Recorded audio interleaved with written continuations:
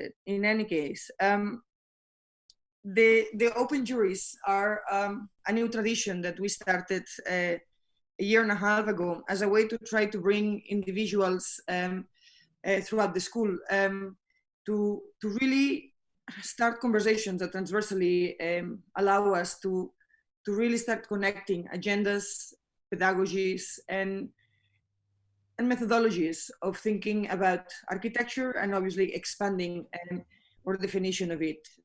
We are going to be looking into projects that range in terms of status of development, in their ability to respond to some of the important issues of today, from projects that are more problem solving to some others that actually are more problem making. There is a tradition at the AA that a project is the framing of the problem itself. Each one of the students that you will see has had now 2 terms to produce some research and develop some work that has allowed them to identify their own problem. Even if their work exists within a different set of units, each student is always given the freedom and independence to really frame that problem. We will see projects from what is our 1st to 5th year, that is the experimental and the diploma program. Within those 2 programs, we are going to see a range of units that have been in the school for more than 20 years to units that just appeared this academic year. And I think what is important as well is to realize that in each one of those exercises, the focus of this jury has to do with issues of care, issues of climate and crisis. We started this academic year asking everyone that within their curriculum, they address issues of care, issues of empathy, but specifically issues of climate. And that was somehow reflected within the syllabuses and the briefs. And we also ask everyone to think and reflect about issues of ethics, and how do we, from the position of an architect, have the authority and the capacity to respond and reflect within certain contexts or constituencies, and how do we speak obviously in behalf of the other, and how do we do that in a way that is respectful, that actually follows the due processes needed in order to do so. And this is where some of the research that you will see hopefully can help us understand how do we position ourselves as architects in the articulating of our ideas for the public. For this morning, we have Aristide Antonas, who actually was teaching with us here last year, and has been a long agitator of architectural discourse through his texts and proposals to different exhibitions and projects, from the Venice Biennale to any other museum and exhibition space that architectural culture has. And he has also been a tutor at the Bartlett, and currently is teaching at the ETH Zurich and the Art Academy in Vienna. Mark Damazer, he's one of our very latest additions to the family. He spent most of his career at the BBC, including the head of television news, and he actually currently is one of our council members.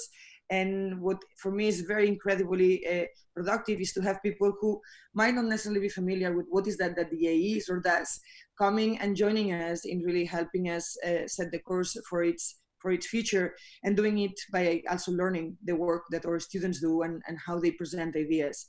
James Graham is an architect and a historian, but over the last few years he has been better known by being the editor, but the director of Columbia Books of Architecture and the City, doing an incredible work in really bringing some of the most interesting voices in contemporary discourse at the forefront, bringing institutions, individuals from across the world together behind an editorial voice that I think has been really unique. And I know he's moving into new ventures, but congratulations and thank you for joining us.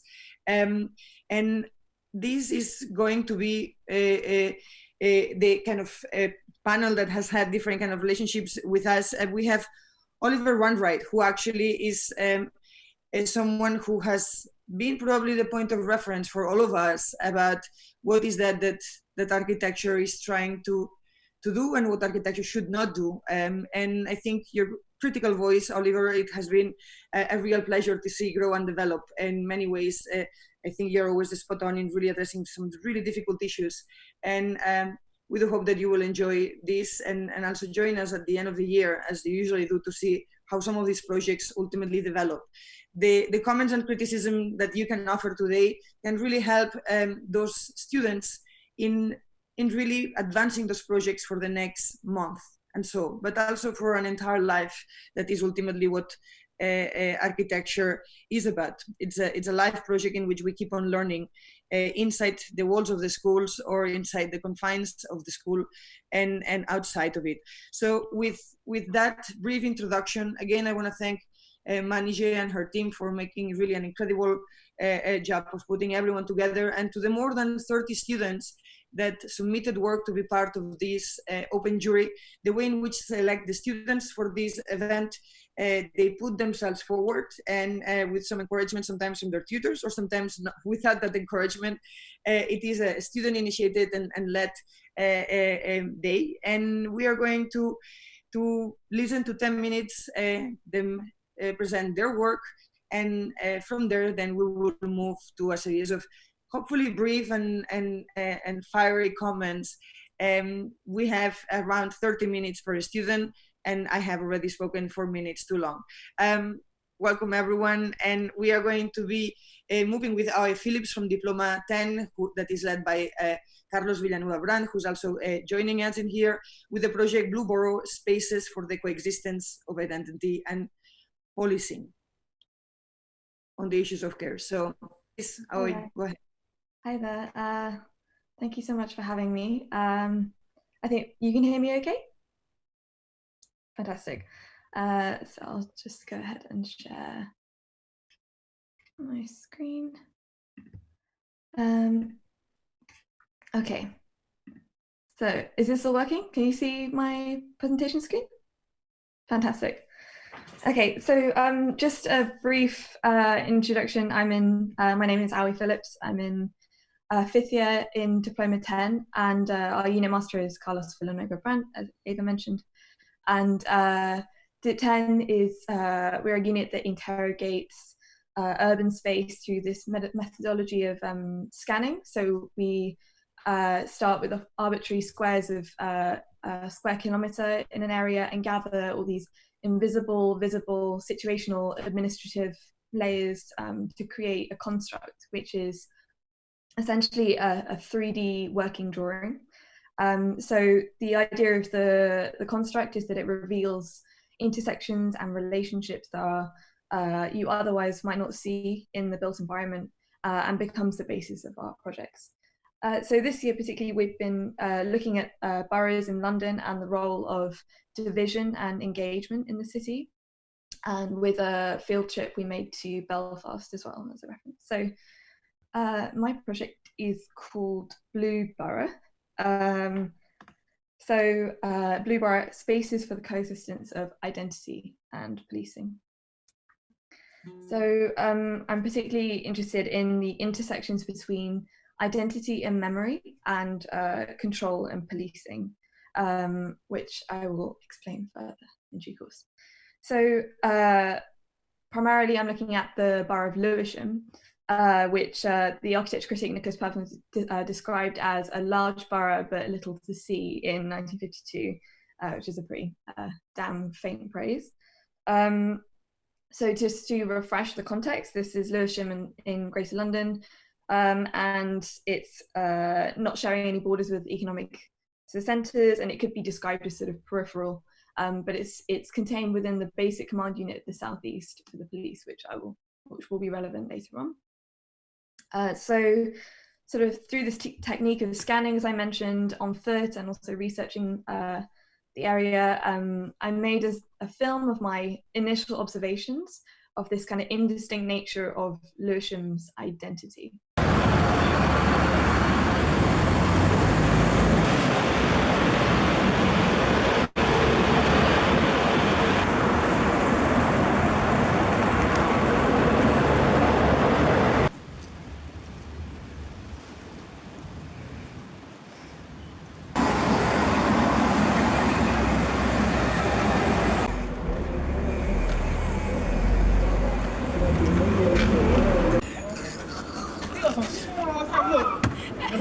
That's not. He's out here for. These are small hands, isn't it?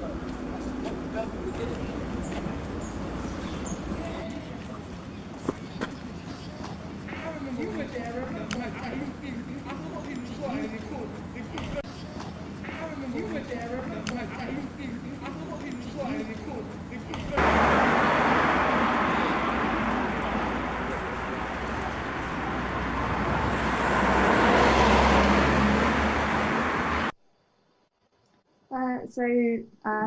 Using this layered construct drawing, starting to understand the kind of mundane spaces as layers of collective memory and remnants, and sort of I have layers, for example, for governance or control of division or structures or just geography as sort of all implicating the same spaces. So these are some drawings taken from this working construct, both sort of spatial and on the map scale. And some recordings of these more situational models within the construct as well, exploring specific places and how they might feel and what that means sort of materially. And so this is quite a key drawing which I will revisit several times. So this is sort of Lewisham as presented on a map. And when we extract the layers that are relevant to these sort of nebulous identity and memory, we can sort of see how these territories play out in the space of the borough. And there are, so for example, so-called the kind of territories of gangs, which are obviously constantly fluctuating, and postcodes, and how that kind of collides with things like conservation areas and economic investment areas. And this is quite an interesting example of this sort of an indistinct intentional identity to Lewisham, but the incidental identity, this case of the blue borough, where the municipal blue colour of the council has been taken on as a badge of pride, and rappers and grime artists in the area use it to talk about their area. So sort of it's gone from a transition from bins to kind of blue carpets, and this story of Ratman releasing this major picture or last year now, called Blue Story, about conflicts in the area.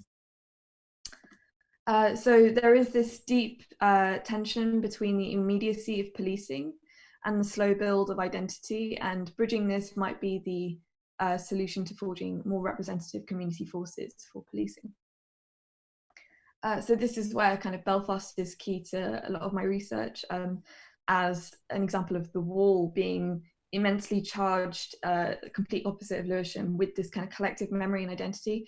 And academics have described this diverging of collective memory in the city, where, because the memory is so physically present in their lives, for example, between Catholic and Protestant areas, you are constantly reminded of a certain narrative of your identity and past.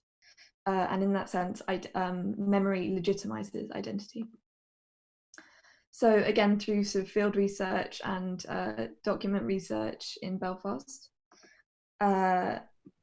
we went about building a scan as a unit and understanding how that physically plays out with sort of more nebulous forces. So, for example, I was focusing on the placement of these kind of murals and the individual presentation of identity in these businesses and houses in Belfast. And I interviewed a number of funeral directors and memorial businesses to talk about the tight controls over memorials and memorializing events in Belfast. So looking through policy documents, we can spatially map the different permissions of Belfast and Lewisham with regard to burial. So how do people express memory that is totally intersected with control in a really real and tangible way? So if memory legitimizes identity, how can this slow strategy better intersect with control, and in particular, policing? So if we revisit this drawing of collective identity and memory in Lewisham, and then add my layers of control and policing. And it's quite a muddled picture, which I hope will start to make more sense. But I guess we cannot talk about policing without acknowledging that there's been continuous underfunding of the Met, and as a result of that, Metropolitan Police stations, this was the level in 2012, and then 2017, and today, where we now have less police stations than boroughs. And Lewisham particularly is this kind of hugely centralized police station with it's the largest in Europe, allegedly. And this is the kind of proposed replacement for that, with these non-public ward-specific offices for police officers, essentially locker rooms for police officers, which I will come to talk about later. So looking at the kind of mechanisms of the police and all this research into policy, there's certainly a lot of paperwork when it comes to policing. I've kind of grouped my research into these categories of system, technology, and spaces, which I explored in detail in my technical studies document.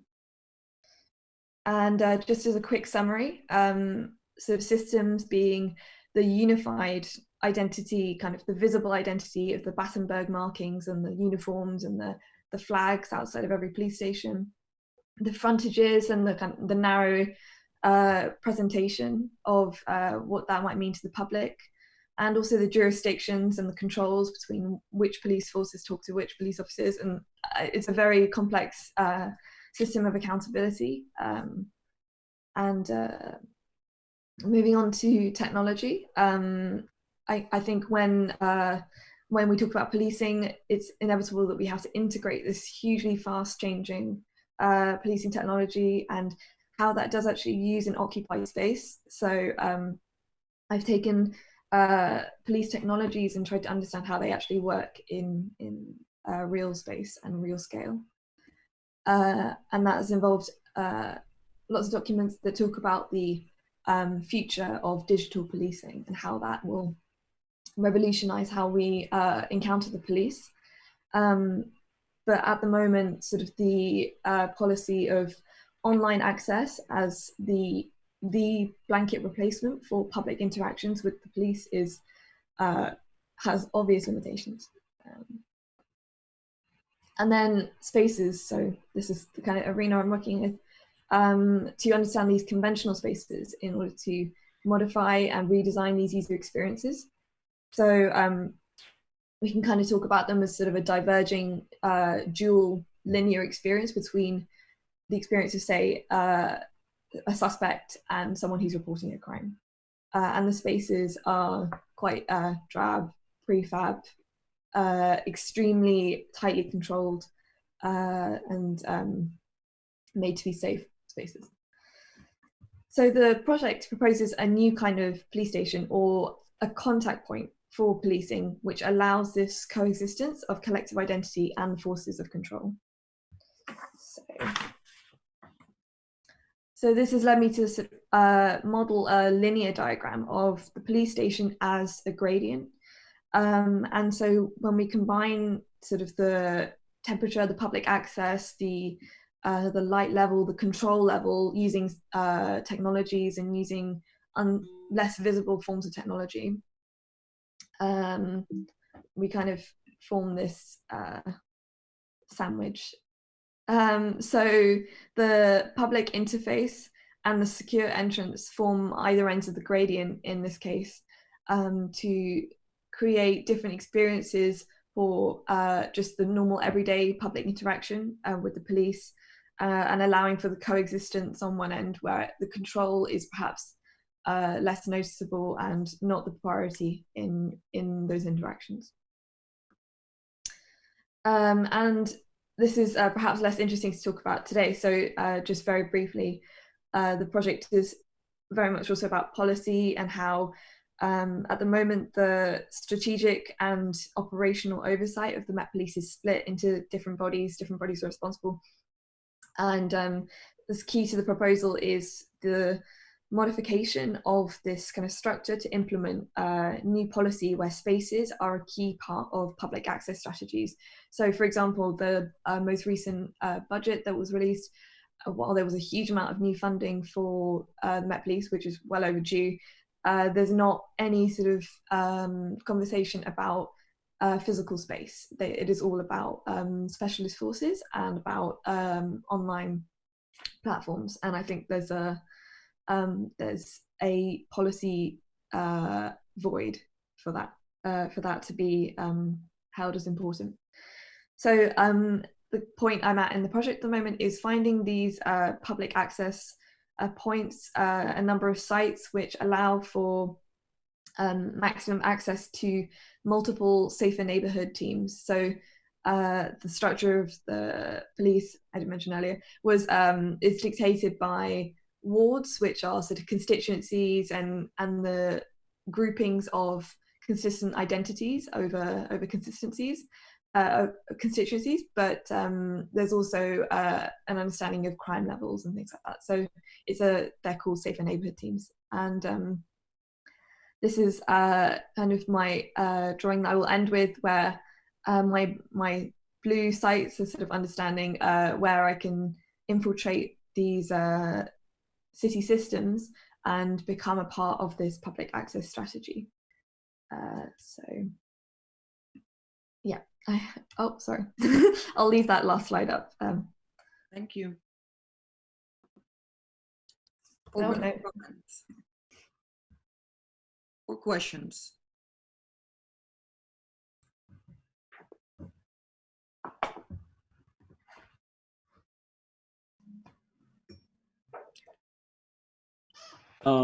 Maybe I could start quickly with a couple of questions. I think for me, I really enjoyed this presentation. It's a really rich topic, I think a crucial one for us to be thinking about. I found myself wondering what sort of kind of critique of the discipline is embedded in this project. And what I'm thinking about is what exactly your sort of precedents are in terms of thinking about urban research. I'm reading the project as perhaps a critique of the sort of prevailing mode of understanding the city through computation or a kind of statistical geography. It seems to me that your desire is to counter that sort of data epistemology that seems to be governing so much of our urban thought, with some of the questions about urban legibility that perhaps have been asked by previous generations. I'm thinking Kevin Lynch sort of polemically, but plenty of others who are in the sort of mix of these thinkers who are trying to think about the sort of psychology of perception and togetherness in the city. And so I think you're understanding the city as a sort of field of densities of meaning and representation of the people who live there. But I would be interested to hear if you wanted to sort of sharpen that kind of disciplinary critique in the project. And then the other question I would maybe put on the table was also to see if you wanted to also sharpen the sort of politics of the project. It seems from the presentation that I'm hearing this as a very incremental approach to sort of bettering the relationship between police and the polis, if I can put it that way. And so I think one of the questions would be, who is that betterment in the service of? And I think perhaps this is my sort of US bias here, but in the US, it's certainly very difficult to talk about the police without talking about racial supremacy and a long history of sort of capitalist dispossessions that the police have been the sort of sustaining force for. And so I think in that sense, my project would be like, what is the vision of the sort of future police? Like, what might an abolitionist police station look like? How do you see your project intervening within the sort of long relationship of the state support of maintaining certain structures within society? Which are, those are perhaps two big questions to start with, but they're certainly the questions that for me this really rich body of thinking opened up. No, it's actually a really interesting point about discipline, because I think that's something I've wrestled with in the project, is figuring out sort of whether I'm a citizen or an architect, which Carlos and I have discussed a lot, and I think I'm coming to the conclusion that I am proposing to be a citizen architect, and to be not insulated from the field work or the walking and actually understanding the city. But I have to also massively caveat that with saying that I cannot in any way truly understand what the real picture is like, in the sense that we are privileged, and we are that kind of muddies the picture a bit. So I think citizen is a tricky one to talk about as an individual. But sort of to talk about the incremental bettering, I think it's a tricky one to talk about, making the police and communities sort of a friendly relationship, because I think the conflict of sort of police being in opposition to identity is almost inevitable. It's not really a tension that I can ever make comfortable. And I think that the project, that's, I guess in the title I talk about the coexistence, precisely this coexistence as being the only way that you can actually bridge this divide, and make spaces where perhaps police officers or police forces aren't allowed to be in these defensive sort of fortress structures, and they are forced to be in kind of contact and in these sort of moments in the city, which are much more about sharing and experiencing everyday mundane Lewisham or any other borough together. I don't know if I don't want to take up too much of our time, but yeah. Thank you. I don't know if I can follow up this interesting presentation. I think that it's already, what is stunning for me, it's already that how you incorporate all these media functions that we use now in your presentation. So it was very rich in this sense for me. And thank you very much. I think that you are working also with within a kind of journalistic, artistic point of view. I mean, you are somehow you include yourself, I think, with the type of work you do. I think that it's obvious that you try to find your own position, but also I think that you can have a look to what this new art that is related to journalism and to archive collection of entries, let's say. Maybe it's also interesting for you to see. And I'm interested also in your many aspects of your presentation are really nice. I think these documents that you show with your hand moving, many of them, I really like them a lot. So except this type of formal admiration, I think you're very good on this. I see that there are some questions that are very interesting. The one goes to the direction of identity, and the other one goes to something like a theory of the police, let's say. So in terms of, yes, your questions about identity, maybe you could also have a look to post-feminist literature after Dan Haraway, I think. After, yes, I think that maybe you can think about identity in a different way. This is the one side of identity that you can also revisit, I think, in the continuation of your study. And then also what identity would mean in a sense in the infrastructure of the web.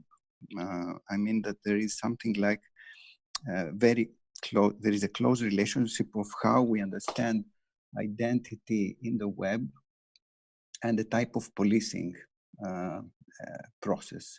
So I think that there is something there that you may find interesting. And I don't know, of course, how you can access data that are related to this, but there are texts about it. I recall some, I don't know if you know Matteo Pasquinelli, he's an interesting Italian writer living here in Berlin.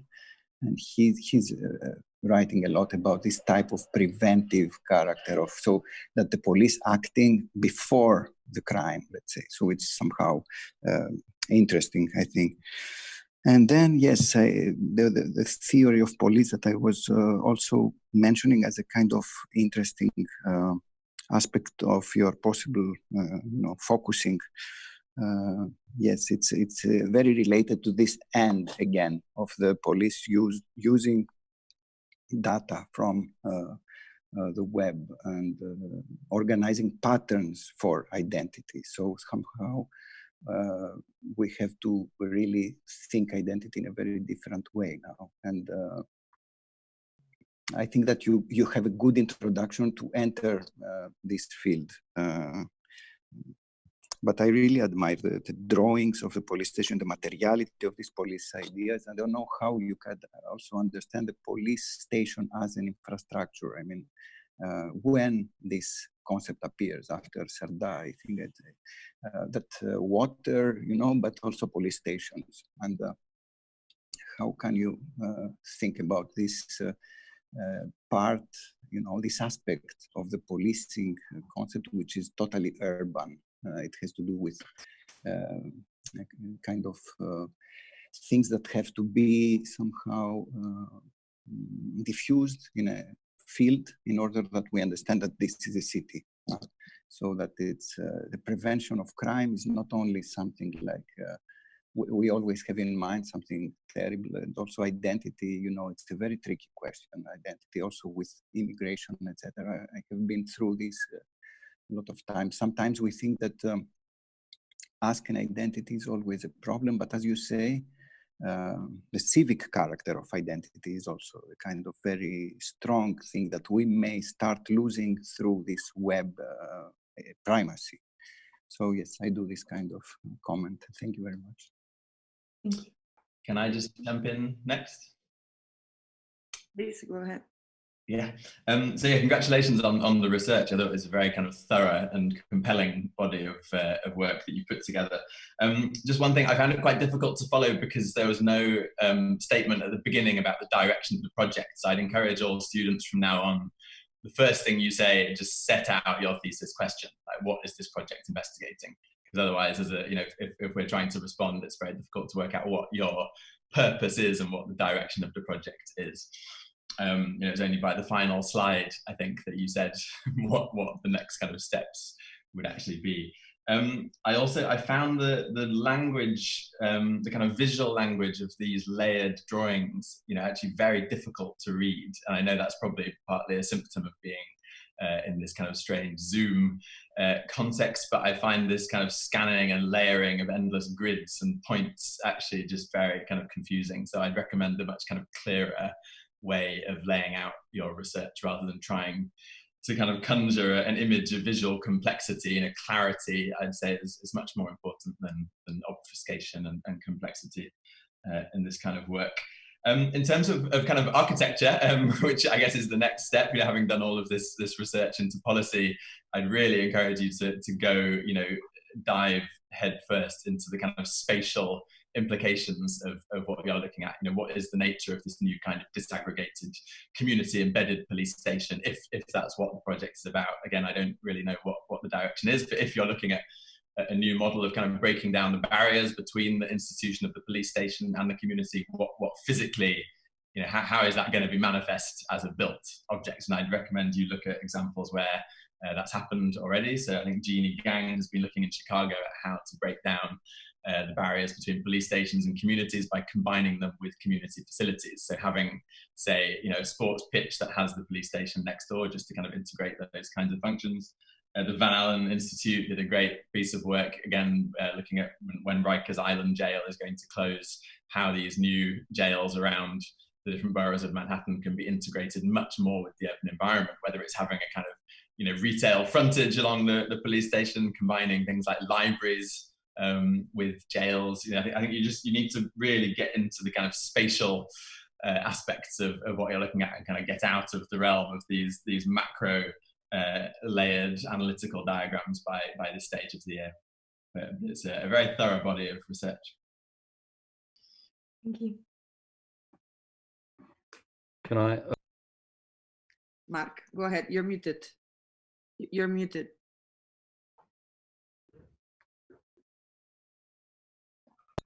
Now? Yes, go ahead. Okay. Hello.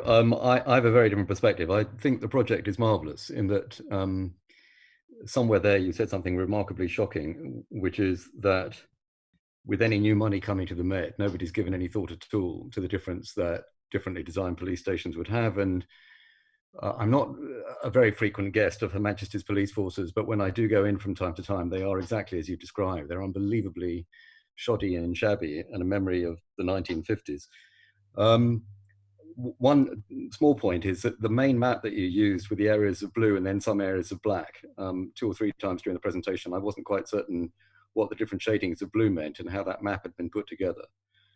But my main points were really about memory and the intersection between politics, memory, and doubtless architecture. So I'm saying something banal when I say that memory is intensely contested, extraordinarily political, and will be very much so in Deptford. And memory is in no way neutral. If you are a liberal secularist and you go to Belfast, as I occasionally used to have to do for work, it's an unbelievably depressing experience, the extent to which memory dominates not only architecture, community relations, politics, security, space, every aspect of life. So that Bobby Sands mural, very famous, is one of many, which just hits you in the face. There is in fact a tour of Belfast given by taxi drivers who take unsuspecting tourists around Belfast and show with pride what I would call congealed and corrosive memory on both sides of the divide, loyalists and nationalists, because memory has become not merely mythologized, but sanctified. And it's almost impossible to attack it without being involved in a major, potentially violent confrontation in the doing of it. So, I mean, Lewisham is really interesting because one of the main points in my historical memory of Lewisham is a fire in 1981, nationally famous fire, which indeed involved the police being suspected of malfeasance in the chasing down of the suspects. I mean, so the question is that when you try and get memory to take some key role in improving relations between the police and the community and reflecting it in the architecture, the decisions about what the memory is going to be and the open-mindedness, not merely of the police, but the communities in Lewisham about where the limits of memory lie and who is to decide what the memories will be, is a crucial point. I have no idea whether the police are receptive to the kind of project that you have in mind. I certainly think they should be, but it's a key variable. Yeah. Mark, thank you for that incredibly precise feedback. I think all the comments actually try to build up towards a comment of what are the next steps and where do you try to focus. And I think in the next month, obviously, is how that memory gets built, if it is through questions of materiality, through questions of form, through questions of phenomenal experiences, through spaces, if it is by typological or programmatic mixings. How do you actually look into the specificity of the site and its cultural heritage to make sure that that new contribution, that new typology, that new building is able to build on the existing memory and transform it and disrupt it? Not necessarily that you need to have one building with one solution, but I think you need to give us a very clear approach to the methodology that you are using in order to try to address the question that you are raising. And I think Oli had a good point in terms of the layering that I think is the identity, if you want, of the unit. It needs to actually take a much more personal dimension in your work that really relates specifically to the site, to the project, and to your own design tools. Because as of now, we haven't entered the project. I think the last image, the most resolved space was that lamp, right? And that lamp probably has a lot of significant and semiotic value, but at the same time, it cannot be the most designed space within your architecture, right? And I think we want to make sure that at the end of the day, you give us very precise steps about how we would go into designing 5, 10, or 20 different infrastructural, architectural, typological, material spaces that you think are the answer to the question about policing and the city. But thank you so much for being the first and really setting up the bar high of what actual research and engagement with a very difficult issue can mean. So Thank you, Ai. Thank you so much. Thank you. So, the clapping, that's how it happens these days, I see. So if we have Chiaoya Yolanda Hay from Experimental 3, the Dream of Mba Sadiman. This is a unit that actually Ricardo and Nanette have been running now for quite some time, that looks into the idea of nature, sustainability, ecology from very different points of view. And so the experimental program is second and third years. I don't know, Chiaoya, Yolanda, if you are here. Yeah, I'm here. Hi. Yeah, great, wonderful. So I'm going to let you introduce the project and the brief and tell us where you are going with it. So go ahead. Just share my screen.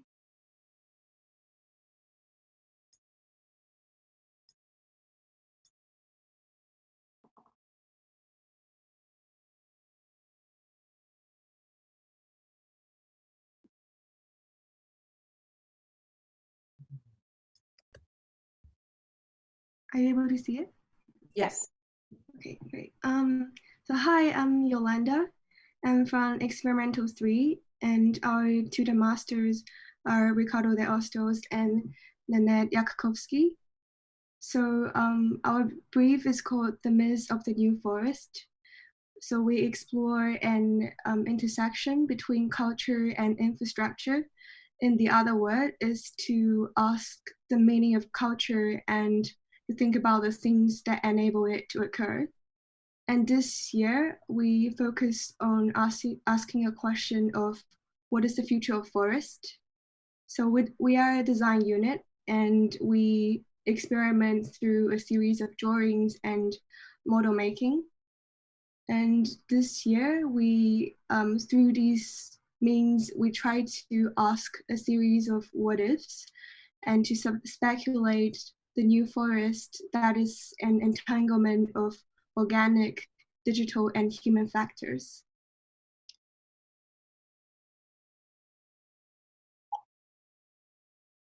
Yeah. And my project started around the word resource. So instead of seeing forest as a resource to a human, I was imagining a world that could have a symbiosis relationship where human can as well provide a nutrient to the forest. The interest of the project started also from the event that happened last year, which was the Indonesian forest fire, and that has been forest fire which has been happened in our daily life. So this happened because of the expansion of the agriculture frontier, and the local ecology was harmed, also our planet at large. So I think we are at a pivotal moment to confront these complex questions that through a series of situational adaptive responses. And through my first prototype, which is an interactive model, I explored two sectors. One is to look at how forest fire can be technically prevented and eliminated, and as well as looking at how for the invisible hand of how these forest fire happened. So these prototypes allow the viewer to interact through camera sensing of one's hand's location. When the viewer put their hand in front of the camera scanning sensor, the screen which is projected on the wall will shows a visual graphic, and the density of line determines where you set the fires, and in response to the density of the line, an origami windscreen would open up, which you can see on the right-hand side.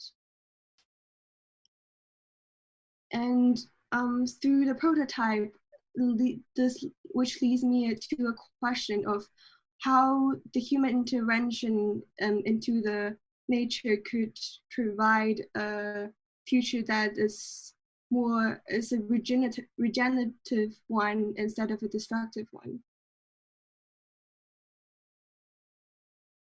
The project is located in Wonogiri Regency, which is in Central Java, Indonesia. The Regency has around 44 villages, and 40 villages are still now suffering from droughts, forest fire, and food security. There's an exception. It's a forest called Sadaman Forest, and this forest is named after a man called Ba Sadaman. In 1965, a very destructive forest fire happened due to constant illegal logging and deforestation in the area. And he single-handed planted banyan tree for over 20 years. And the reservoir that came out from the soil 20 years later are now supporting a household of 600 people and allowing the crops to grow, to harvest 3 times a year instead of just 1. So the project is looking at the current management of this forest land and try to introduce multi-species planting, and as well as introducing materials like bamboo.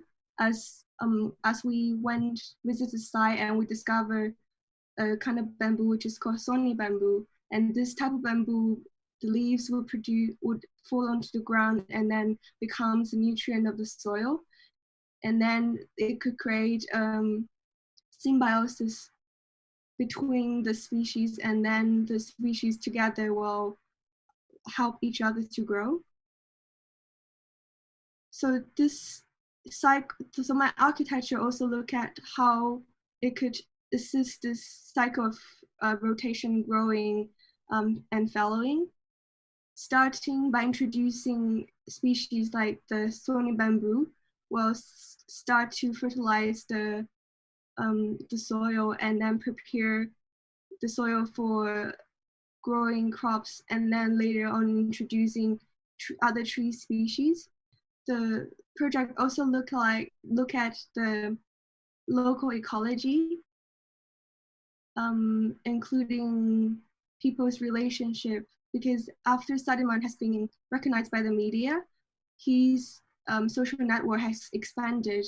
Therefore, his mission is to lead these group of people to expand their forest network to create more impact in the local regency. I also start to look at a lot of informal structure and start to think about how an architecture response could intervene into this cycle, and to be the one that's assisting the process instead of being the invasive one. And I concluded with 3 sort of typologies. One is a more common space for people for gathering and facilitating the activities that are happening in the area, and also through observing the activities such as photo taking and tourists coming sightseeing. I think it's important also to produce a tower typology that creates a scenery, and then also to provide closer experience for people to the forest by having small little cabin-sized structures inside the forest. And the project chose an area, as you can see on the map, this area right here is where the Sadaman village locates. So the project situates between the point where you can no longer drive and then to the top of the hill. And this project, the larger ambition of this project is to facilitate the regeneration of larger coherent regional forest network with the same attitudes towards the forest-human symbiosis, so that they will both have a fertilized agricultural land and to be carefully preserved not to be surrounded by urban expansion. The project also embraced the local craftsmanship and utilizing the plants that are from the cycle to create building techniques. And I did a series of pattern studies, and through visits to the place, we discover there are already ways that they are looking at how technology can intervene, and then building using parametric tools to make building facades that came from weaving techniques. And the first digital sketch shows a rough idea of how this 20-year cycle could conduct from starting to introduce species and then leaving the soil to fertilize, and which is becoming a time of celebration and congregation, and then the forest start to regenerate after 20 years of cycle. So we are now working on 3 final drawings to set up a narrative. So I picked one of the key moments on my timeline, which is when people start to gather and to congregate and near the bonfire. As ritual is one of the most important things occurs at one point of the year, and it's where people from the nearby villages and the visitors start to gather. And so this space hopes to be converted into space for negotiation and communication at this point of the year. And I'm still working on developing the other 2 typologies. So, but I've already sort of chosen my materials and the elements I want to use. So next step is to develop the design through these elements I researched. Thank you.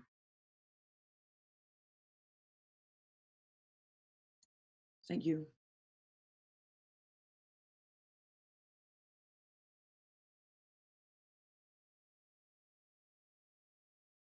I can start if nobody else is.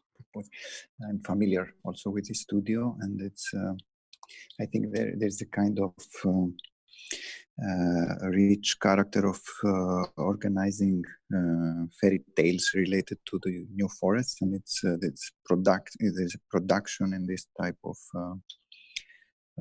investigation. So I think that in your case, Yolanda, what I would somehow put into question, let's say, is the maybe that there is a need of a clearer line between your research and the way of focusing or producing a scheme, and so it's somehow I think that it's not absolutely how to say normal, the way that you conclude to the final drawings. If we follow your elements of research that you give us that are a bit too much for me, too many. I cannot focus really to something. So I think that there is some need at the one side to be a bit more clear about your research, and at the other side, when you focus to something, to be yes, to leave yourself free to organize a new scheme. So we don't understand exactly where this village is integrated in your motivation, how it's included, and also this idea of symbiosis. It's, for me, it's a bit too generic and too normalized. Everybody's very happy about symbiosis. I don't know if it's something that you can put forward as something important, as a major, concept of your production. And also, it doesn't seem so natural in the final form production that you give us. So for me, yes, the kind of there's a discrepancy between the elements you bring to us and the result of your presentation, and also we lack a concept of depth. We see only fragments that are somehow put, they're a collection of different things, all interesting, but we don't see your investment into a deeper, research principle. Yeah. I think the key question I still want to address is this question between the radical indigenism and the intervention of like high technology. And I think because these three images that we are developing will be a tool that help us to achieve to the final design. So it's not really like the design yet.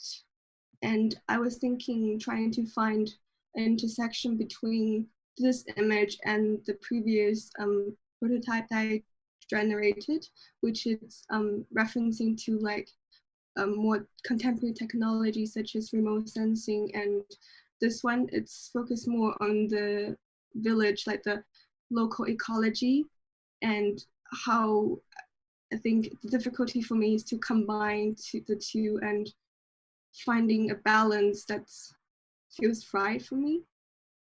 Yeah, thank you for your comment. Could you just explain what we're actually looking at here, like what this final image is showing? So basically, this area used to have forest fire happen, and because of Sadiman's intervention, the fire becomes a memory, becomes a ritual that they conduct every year. And so I want to keep this element of memory of like and it's like a symbol. I don't want to say a symbol because it's a difficult, like it's very shallow to say it's just a symbol, but it's one of the thing that I think that belongs to this area that I want to keep. And what you see here, it's some bamboo structure and covered by a fabric, that because I want to convey a feeling of lightness in the design, and how this structure would have would be less intrusive to the landscape and could be easily removed and set up when there's the congregation that's happening, the bonfire, the gatherings happening. Yeah. And how often, I'm just trying to get a sense of what this building's actually for. How often are people going there to light these fires and have whatever ceremonies you're describing? Like what's the kind of social infrastructure that goes along with this? The structure is built from the bamboo, and the bamboo is growing with the forest. And as the bamboo grows too large, they have to be cut so that they don't become too dominant to the forest. And so these bamboo could be used as a building material, and I think afterwards I would develop a series of bamboo structure, and with the technique of weaving, and to design a structure that's could be seen to have the local elements, and at the same time incorporating more like temporary intervention of, such as using this is the part question I have to resolve, like how the technology can actually come into this part of the design. But I would love to develop the insight, like the story first, to like the structure, the bamboo structure that go inside and go around these trees first. And I can show you the cycle. So you see a longer cycle, and every year there's an event happening which these structure becomes inflated and becomes celebratory, because they also facilitate what they happens, the timeline that's going on in the area.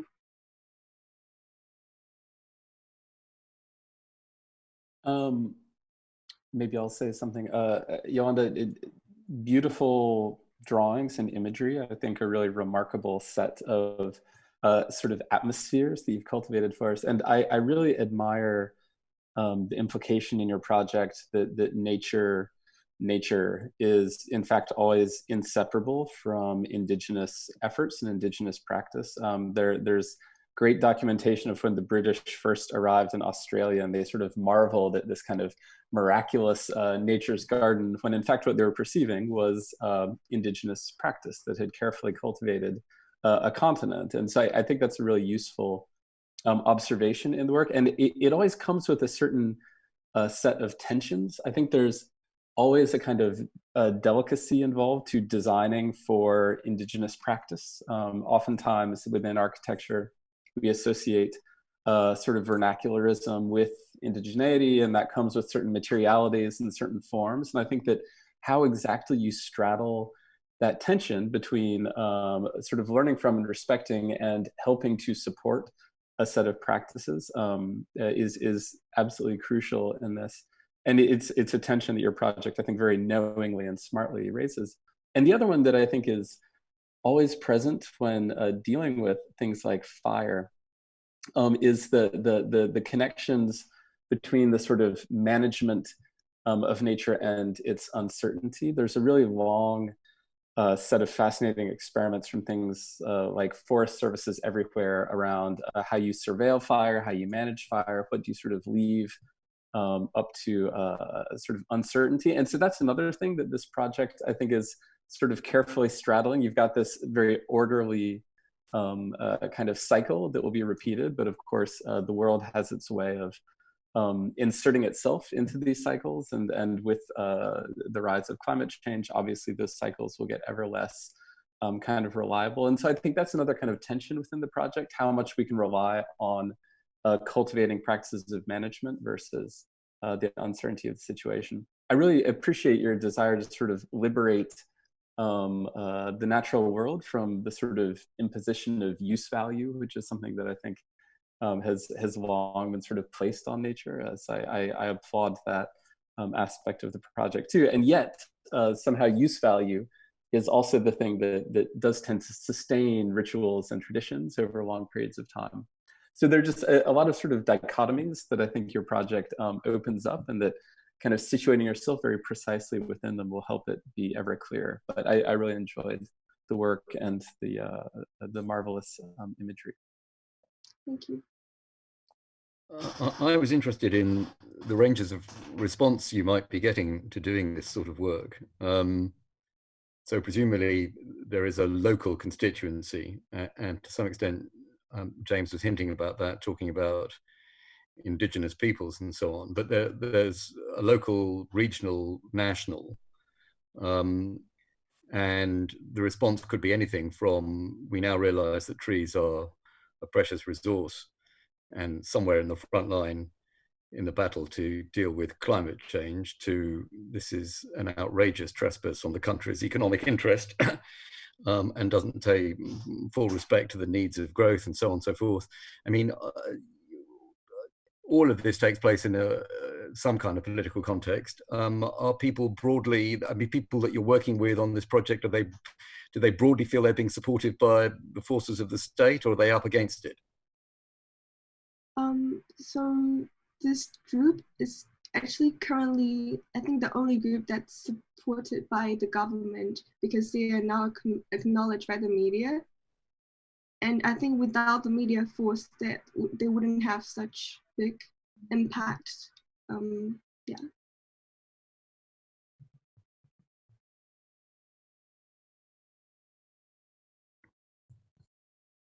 Can I maybe just, sorry, go back to my first question, which was just about, I think maybe you need to be a bit more precise about what actually happens inside these structures. I mean, maybe you know and you just haven't told us, but who are they for? How many people? How often are they used? I think as soon as you kind of clarify your program, it will really help you in your, the next stages of your design. Because at the moment, all I'm seeing are kind of notional eggs with bonfires inside, but that's all I can get from it. So I think if you kind of clarify exactly what these things are, how they relate to each other, who's using them, who's going to build them, how are they funded, what kind of planning policies do they have to negotiate, where in the forest are they going, how far are the materials traveling, all the kind of practical considerations that architecture embraces, then it should become easier to do the next stages of your project. Maybe that's all stuff that you know already and just haven't presented. I don't know. Yeah, I think that's a very fair comment, and that's sort of what I'm trying to develop at the moment through like sketches and iterations. I just haven't put them into the presentation yet. Yeah, Yolanda, I think probably there is something that we need to address that has to do with some of the things that I started at the beginning of today's spring jury, that has to do, how do we speak on behalf of others? And architects, sometimes we answer that by putting images or drawings of those characters and then putting some words in their mouths, right? As we can see in this panel. And I think the question here is, how do you demonstrate that you have gone to the necessary extent to be able to embody that voice and to carry that voice? And why is this group of activists and this individual, Mbad Sadiman, who is trying to rebuild this mountain and to reforest this forest, needs you, right? And what kind of expertise and knowledge are you bringing in that they don't have already? And I think for me, it's still not clear what is that you are bringing in that they don't necessarily have. And how have you actually acquired that knowledge? And if ultimately the value of what you bring is relational thought, right? In terms of time cycles, they know it, they have been building on that. The idea of planting, they know, they actually have been building on that. If what you actually say, my architecture is going to actually help that media presence and is actually a media device, in fact, is just simply a way to try to capture people's attention and to bring people to bring financial resources and human power to plant more trees, then we would understand why we have those hats and why actually there are like hammocks. But I'm still not sure or clear about what is that your architecture tries to do in all those different phases, and with what kind of authority you're inserting yourself into this community that is already in a certain way moving this project forward.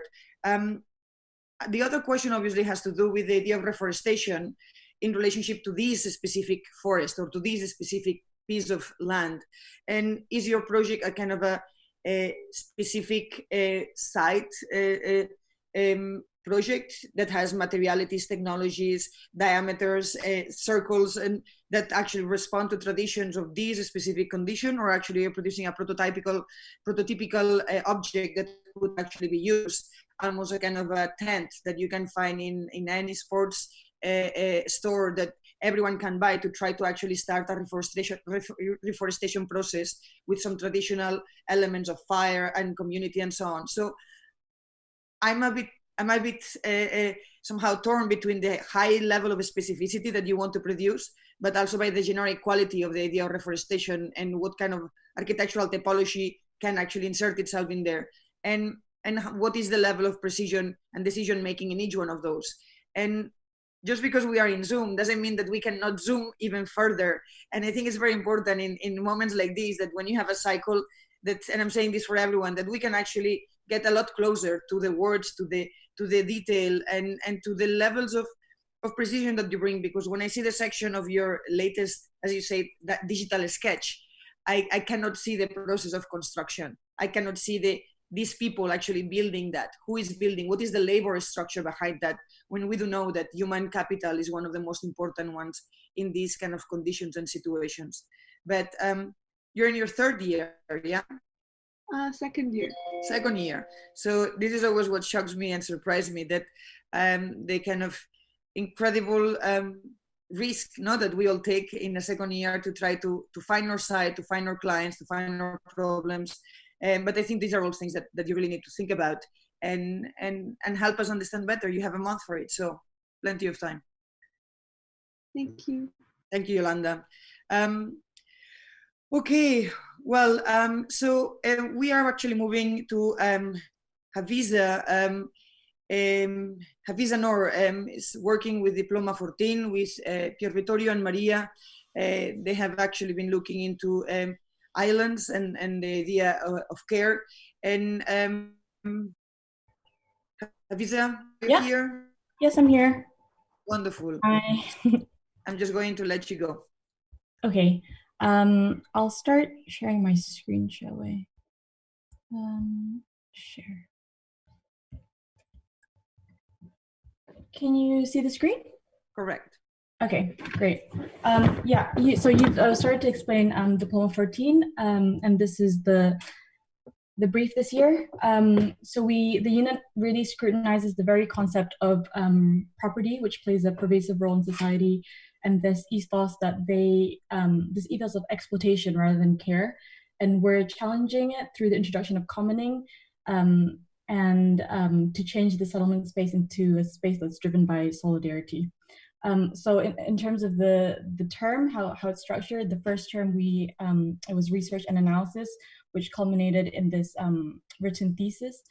Second term was design, and currently now the last term we're focusing on representation. So let me just go on.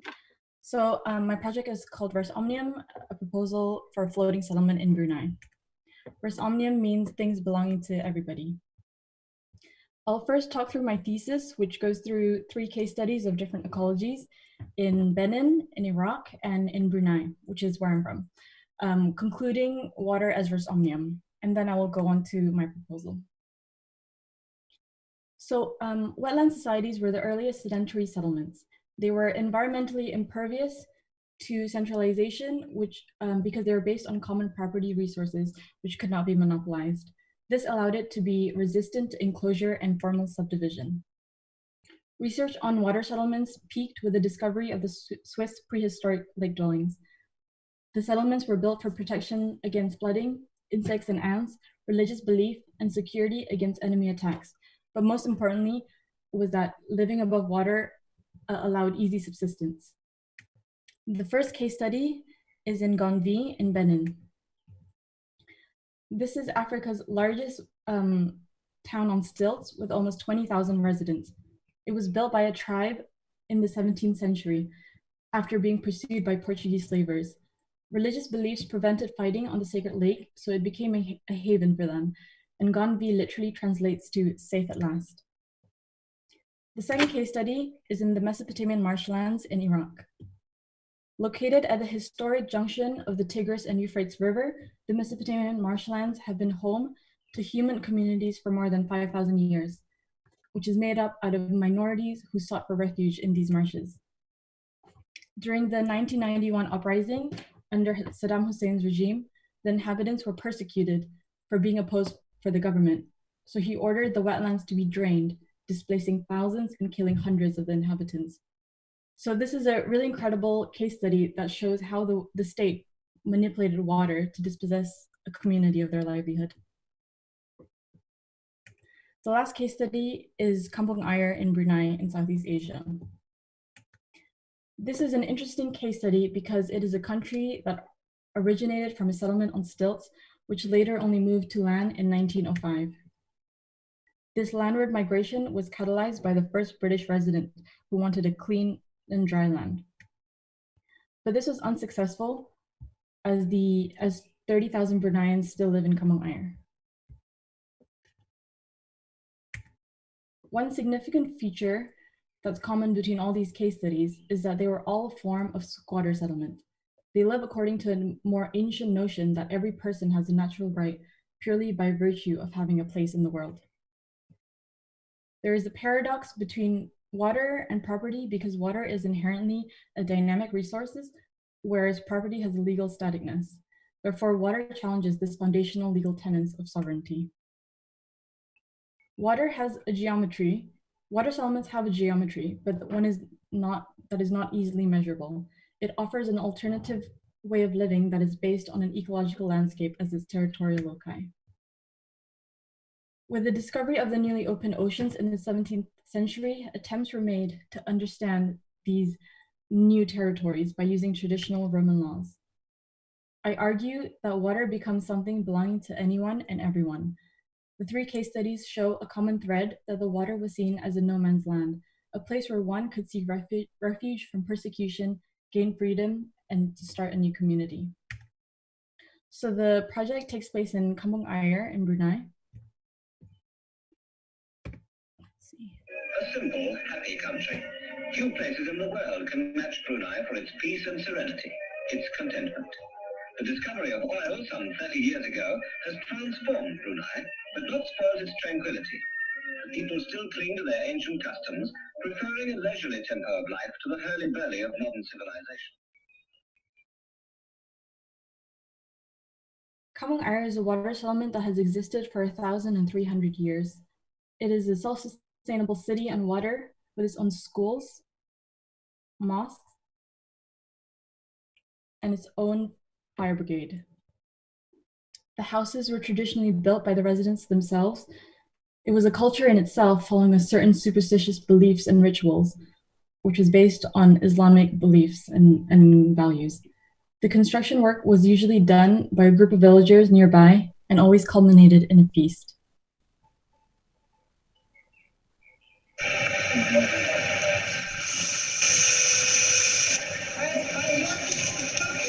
I see you, our house here, in your kitchen.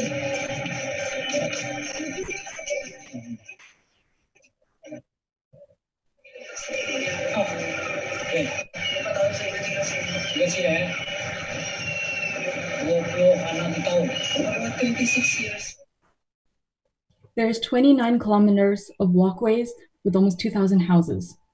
This water city is a dynamic piece of Bruneian heritage until today. The project balances the power relations between state and community to maximize residents' autonomy whilst utilizing state resources. Located on the Brunei River, this project critiques the previous government's proposals along the river. As you can see here, these three new plans. They all follow this regimented grid, and the houses, as you can see, lack identity, rendering visible the state's authority and influence. Understanding the morphology of the river settlement complex, bakuts are small islands found within the settlement that provide land space that serves as an important function as a socio-cultural space. This included communal events, recreation, rearing of animals, and industry. And this influenced the pattern of the houses. This plan shows the mixed residential structures, so houses that have shop fronts, mini grocery stores, and restaurants. Community facilities are provided, which include, as you saw before, the police station, mosques, schools, and community halls. The project is in the northeast of the whole complex. It was a site of fire just a few months ago on January 8th. This is a pilot project that is intended to catalyze a new kind of development where communities can pursue their own emancipation and which could potentially spread along the riverbanks. Brunei is an interesting site because the state has a very strong presence, and therefore the inhabitants must coexist with them to maximize their autonomy. It is this coexisting relationship where the project lies. The project includes the infrastructure to be provided by the state, including structural primary walkways, services, and electricity. The framework of these civic nodes is provided, initially becoming a workshop of temporary residence space for inhabitants to then self-build their house. Their self-building is an attempt to reclaim their own sovereignty. And after they are built, the workshop sheds will then be infilled, changing into their functions, civic functions, a market, a mosque, a community, or a school. And then commoning back verandas are then built and shared between 2 to 5 houses according to kinship ties. This organization puts civic buildings as the central nodes with a spine linking each one. So no one would ever live too far from a community building radially, which also allows convenience when self-building their house. The existing houses in Kampong Ayer are mostly one story. And the most important spatial feature, I argue, is these front verandas that you can see, which was being used in the film earlier. They are used so diversely as a place of leisure, production, and play. This proposed plan shows the relationship between form and water. The houses plug into the state walkways and expands into their front verandas. You can see the pinwheel walkways starting to dissolve. Some back verandas merge and becomes form of commoning. These civic modules are placed on the site and they merge with the existing morphology. walkways kink relating to river bends. There are 4 typologies of the civic nodes. Its main infrastructure and roof provided by the state, in the form of a large hypostyle with wet areas provided. In its first life cycle, residents use partition walls to make their temporary rooms alongside the workshop space. It becomes a live and work space. It then transforms into their specific civic function through collective building and becomes communally run. So you can see the construction phases plays a very important role in this project. First, the walkways will take 3 months to build, and then the workshop will take another 3 months. Permanent housing will then only take place, and with the easy modular construction that I'll explain earlier, it will only take about 6 months. And lastly, the communal verandas at the end can only be built within 1 month. So overall, the project can be progressed in over just a year. The traditional houses on Kampong Ayer use wooden piles, whereas the newer developments I showed use concrete ones. And the third shows floating fish farms, which use plastic barrels as their flotation platforms. This floating technology is employed in the proposal, as piling requires an extensive amount of work done by the residents and also to the riverbed. Its transient nature becomes a tool to undermine the fixed rigidity of property. 3 meter by 3 meter floating modules are first constructed out of timber and infilled with plastic barrels. They join each other to make a floating platform, and a double roof system is used to protect the house underneath against Brunei's harsh, hot climate. The house panels are made out of CNC timber panels for easy modular construction. The boxes are made with simple hand tools and assembled. Each panel can be easily replaced with windows and doors.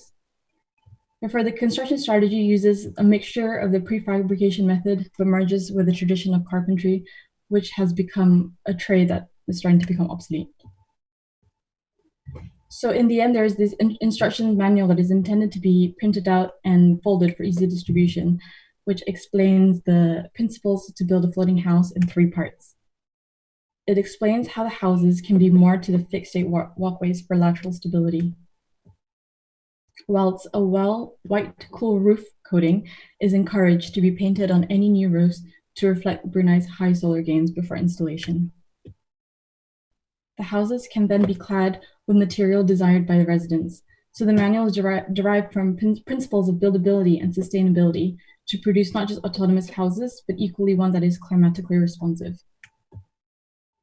So to summarize, the origins of humanity have always been intertwined with this notion of living by the water. Ganvi shows how the ecology of the lake lent itself as a natural barrier against enemies. The Mesopotamian marshlands show how state re-engineered the landscape by turning ungovernable wetlands into taxable grain fields to dispossess a community. Kampong Ayer exemplifies a culture that has blatantly resisted Western formalism due to its historic relationship with the river. Despite its seeming isolation, each water settlement has an interesting relationship with its capital, neighboring city, and state intervention. In conclusion, the thesis explains that water settlements are autonomous communities where the ideology of property disintegrates. And therefore, the proposal tries to harness these values using flotation as a tool to challenge property, methods of commoning, and the freedom to build to utilize state resources whilst empowering community agency. This unconventional method of building will allow communities to settle where possession rather than property are at play. And I argue that individual possession is within right and the condition of social life. Thank you.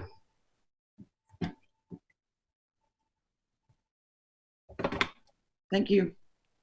James?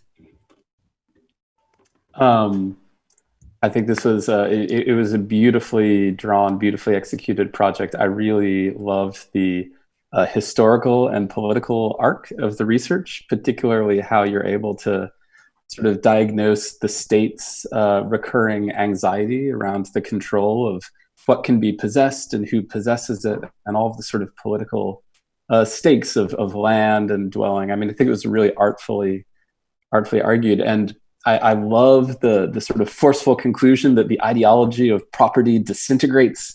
I think that's fantastic.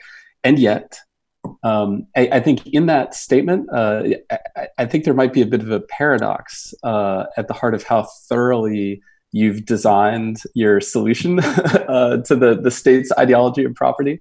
And I think this really gets at some of the crucial historical issues around the architectural idea of self-building and development aid and the sort of longer arc of practices that I think you're tapping into.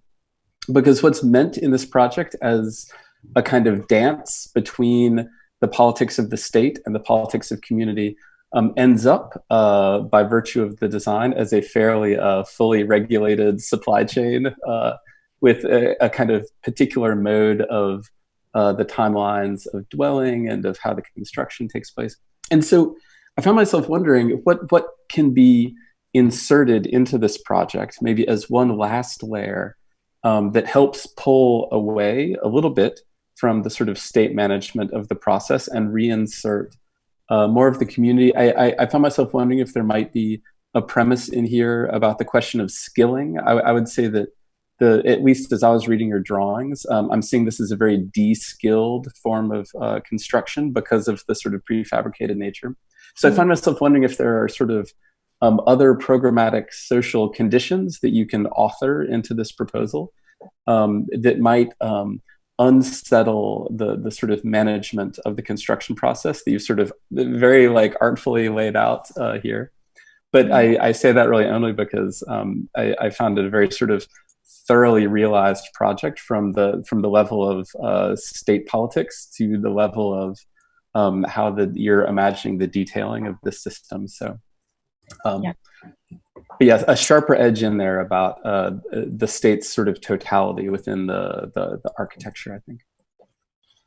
Yeah. I was having conversations with my tutors, and we were kind of talking about the idea of self-building and how people have this kind of misconception that self-building is just kind of like, yeah, everybody just do whatever they want and blah, blah, blah. But actually self-building is actually a much harder and complex process than kind of how normally architecture is kind of done, because it does require a sense of organization and kind of management.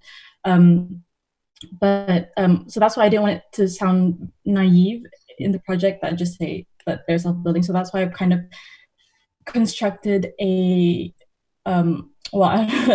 supply chain, because everything is in phases, and it's just to the whole point of the project was to ensure that residents could have this autonomy in their own house construction, but then they also need the resources to do that. And my struggle throughout all the year was trying to get this balance right of allowing as much as possible for that, but then also not being naive and providing the specific kind of seeds to kind of catalyze this kind of organic growth. But I think I was trying to resolve that in the idea of the civic nodes. I'm not sure, maybe I did it quite quickly, but the idea that these civic nodes, which is in this form of a kind of hypostyle, kind of big platform where the workshop is at, that will initially will be state run, but then after that the communities will take over that building, and then they're the ones who run their schools and run their mosques. So it's this idea that the physicalities of resources are there, but then in the end that will be kind of shifted to the residents. Yes, so maybe I need to kind of emphasize that more, because are you trying to say that the state intervention is still a bit overempowering? No, I mean, I think that was a very strong answer, and I take your point absolutely about the transition of those nodes.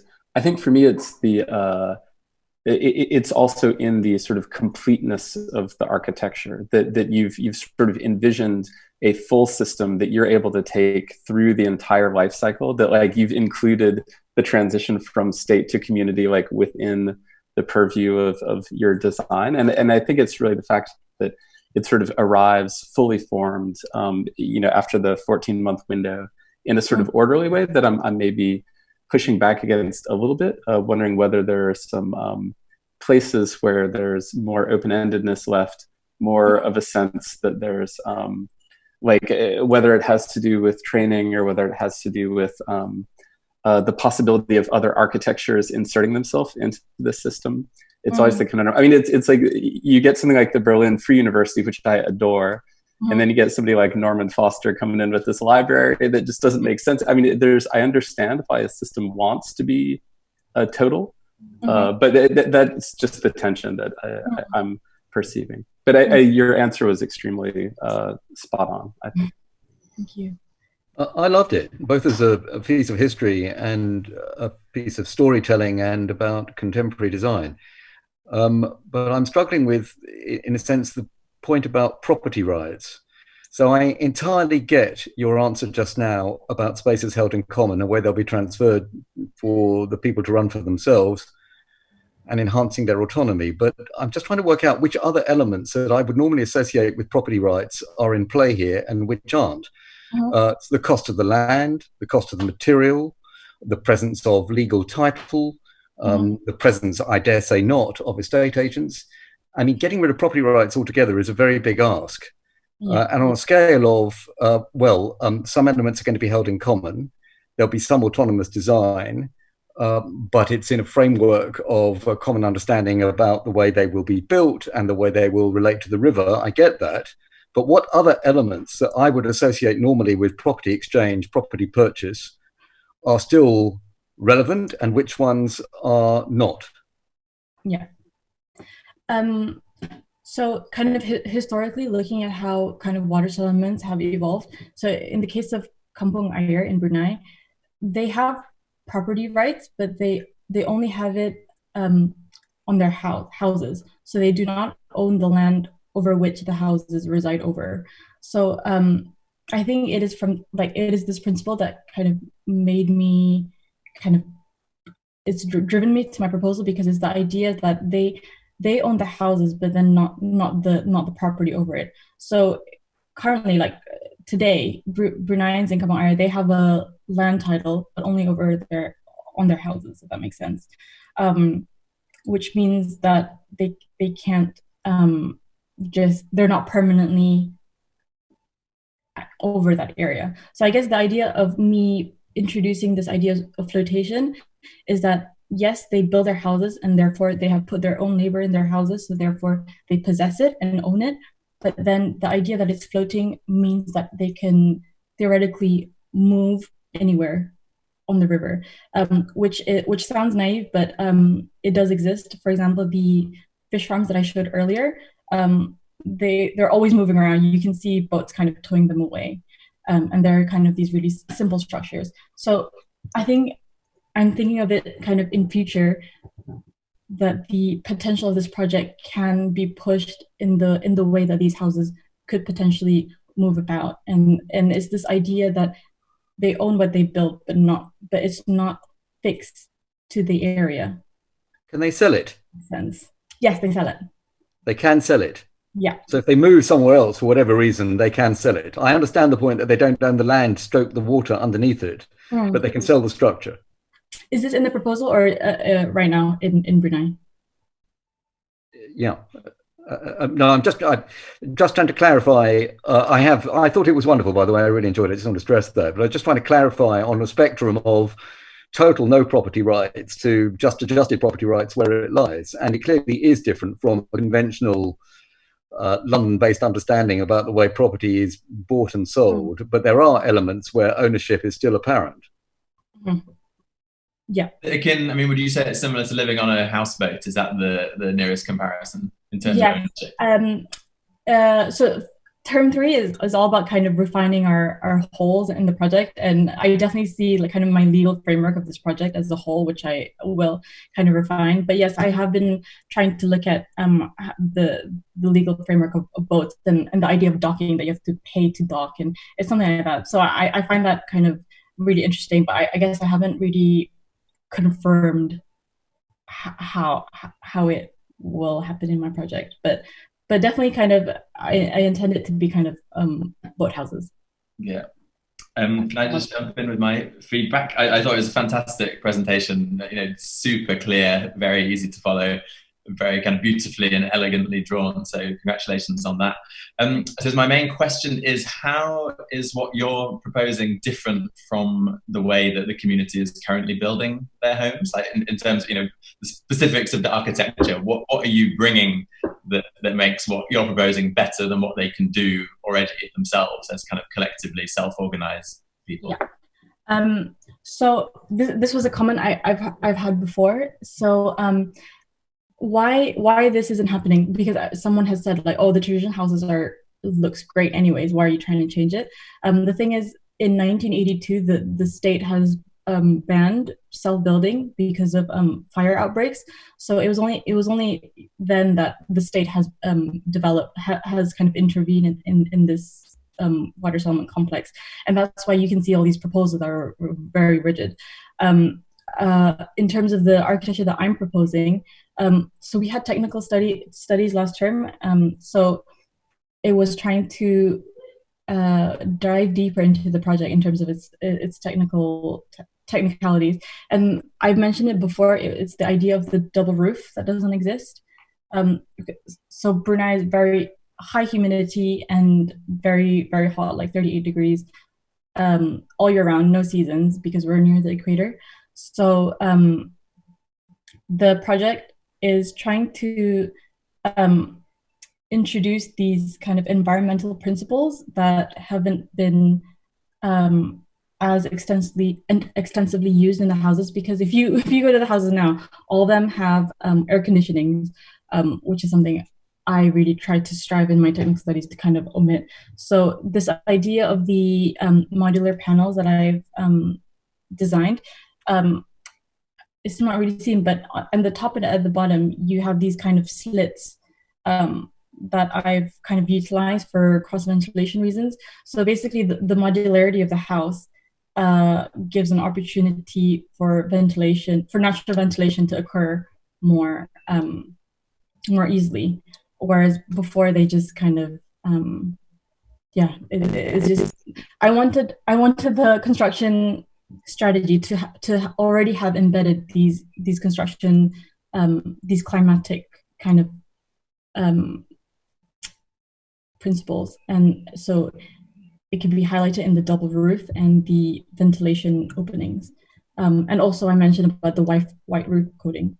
So I think, I will try and do this kind of big site oblique, which shows this settlement that is super diverse because, they have control over their houses, but then I think all of them will have these kind of white, cool roofs, which surprisingly is not employed in Brunei, and I really don't know why.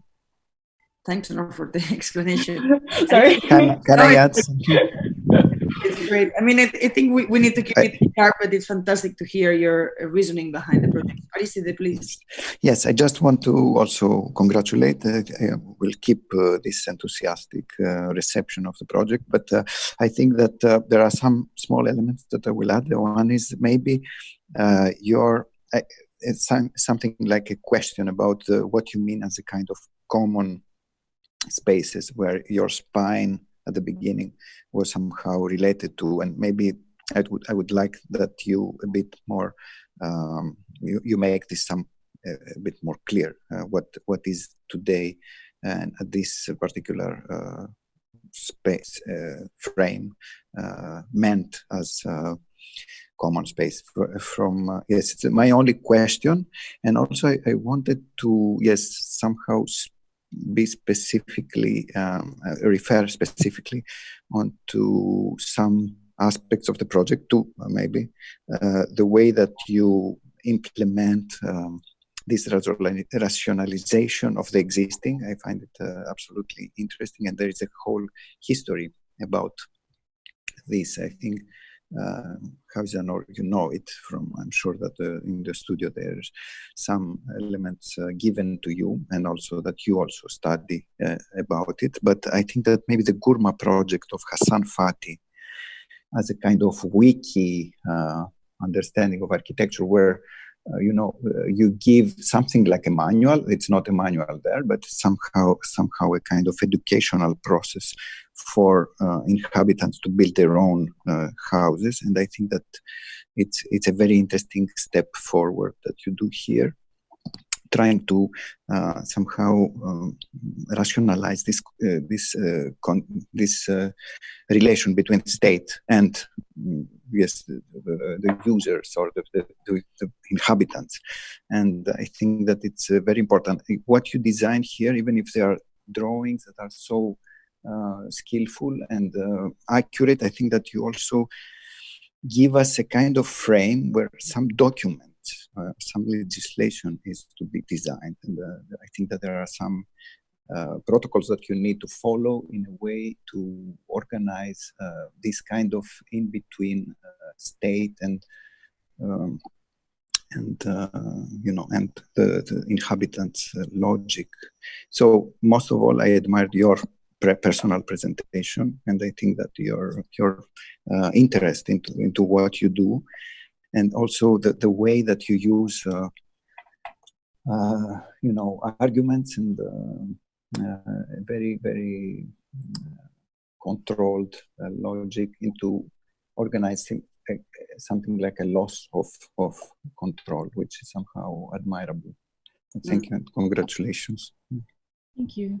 No, just to add to all these fabulous comments, I think you're still missing some other agent within the narrative of your project. You have this kind of dialectical opposite, even in the representation of the synthetic drawing between the state and the community, and a kind of bucolic romantic notion of the settler or the community or and that kind of overarching power. And what we are ending up is something that is not that radical, that is not that new. I mean, the fact that we are talking that the most interesting innovation is a double roof that you don't exactly know why traditionally that has not been implemented in a kind of tropical, humid climate. I don't know if that is the end of the conversation, meaning the double roof doesn't actually have or keep any relationship to your original question that has to do with ownership and settling and settlement. So somehow, because in the unit you have been talking also a lot about care and islands, and I think the care, you always expand it almost just in the surface of the ground, and you're on water and you have a relationship to these bays that have been like historically highly polluted, that have some very specific ecologies. And so I would imagine that maybe just even by the production of a kind of legal space in which by one being able to care and remediate one of those like spaces in which one inserts oneself, one actually is able not to claim ownership, but to claim care, right? And so that you would define a kind of new political term or legal term that would allow people to actually exercise some kind of rights of caring. Because otherwise, at the end of the day, you just give us a fantastic journey through some existing conditions.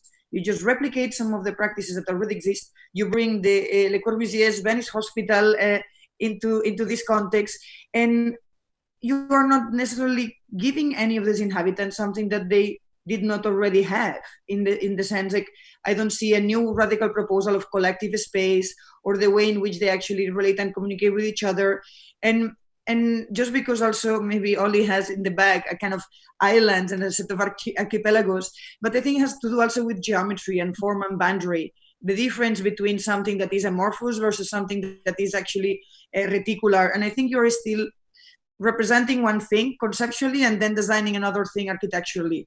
And I think you need to figure out what are the geometric, formal, material implications that actually are embedded within the manual, and what is that you can do. But that manual to me still doesn't have an architect. Somehow it has the level of complexity of someone who does not need to be an architect to take some of the mundane objects, materials and techniques and produce something that might require a bit more of expertise and knowledge. And that's like, how does one build a bit of complexity?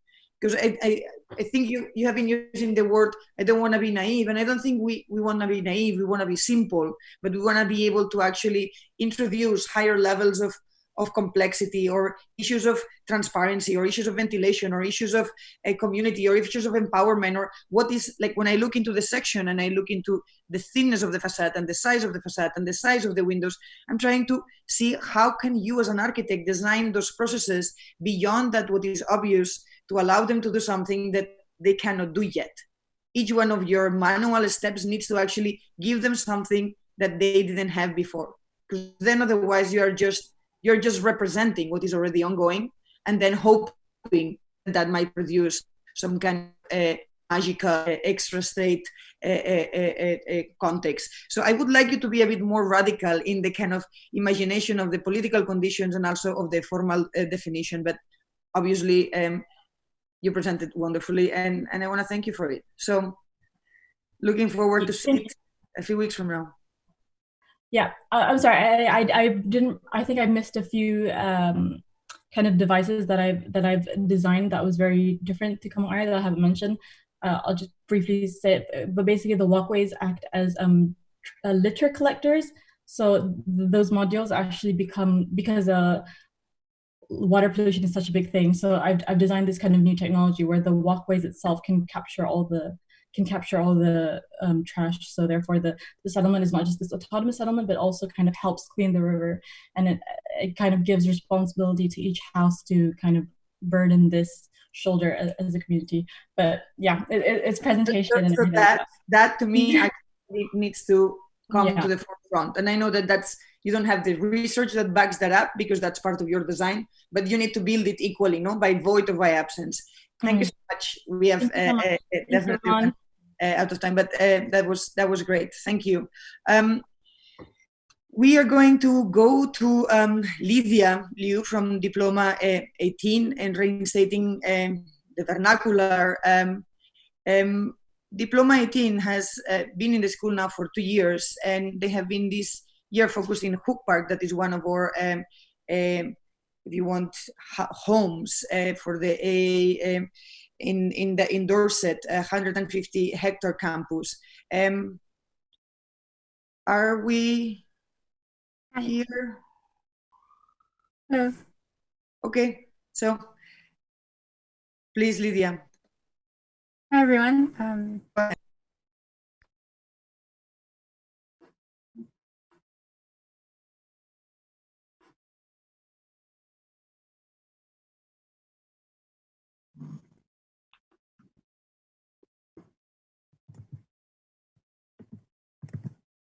Hi, everyone. I'm Lydia, and this is my second year in the same unit on the reuse of materials and also on material culture and resource supply behind architecture. And my project this year is about building with earth as a material strategy for affordable housing in the UK. And many of our projects begin with connection with a person from the industry. So sparked by an encounter with a cob builder who I invited to Hook Park is Kate Edwards, and she builds with cob that is unfired clay and fibers. And Rotor is also Lionel and Martin from our tutors, and they're known for the reuse of materials in Brussels.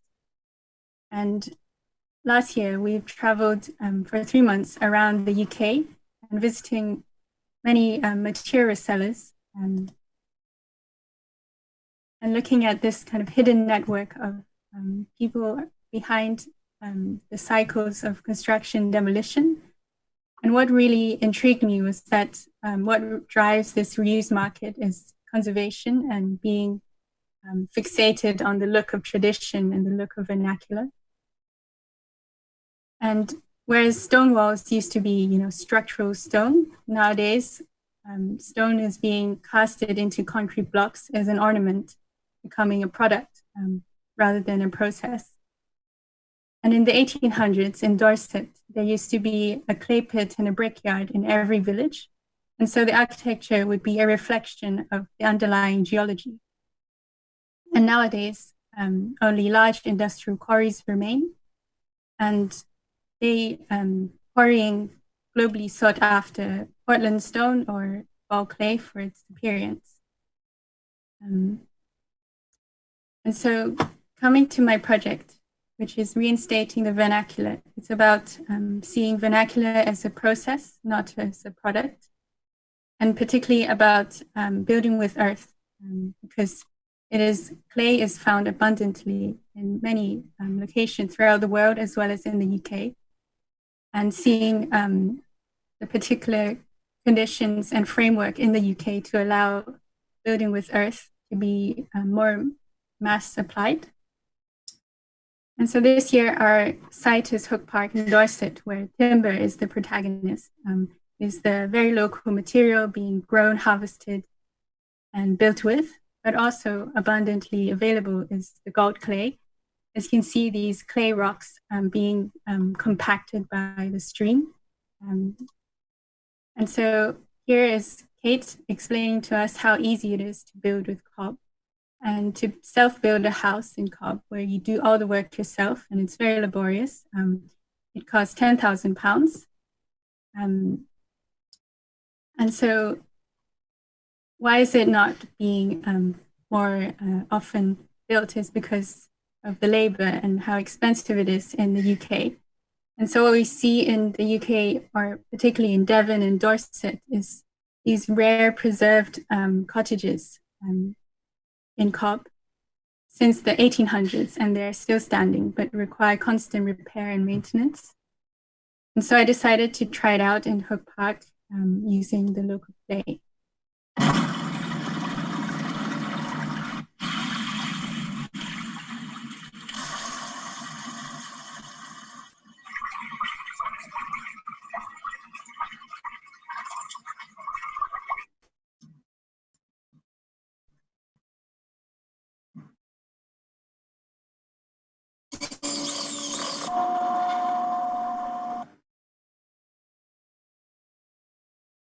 So what I was making there is a new system, putting earth into a formwork, which is the basis of my project. And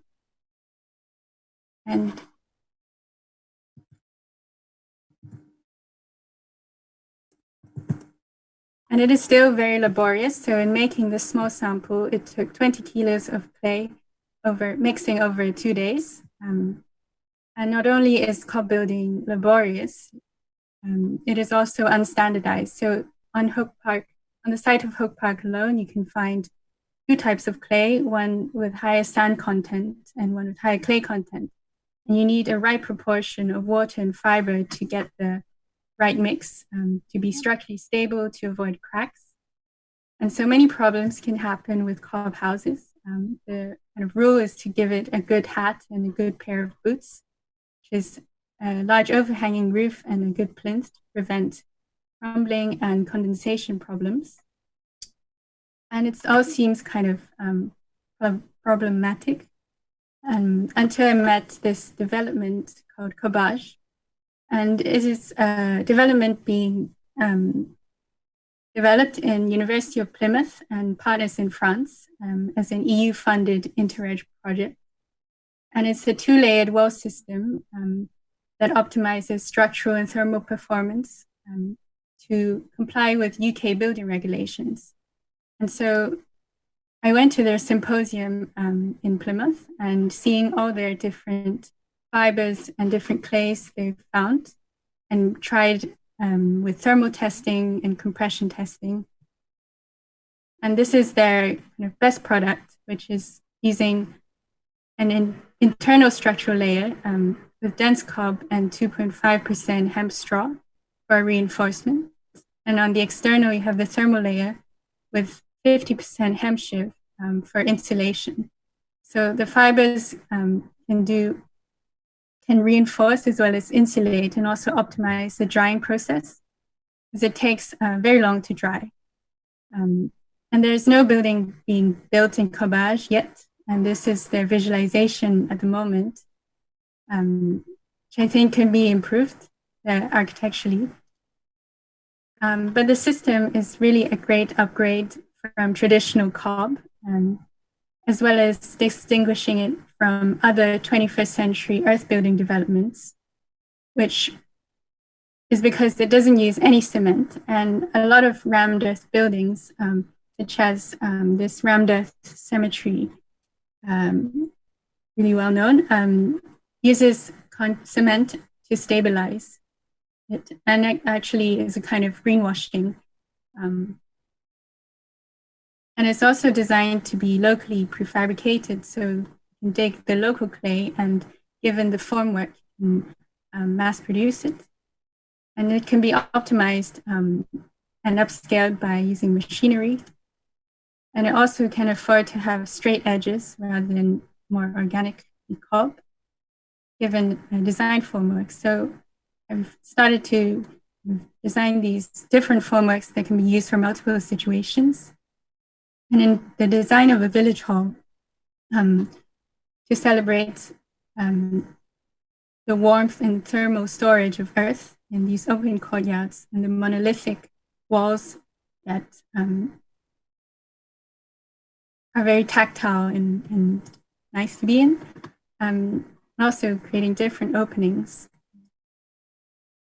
But apart from designing like material and details, the more important is to look at how laborious it is and the construction framework, as well as designing the housing that is suited for the local context and for the people that will incorporate a lot of handmade processes, but also optimized by machinery. So it's part man, part machine. And so my site is Bridport, which is a town 20 minutes away from Hope Park. It's a small town, and local architecture is very picturesque, with forest marble and thatch roofs, and which has caused this housing crisis because many homes are being sold as second homes, which forces out the locals with the housing prices. So you see Bridport has the most number of second homes that is predicted to increase.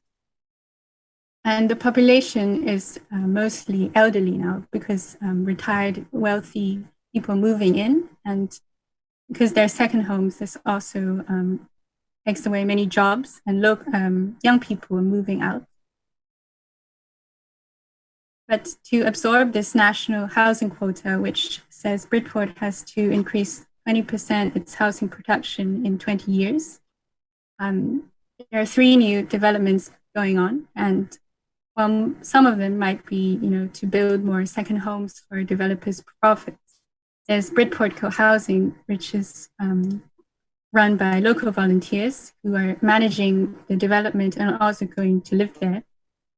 There are 1 to 4 bed houses, a communal house, and also a self-built plot with a space for building workshops and on-site factory making for the self-built houses.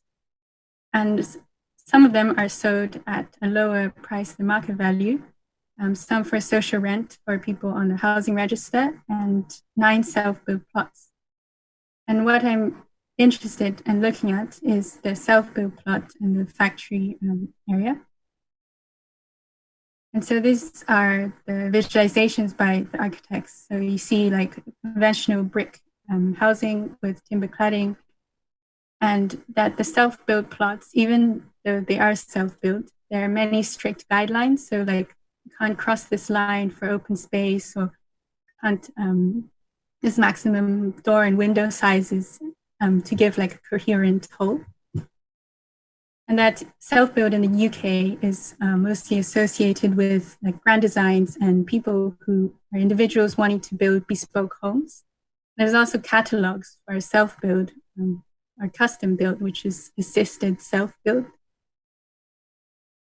And so implementing Cobage housing in the UK, we need to consider that labor is expensive in the UK, and that people might not be as skilled as other nations, or that it's not a very mainstream practice.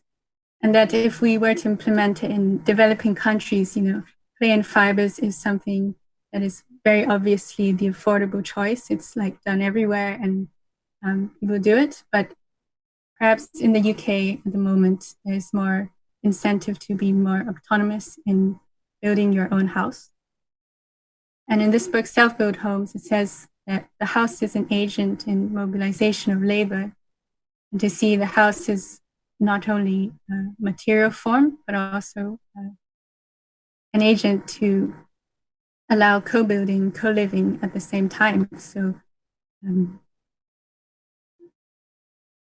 my mission is to design in this self-built plot, co-building and co-living. So to the east is the town of Bridport, and to the west is Allington Hill and the view towards West Bay.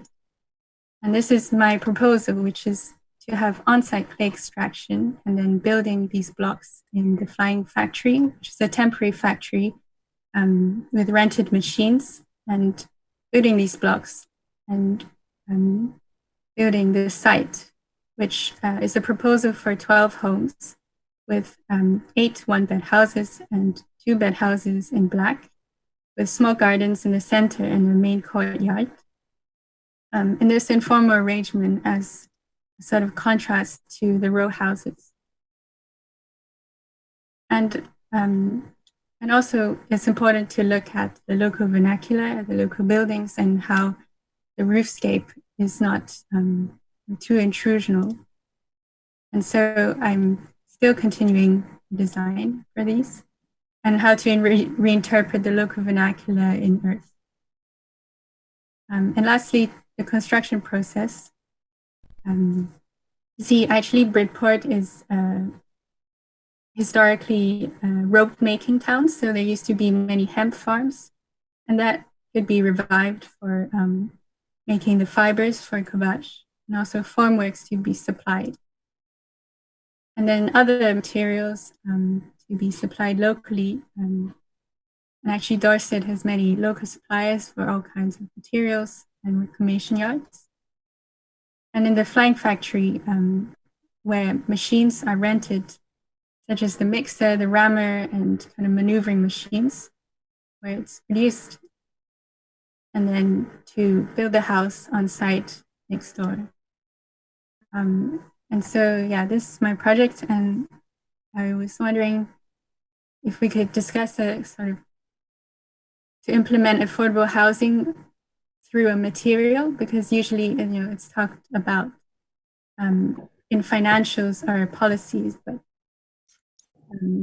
yeah, how to implement this in UK is my question. Well, I can start if you don't mind. I think that it's a very interesting project, Lydia, and I understand your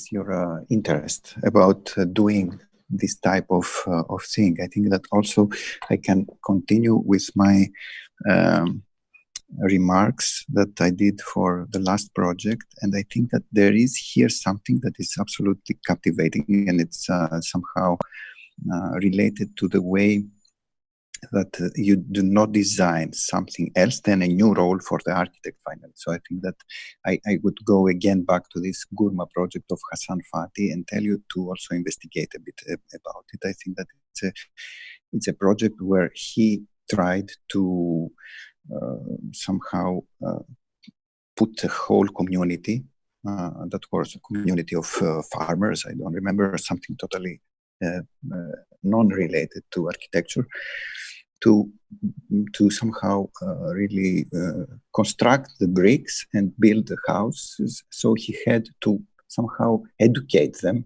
in a way in order that they are able to build. So I think that this is the difference between a normal DIY thing than to to do this kind of process. And I think that you are trying, or you need to try from the next phase that you will do, I think, to try to see how DIY culture can also go a step further and somehow, I don't know, the project we saw before, it was a manual that was needed. Here you need something like an educational part or a legislative part or a protocol part that you need to somehow treat in order to be able to go to the next step of your work. I like very much this last drawing here, even if I don't like the setting that you have done.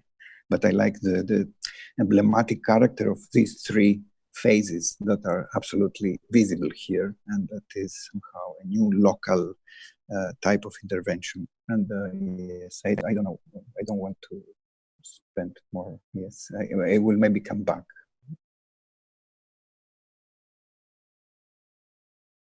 Yeah, actually, I've also seen projects that are kind of training locals to build with local bricks. So in like the island of Mayotte, there's the Crater organization that has taught the locals how to build their own compressed earth bricks. And so the whole island has a like really big variety of different buildings using this technology, and it's very low tech. And it's really interesting, but I also feel like the context of the island and the UK is very different because people here are not, like labor is expensive. So this is what I'm interested in. Yes, but we are also, you have to keep in mind that we are into IKEA civilization also. So we are all a bit, doing all these chairs and tables by ourselves. So it needs to scale it up. So yes, I think that, I don't know how you will go, but I think that it's not impossible. Also, we see that the skills of the workers are getting less and less strong. So they are also used in this type of this culture of IKEA. They don't need, I don't know if you have seen details from the construction of New York, and how the details are not existing. There is no detailed, there is no, not real detail study in the buildings because the workers were so good. There were, I think, mostly Italian workers that were so skillful that the architect would only have to give them very, very draft details. And I think this is not the case for the construction of today. We have absolutely all materials are presented with a very sophisticated, detailed manuals, and nobody really knows when because they are also produced one after the other. It's very difficult to know how they are positioned in the construction. So somehow there is a new technology of, we are analphabets of construction. Even in the site, you don't find anymore people who are really skillful into just finding the way to lead, to solve detail. And I think what you do has to go also to this direction, to a kind of banalizing your process through a kind of thing. Yeah. I really agree with these comments because I think there's a question of scale to this. I love your observation about wanting to sort of restore some missing link between the geological and the architectural. I mean, I'm also very interested in geological time and how it appears in material and becomes present through architecture. And yet I think that's also the tension of the project. I sort of love the bringing self-build to England. Like ordinarily, like self-build is something that we perceive as like being exported into the developing world. So the idea that it becomes a sort of project for the British countryside, I think is kind of polemical, and I might even sharpen that a little bit. I find myself really torn in some ways because I think we're all realizing how crucial the relationship is between the radius of our sort of provisions, whether it's architectural or whether it's food. And yet, I think the luxury of having a sort of tight radius is also sort of a class signifier in other ways. And so I find myself wondering if the outcome of this factory is a sort of a kind of very bourgeois satisfaction about your relationship to the earth, or whether it actually does produce a larger systemic change. And so that's one where I actually wonder if the product has been too vilified in favor of process, and that, again, like scaling up and understanding a kind of larger applicability to this might help strengthen the project. Yeah. Yeah, actually, Ollie, yeah. Sorry, shall I jump in? Yeah, please. Yeah, I'm interested that you're titling it a material strategy for affordable housing, in some ways suggesting that it's the material choice that leads to the housing being affordable. And I was just wondering if you've done a kind of financial breakdown of the development to work out kind of where the costs are and how much you're managing to save by both using this kind of local vernacular material and also going down the self-build route. Because my hunch is that the vast majority of a cost in a development like this is in the land, and the actual value of the material is kind of negligible. House builders make their money from sitting on land, from waiting for the value to rise, and then selling the plots. The value of the physical house is minute when you're talking about development economics. So I think that's one aspect of the project that maybe needs to be refined a little bit. The other aspect, I suppose, is the nature of the housing that you're proposing. Is it co-housing? Is that the idea? So there are individual houses and co-housing. So Okay. some units are bedroom and toilet, and they share a kitchen and living room. Yeah. So I think now, given that it's the spring term, now is the time to really dive into what co-housing, what the reality of it is, what it means, what the kind of spatial implications of sharing are. And there are so many interesting examples you could be looking at. So, the Lilac development in Leeds, which again had a flying factory on the site and had the residents building their homes. And it's the UK's first mutual home ownership trust. So it's a form of community land trust. There's Russ in Lewisham. I think they're called the Rural Urban Synthesis Society, and it's another thing of getting the residents to help building their homes. So I just look a bit more forensically at the kind of economic models behind these developments, because there are many, many similar things out there, and then look very closely at what the kind of architectural reality of what you're proposing is. But yeah, very good work. Can I just follow that up, because it's also based on the economics? I really like the presentation very much. Thank you. To separate out the self-build idea from the economics of the material and whether or not it could be scaled. So the land is clearly a key cost, but the other is time.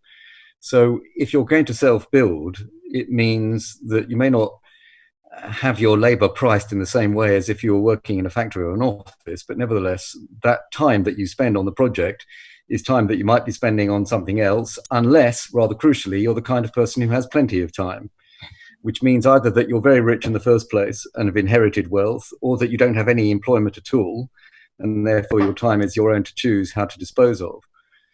Which brings me to the question about whether this material, with its ideological root about the geology and the earth, is in itself something that, even without the element of self-build, is strongly to be incentivized. And is it incentivized? Are there going to be subsidies, and is there interest in using this material, which appears to be in its relative infancy but is full of promise, to scale up to build not only small settlements in Dorset, but whether it could actually be used in urban settings as well, with or without the self-build component?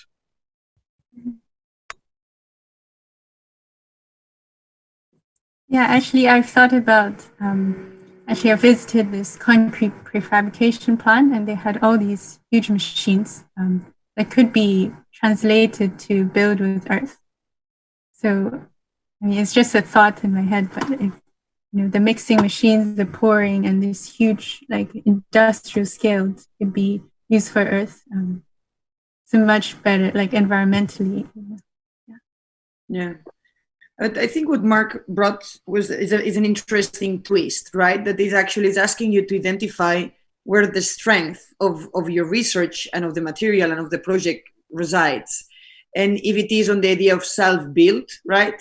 Or if it is on the material itself. And if that obviously manages to find a kind of production, if, let's say, we would actually go and use Hook as a material factory for an entire new industry of these panels, and then we would be able to distribute it and to sell it to construction companies that are not necessarily using self-built practices. Is that what you're interested in? I think it is still not clear if your interest resides on the material and the idea of trying to have this kilometer zero, this idea of proximity, and to say, more than 100 miles makes this material not sustainable enough because of the carbon emissions that transportation implies, so that you are trying to produce a kind of a chromatic material map, that allows you to tell what kind of clay mines you're going to be using if you want to actually build with this material, and then you start an entire industry with subsidies and whatnot. And that is much more of an industrial approach. Then you have the one of the self-built in which then you need the manual, the community, the engagement, the kind of like play fairs, or like the way in which suddenly it's like, or the earth fairs or workshops that you're going to do, and how you're going to organize this the year, and how you are spent 2 or 3 years training the community, and so on and so forth. Or then there is the third one, that is your design for housing with this specific material, with self-build, that in and of itself is already an entire new project, that I'm not totally convinced by your sketches about trying to abstract the vernacular, the kind of the aesthetic blurring that your sketch is showing. I think it's still in its a very beginning, right? But also you didn't tell us, how did you go from the, let's say, row housing to now having this courtyard, and how you're actually clustering them around, if that is allowed in terms of transportation, access, car, like all the kind of regulations that have made the history of urbanization look like it is. What are the things that you need to change? So I think you have 3 different areas, and you need to choose where you have more innovative value and radical capital to contribute to a history of housing, to a history of self-build, and to a history of materials. But there is a lot in there. So I think everyone's comments were really, really helpful. So there are some links that actually Ollie has been able to put on the chat. So I invite you to look at those. And yeah, well, thank you. Good. So we move to James Peter Emery, who is in experimental 14. They have been working on the vernacular in Norway mostly. And James, are you here?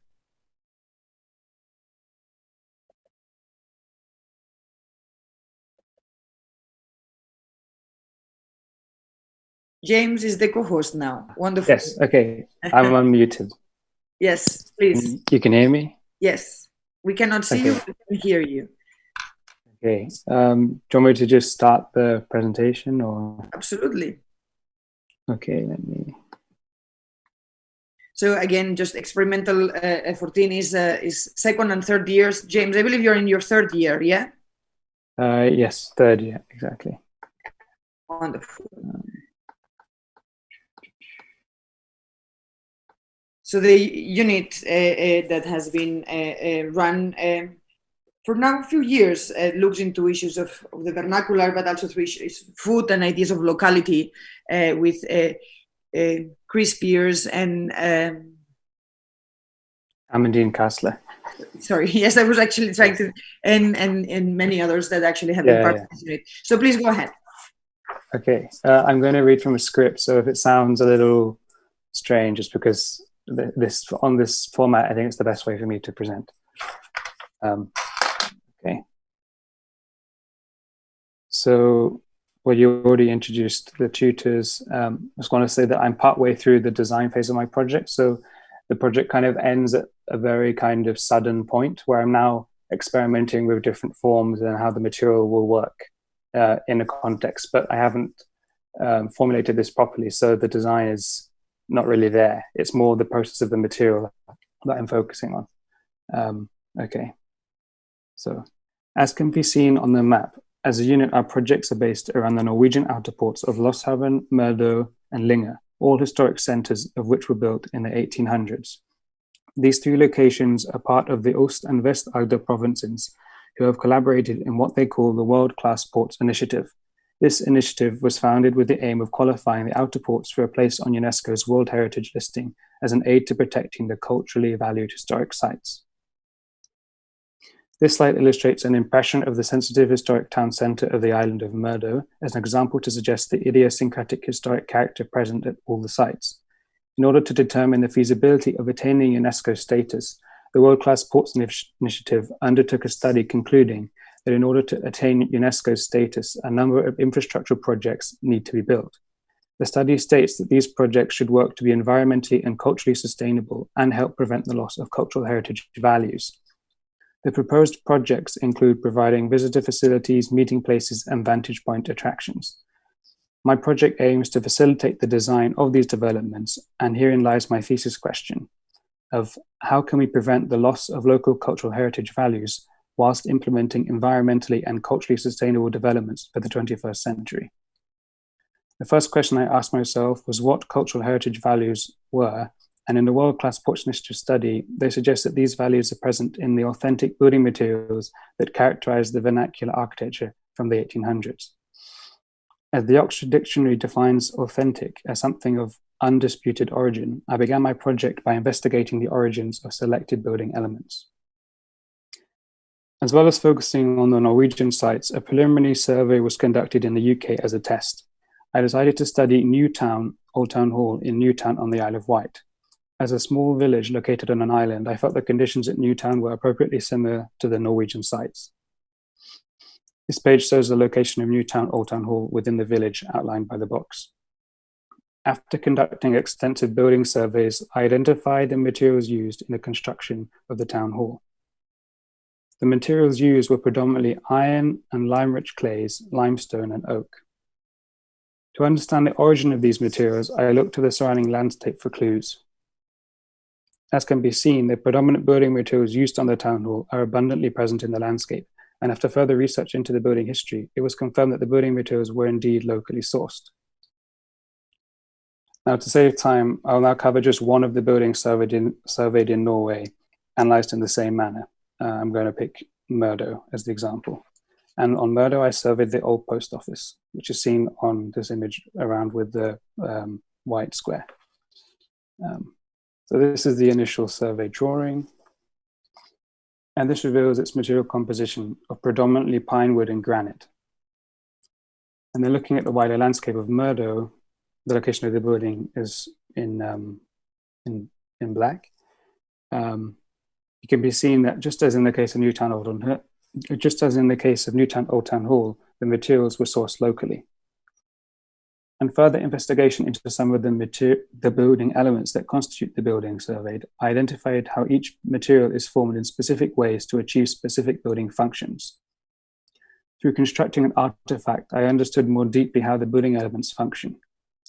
Through changing material composition and scale of the building elements, I began to understand how the form and function of each element was largely determined by the mechanical qualities of the material used. Through researching material transformation processes, I discovered moreover that the form and function of these elements was rather determined by a specific culture's understanding of the qualities of the materials used. This slide shows the vernacular process of forming mathematical tiles and bricks made locally from Newtown Old Town Hall. This slide shows the vernacular process of forming granite foundations on the Norwegian sites. And finally, this slide shows the vernacular process of refining wood on the Norwegian sites. Through this research, I discovered how it was these specific cultural understandings of material use that allowed these landscapes to be inhabited in the first place. The understandings opened up the landscapes to be seen as sets of resources, which were then valued for their capacity to sustain communities of people. The buildings, through their meticulous craftsmanship, can be seen as celebrations of this value seen in the landscape. I put it forward that the cultural heritage values of the Norwegian outer ports lies in the cultural understanding and celebration of the landscape as a set of resources able to sustain communities of people. Therefore, in answering my thesis question, how can we prevent the loss of local cultural heritage values whilst implementing environmentally and culturally sustainable development for the 21st century, I would say that we should aim to follow the vernacular examples. We should understand and celebrate the local landscape as a set of resources that is capable of sustaining our communities today. Perhaps with this newfound value in our immediate context, we might start to design with more care and attention towards our natural environment. As defined by the UN's Brundtland Report in 1987, sustainable development is development that meets the needs of the present without compromising the ability of future generations to meet their own needs. In this way, since cultural ideas concerning sustainability and knowledge concerning material qualities has undoubtedly advanced dramatically since the 1800s, it makes sense that as a result, the suitable material resources that the Norwegian landscapes can provide for us has changed. We are understanding the landscape and our position within it differently and from an increasingly non-anthropocentric point of view. In this spirit, it is widely understood that the key to sustainable development today is in our ability to engage with circular economic practices, largely defined by reusing, remanufacturing, repairing, and recycling material. Therefore, in understanding the local landscape as a set of resources capable of sustaining our communities, it makes sense that we should fix our attention towards materials that we now know allow for a circular economy. Using murder as an example again, I identified and harvested new materials from the island that could be used as potential building materials in a circular economy. These materials included mushrooms, or more specifically the mycelium vegetative part of the fungi, kelp and eelgrass seaweed, seashells, and plastic wastes. The images show the potential uses for these materials. Deciding to concentrate on using the mycelium, I looked into existing building structures that use mycelium in their construction, such as the Growing Pavilion by Company New Heroes in the Dutch Design Foundation, and the Hi-Fi by The Living. I noticed how in both cases the mushroom products were non-load bearing and only ever able to support themselves in construction. I then looked at the Almanuvet Zinc Mine Museum by Atelier Peter Zumthor for ideas on how an external load-bearing structure can support and protect a non-load-bearing element. Then I began the process of making the mycelium bricks. The brick design was informed by the vacuum forming process used to make the brick molds, by load-bearing and stability tests, and by the brick's ability to integrate into a load-bearing structure and be carried by hand. I then considered how this brick design might fit into a building construction. These are images of that test construction. I then continued to create the mycelium bricks using the range of materials as harvested from the Norwegian sites. I made 14 different types of brick testing different compositions of material. On the right are images of the brick molds containing the substrate composites. After 10 days incubation in the molds, as can be seen on the left, mycelial growth has taken place, and on the right the bricks have been dried and are ready to be tested. These illustrations demonstrate the range of tests I performed on the bricks.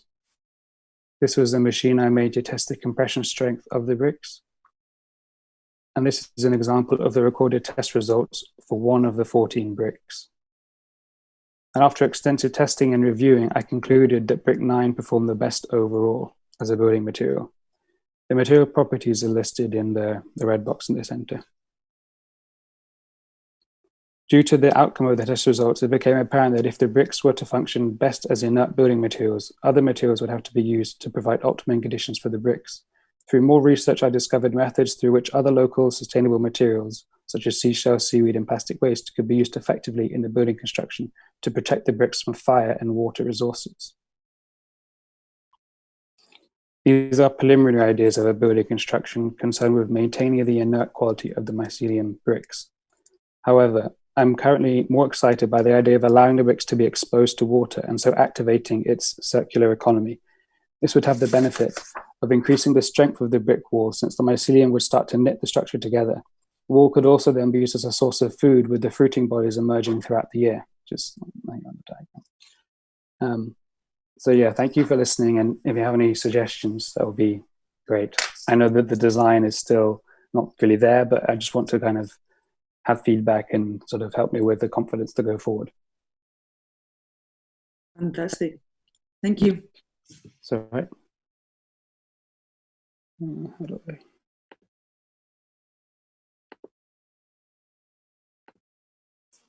Okay.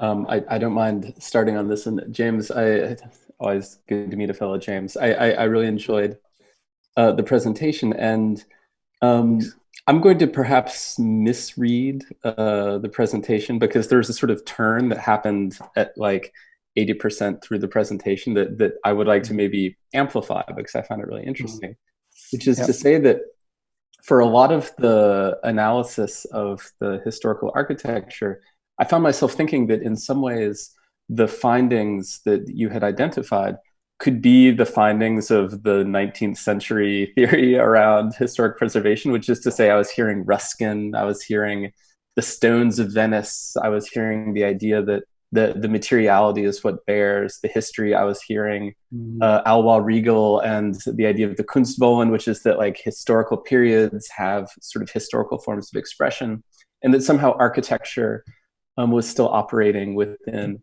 those particular things. And then as we got deeper into the materials that you saw offering new possibilities, it takes a really interesting turn, because then the question is like, okay, well, let's agree with Ruskin. Let's say that it's the stones themselves that are carrying historical value and historical importance, then what are those stones for the 21st century? And that seems like the crucial turn in the project. I was really interested that one of your diagrams included plastics, like waste plastic, and I'm thinking of the sort of architectural intrigue recently around the genre of stone known as plastiglomerate, which is that like plastic has actually entered into the geological record and is becoming fused with various stones. And certainly mycelium is an object of architectural fascination. David Benjamin, good friend, for this current moment. And I found myself thinking that in a way, if the project, if your project is in some way looking at a sort of like 18th, 19th century architecture, if you might frame your design proposal imagining a sort of 24th century architecture student who's trying to think about preserving the early 21st century, and what are sort of material worlds that we live within now that would somehow carry the meaning of the present forward. I think that's really interesting, like to sort of think about it as kind of historical preservation in reverse. It would demand you diagnose what the material conditions of the globe are right now.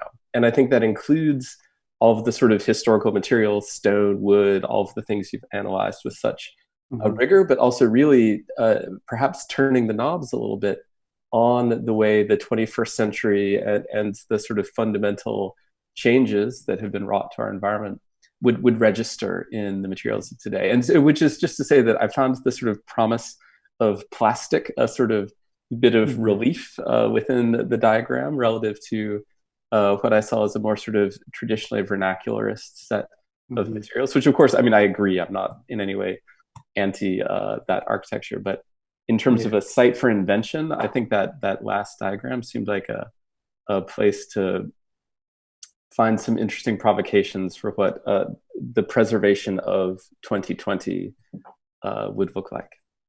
Okay, that's interesting. Thanks very lot. I also think that there is something that links this presentation to the remarks of Marx, last remarks about the concept of time and the political understanding of the concept of time. And also it relates to James' concept of revisiting 19th century. I think there is a very big gap into understanding nowadays this time of surplus of time that is related to a certain unemployment principle, which is also somehow maybe vaster than just unemployment. It also relates to a certain different type of time we're dealing with. And I think that this is not included in your logic till now, and it will be very beneficial if you could somehow inform your research in this kind of framing it into a contextualizing it in a way that but because I think the whole political value of it has to do with this surplus of time. So if you are asking us or everybody to make within capitalism, to make some surplus of time, to make this surplus of time, to transform this surplus of time to a surplus of value, I don't know if we are in a totally, I don't know if you control this procedure. Maybe it drives back to this entrepreneur of oneself, but in a very desperate mode now. I think it has something that is very mournful.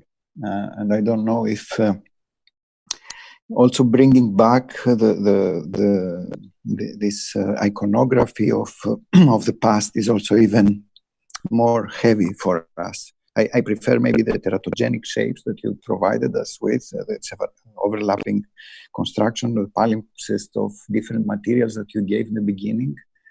Then, then the last version that we see this Semper-like, drawings that are so nice and nostalgic to something that is gone, etc.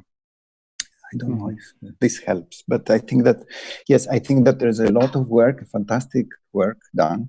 I really am amazed for the brick 9 that is so solid, etc. But I think that you need also to somehow make a kind of step back to see where are we operating, where all this exercise is addressing. what is it addressing? I don't know. But thank you, James, for the work. Okay. Very Thanks a lot for the high feedback. quality. Thank you. I think it was a fantastic kind of demonstration of material experimentation. I'm really impressed that you went to the lengths of making quite so many prototypes and really pushing them to their limits. So that's great. I think the next thing you need to do in terms of informing the kind of architectural side of the project is do an equally forensic examination of vernacular architecture, because I mean the styles of the kind of traditional vernacular buildings that you've been looking at early on are pretty much all the product of construction techniques, you know, even down to the detail. It's all to do with how those buildings are made. So I suppose the question you need to be asking on the kind of side of the project you need to be looking at next is what kind of architectural language does your material method lead to? You know, are there particular, you know, whether it's kind of stylistic or in terms of layout, like what's the physical product of building these mycelium bricks? I think otherwise you might end up just kind of producing a neo-vernacular response that happens to be made of mycelium bricks, which would be less interesting than looking at specific properties of what this new constructional language means. I think that's the next step that I would take if it was my project. That's a good idea. Thanks. I think my question is almost related to that, which is the extent to which this is highly bespoke. And because they're chasing the particular World Heritage status and they need it, they're prepared to pay disproportionate amounts of money by having what might be described as solutions that are absolutely unique to that site and that site only, or whether, and therefore it's not really in a conventional sense an economic project, or whether the construction of these particular bricks, I've hugely enjoyed learning about the construction of bricks, is something that could be spread to other buildings further away. And then if so, how much further away? How vernacular is vernacular? How local is local? If you go 10 miles up, is it so different that you would have to have an entirely different form of brick in order to be paying proper respect to the local heritage? Okay, interesting. My initial thought is the erring on the first part that you mentioned, of it being more of a kind of one-off for this location, which would act as some kind of attraction to that area, which would support the UNESCO application. But the idea of it being a wider, more widely implemented solution to building could be interesting. There is something, James, about with preservation, right? There is always this kind of very interesting standards about like how much of a percentage of the original building one needs to preserve for it to actually be recognized as worthy of, right? And how much can you start? It has to do also with the idea of restoration, right? Preservation is like when something falls apart, can you change it? And what is that is allowed? And usually that is codified in terms of form, color, material, very kind of form and aesthetic based elements. I think what is interesting about the changing culture that we are observing is that it's not anymore just about what it looks like, right? And it is also where it comes from. And looking into mycelium, and I think it's what is very interesting about David Benjamin and a lot of his other work, and one of the projects that he did at Storefront with Kevin Slavin is not only a mycelium as a construction material, but also the kind of microbial and the bacteriological aspect of that construction material. And something that I think where we are right now, in which we do know that is that what we do not see, that in fact carries the biggest power of defining spaces and separating or bringing people together. I think you need to, right now you have demonstrated that you are methodical, that you know how to do research, that you can actually make experiments. But now the question is, where do you position yourself, right? Who are you? Like, where do you want to go?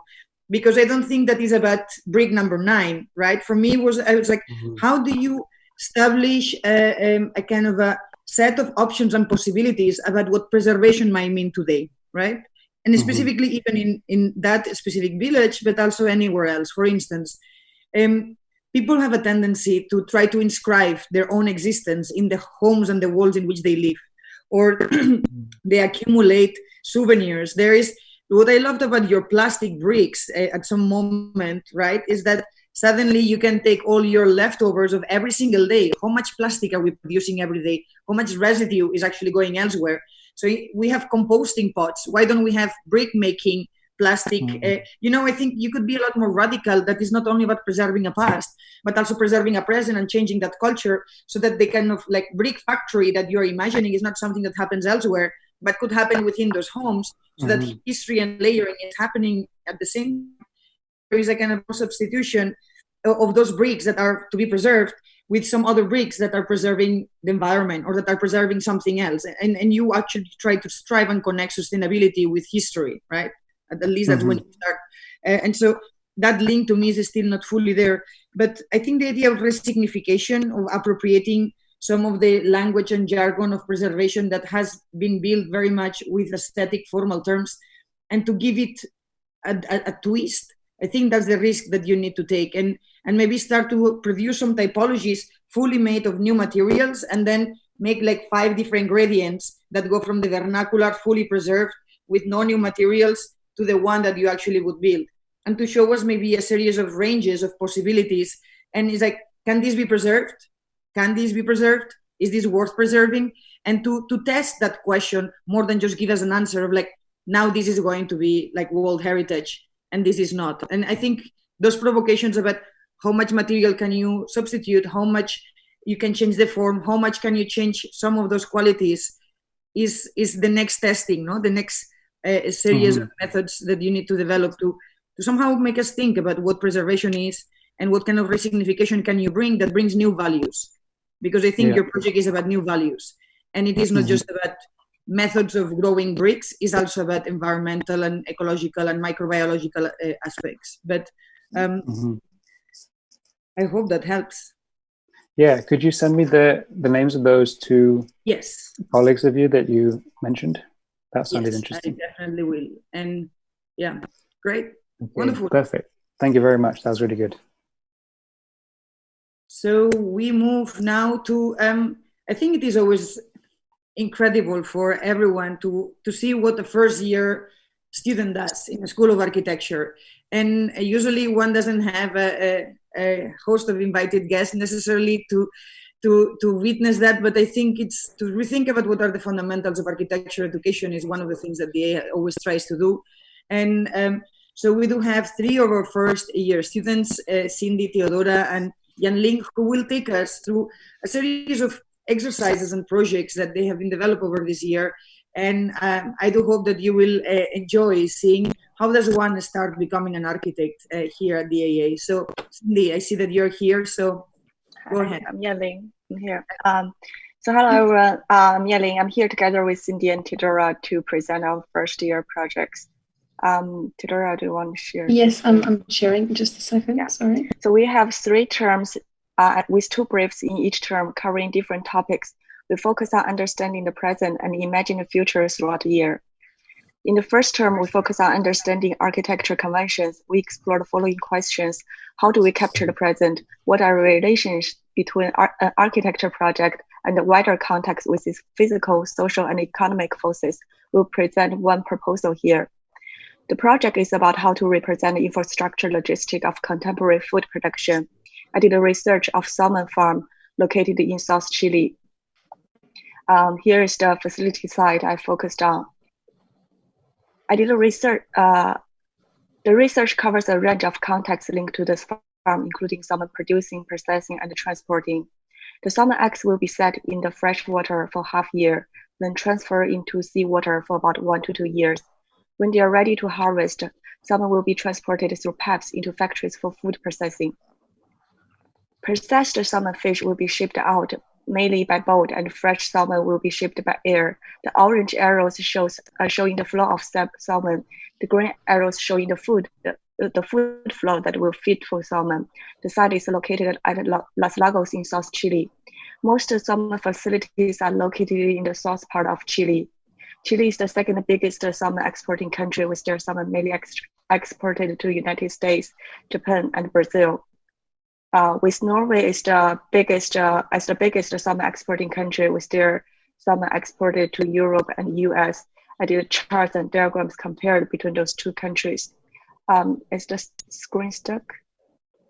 Sorry, my internet connection is unstable, but it should be on the right one.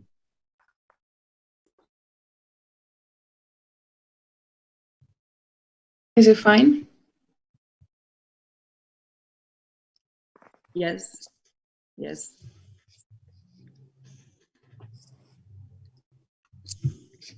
Yanling?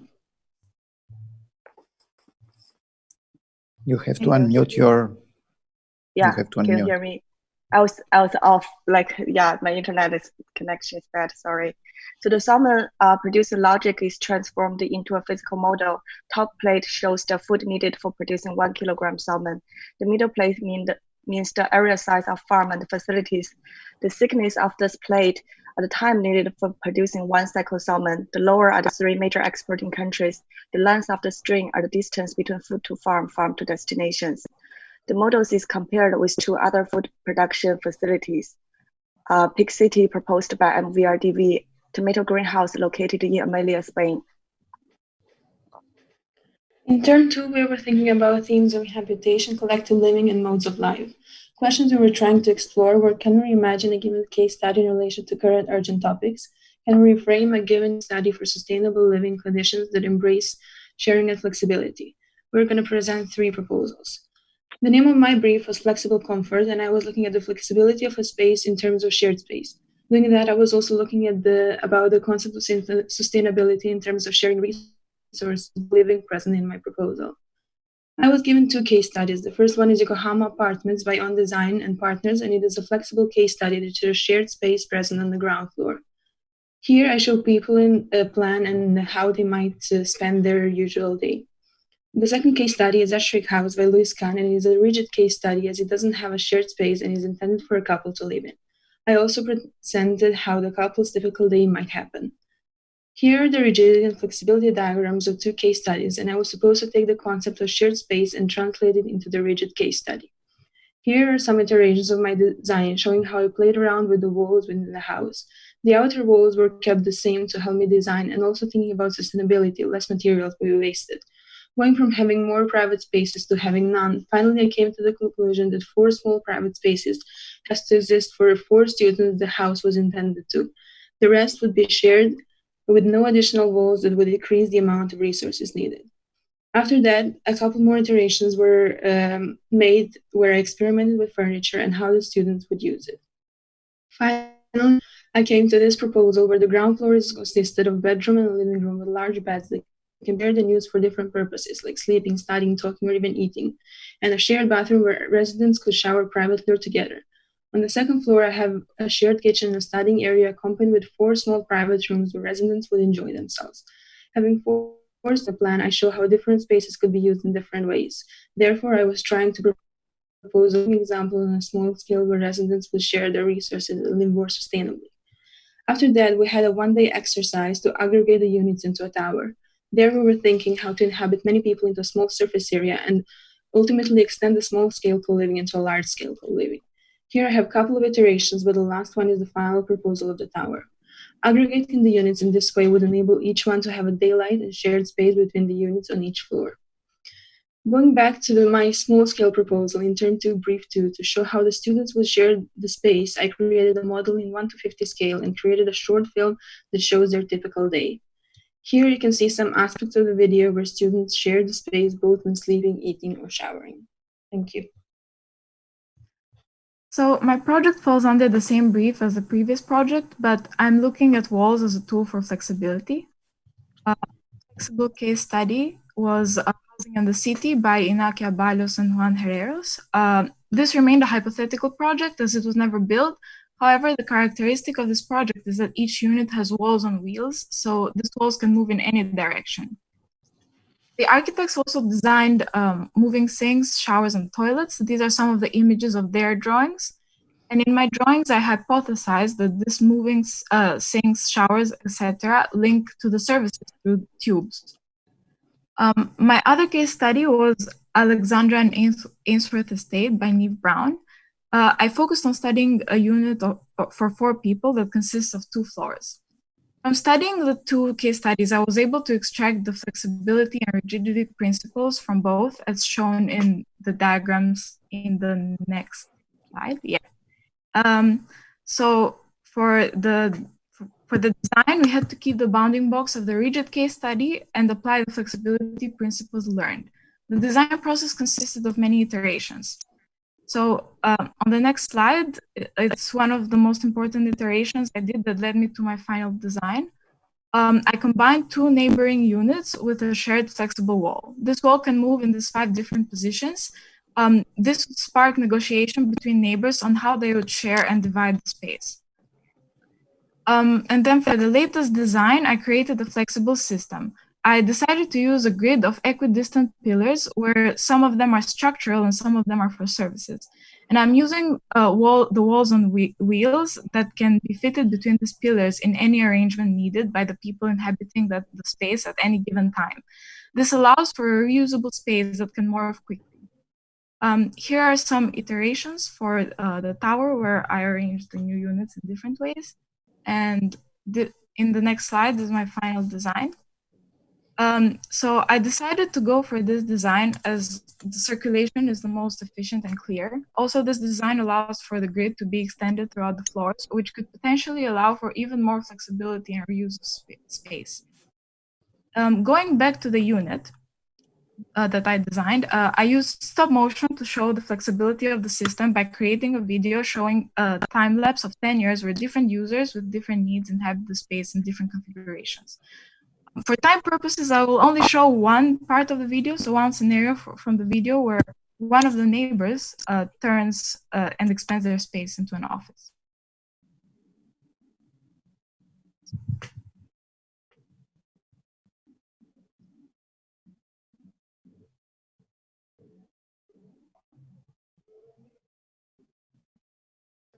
Thank you. Also worked on collective living space in this brief. We studied different room types from a case study, then reimagined the original case with a new collective living area. I studied Maruyama House by Yue Nishizawa. The model shows a half of Maruyama House, including owner's building. I did a series drawings of different rooms. In his design, each room is separated as a single building. Besides the owner's building, others are studios for renting. Models show how people living in the house. Taking the spatial qualities of Maruyama House, like blurring the boundaries of outdoor and indoor and high transparency, I extended the original house with a collective dining space. I did 5 iterations to explore the possible underground and rooftop dining area. The first iteration is a space under the central garden with a stair going down. I extended the underground dining space from first iteration with an L-shaped space that can be used both as a table and a sitting area. The white spaces on the ground showing on the top left image are the footprint of surrounding buildings. The entries getting into the dining area are connected separately from those buildings. In the third iteration, I extended the dining area again as a U-shape with a landscape in the middle. There are rooms inverting extruded from the garden openings. The openings on the ground are consistent with the original window size of Maruyama House. In the fourth iteration, I start to explore the rooftop dining space. The dining space is located about 2nd floor high with an opening in the center. The dining space was set lower in the last iteration to echo with the underground design before. So then I imagine a group of people living in the space I designed, both inspired by house owner Maruyama-san's living style and the current social crisis of low marriage rate around the world, especially happened in East Asia. I transformed the Maruyama House into a community for singles located at the suburban area of Tokyo. I set a persona as a single mid-aged lady living with her cat. The story shows a typical day in her daily life. She comes back from grocery shopping and starts cooking and dining with neighbors in the collective dining area. Thank you. So for our term 3, we are imagining worlds, collective moments, and focusing on aesthetic. We're exploring questions such as, if we imagine our future, what really matters when we imagine a collective experience? What are the relations between what we imagine and the larger context? We will be presenting 2 proposals. So my brief was called 24-Hour Living Toy Remake. We're designing a collective living space, and we start by looking at Cedric Price's project as a starting point and context. We're working in groups of 3, and every group is assigned one of the towers from his project to redesign. The tower assigned to my group was the PowerPal or DIY Pal, and it had these requirements. a place that distorts time and distance, to be out on a limb, both physically and societally. Might include the computer workshop and fishing area. So we used collage as a way to brainstorm and spark ideas for the design. And we came up with a self-sustaining, sustainable structure where there is a sea farm, and the materials and food can be collected from there. And these materials can be processed in the laboratory and tested in the structure as building materials. In the other part of our design, we wanted to address the concept of distorting time and space through season simulating rooms and VR rooms. However, the design, because we are still currently working on this project, so the design is not finalized yet. And currently we are working on creating a sequence of images to portray our designs through the eyes of someone visiting it. Thank you. Our group also remade one tower of Red Sun Towers. The tower we are reimagining is Fun City Tower. We imagine there are 5 spaces for different types of fun activity indicated by different colors. Red zone is for high density activities like performance, mini concert, and party. Yellow is for mid-high density activities like playing and relaxing in park. Blue is for mid-low density that can be used as mini library, lab, or gallery. Purple is for low density for personal relaxation and meditation. The green areas surrounding the purple cells are set for plants to grow. As for color exploration, inspired by the color from ocean creatures like abalone shell, fish skin, and fish scale, we did a serious research of possible iridescent color applied in art installation, interiors, and architectures. Each unit is connected into a frame structure with density from high to low arrangement. Sea level will be around the blue section. The main structure and the connections between each unit are still under design. The models on the left of the next slide will show how each unit merged into the frame, and there are some captures from different users' viewpoints. So those are the projects we did during first year. We'd like to hear your comments, suggestions, and open up for any questions. Thank you.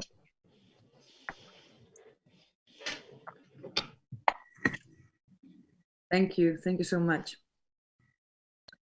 Thank you very much. Maybe I can only do some 2 or 3 remarks that are, it's very rich. Yes, my impression is very rich from all these things that you showed us. I think that there are 2 things that I may comment. One has to do with some challenging of new forms of life that you are entering with a great easiness, and I don't know how to comment. I like it very much at the one side. At the other side, I think that there is a certain difficulty of really implementing this type of new forms of life, and I think that there is a lot of interest. I find it very interesting to somehow start to think about this type of new ideas that you have. And I also like the idea when you challenge even to live together in a room and at one project that you really experienced this. So I would really be interested to know a bit more about it. But yes, the eating and showering and all these type of yes, functions happening together. I'm interested to see how it could work. So at the one point, I find it interesting to challenge this type of normalities that we are somehow used to, but there is also another type of theatrical constitution of these forms of life that is also related to our new era of, you know, experiencing through video gaming or some totally different realities, and that where the home character is so different than what it was before. So I don't know if you could combine these 2 or to find some ways of driving us there without this complication of a very strict, you know, need to follow rules, etc. It's because if not, it becomes something like very academic. So again, a type of investigation about the protocols of coexistence and how you would implement them. For me, it's very important. The second thing, it has to do with, it's maybe related to this first one, but it has to do with the flexibility principle that I saw in many of your works, that everything seems easy to there is something like an objecthood that more and more, increasingly, it becomes something like unimportant in the way that it is placed somehow. So it's as if it's here, but also it's absent. So there is something like a different concept of positioning things, or I don't know, the scenography of the normal happens to be accidental more and more, increasingly. And I don't know how you could investigate about this assumption, if it's like this, if we can say that the objecthood we live into is less and less important, and if we can somehow forget about the position of things, in a sense, and what are the consequences of such a declaration, let's say. But yes, I'm impressed by the multitude of different aspects of the work, and welcome to architecture. It's yeah. Thank you. Thank you. I think I can maybe only second these comments. I think Aristide diagnosed the same things that I was seeing in the project, which is that there's clearly a deep investment in the relationship of architecture to social form, and trying to discover ways to both allow new forms of life while doing it in a sort of non-deterministic sense. I appreciated, as a human, I appreciated the insistence in a lot of the projects on flexibility and refusing to be deterministic about how architecture relates to kind of social experience. And it's also a very difficult question that I think everybody will be wrestling with for the rest of their careers. And also the question of representation. I mean, I think I was really impressed to see the range of representational devices that were being used. The idea that video can actually provide ways of creating basically one-to-one scale models. I think representation has typically been focused on how we shape and represent spaces, but bringing time into it, I think, is crucial. And maybe to Aristide's point about the sort of the ease with which architects can sort of draw new forms of life. I think once it enters the sort of space of the video, like maybe it obliges you to test it, like not only to live in that space, but to do it with certain forms of duration. I mean, I think that would be an interesting challenge as an introductory pedagogy, to come up with your proposition of flexibility and even live with it for like 2 days, because these things can be very challenging in their way. But I just wanted to say that I'm in total sympathy with a number of the projects, and I really like the sort of vivid range of the devices that you're using to sort of undertake your spatial research and then represent them back to an audience. I think it's a lot of really successful projects. Thank you.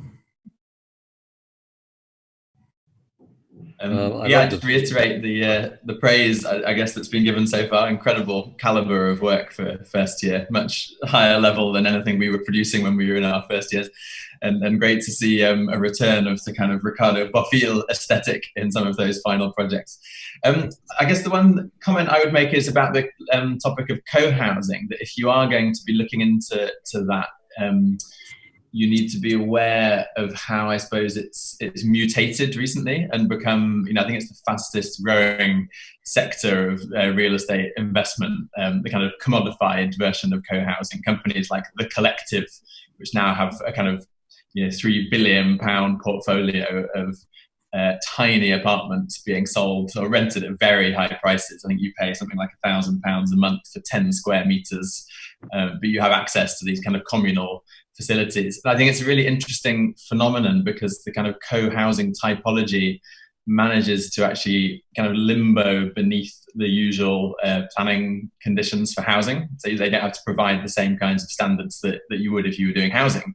It's classified as temporary accommodation, the same as a hotel.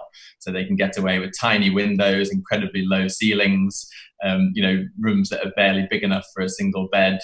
And I just thinking it's having some quite interesting kind of architectural implications. The loopholes that's allowing developers like the Collective to build these kind of towers of co-housing rabbit hutches. It's quite interesting to look into. So if you are designing a co-housing scheme, kind of be aware, I would say, of the wider playing field of co-housing and kind of what it represents as I would say, a very dangerous kind of phenomenon and precedent for an ever shrinking level of space standards in this country.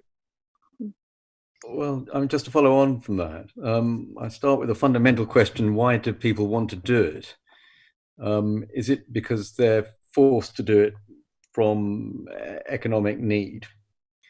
Often it has to be said students, but not only. And that the compression of space and designing it flexibly so that there's a lot of group living going on with a much smaller degree of private space than normal is simply a response to hardship, the poor state of student grants, the expense of property in cities like London and elsewhere.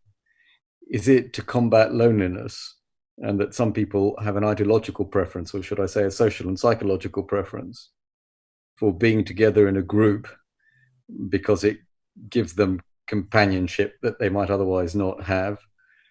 To what extent is it ideological, the idea that we're social animals and that we should express it in every conceivable way, including the way that we live in living rooms and kitchens and bedrooms and so on?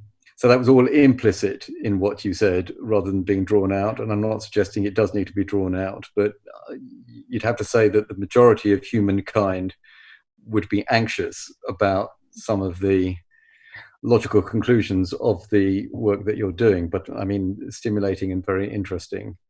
And then the other dimension around all of that is acoustics. And the extent to which spaces and these flexible walls that come in and out will or won't give you that precious degree of silence and solitude when you need it, rather than simply the physical distancing between one person and another. Yeah. I mean, I think there are challenges of being in a jury, being in Zoom, having 10 minutes to see one project, and you can add to that to actually see 3 terms, 3 students, 3 projects, and multiply all of that complexity. So I want to thank Monia first for putting this challenge to all of us to try to actually get our head around the incredible amount of work and the vastness of what you have produced and you among your colleagues. First year is probably one of the most incredible journeys that you will probably undertake here at the AA, in the sense that you are going through so many projects, you're exposing yourself to typologies, to ideas of function, use, materiality. And I think the work that you showed really does show a really wide range of all the kind of entering points that you have identified about really looking to what is that architecture is, and how do we look at it from a point of view that is relevant today and not only historically. I think the idea of flexibility, and I think, Oli, your contribution to AA Files should be read, and I think you all should read it if you have not, and the kind of the promise of flexibility as the kind of ultimate architect's dream that ultimately is the excuse to hide all kind of other desires, if you want. But I think it's a very interesting exercise that you guys have done, and I love to see how you actually try to find other definitions or other attachments, to that idea of flexibility. The way in which you also look into the idea of the user, not the subject, who lives in these buildings, and try to really find new subjectivities and to identify how those spaces would be different in relationship to the idea of that user. That sometimes architects, we forget in prioritizing other concepts or ideas. So I love the kind of range from concepts to then the idea of users, then the idea of a scale, right? And when you were trying to think about the different towers and the typologies that you were exploring, and what were ideas of optimization within that, but also what were other priorities. There is a very interesting moment in which you find yourself right now, that is either through the kind of isolated pods in the ocean, and trying to identify what is that today within the COVID-19 and the fact that we are all isolated in our own context, and how do we think about comfort, and what is that we believe this space of interiority is and means. There is one of the speculative study seminars that is looking into that, so I would suggest that you knock on the door of some of those colleagues.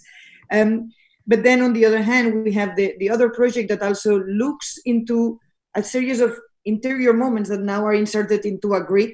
I'm not so sure it's the aesthetics of Ricardo Bofill. I wouldn't accept that as a kind of like softball thrown into the conversation. But I think there is still a search about how do we represent those interiors within a kind of a grid that now has become almost this grid, no? The Zoom grid.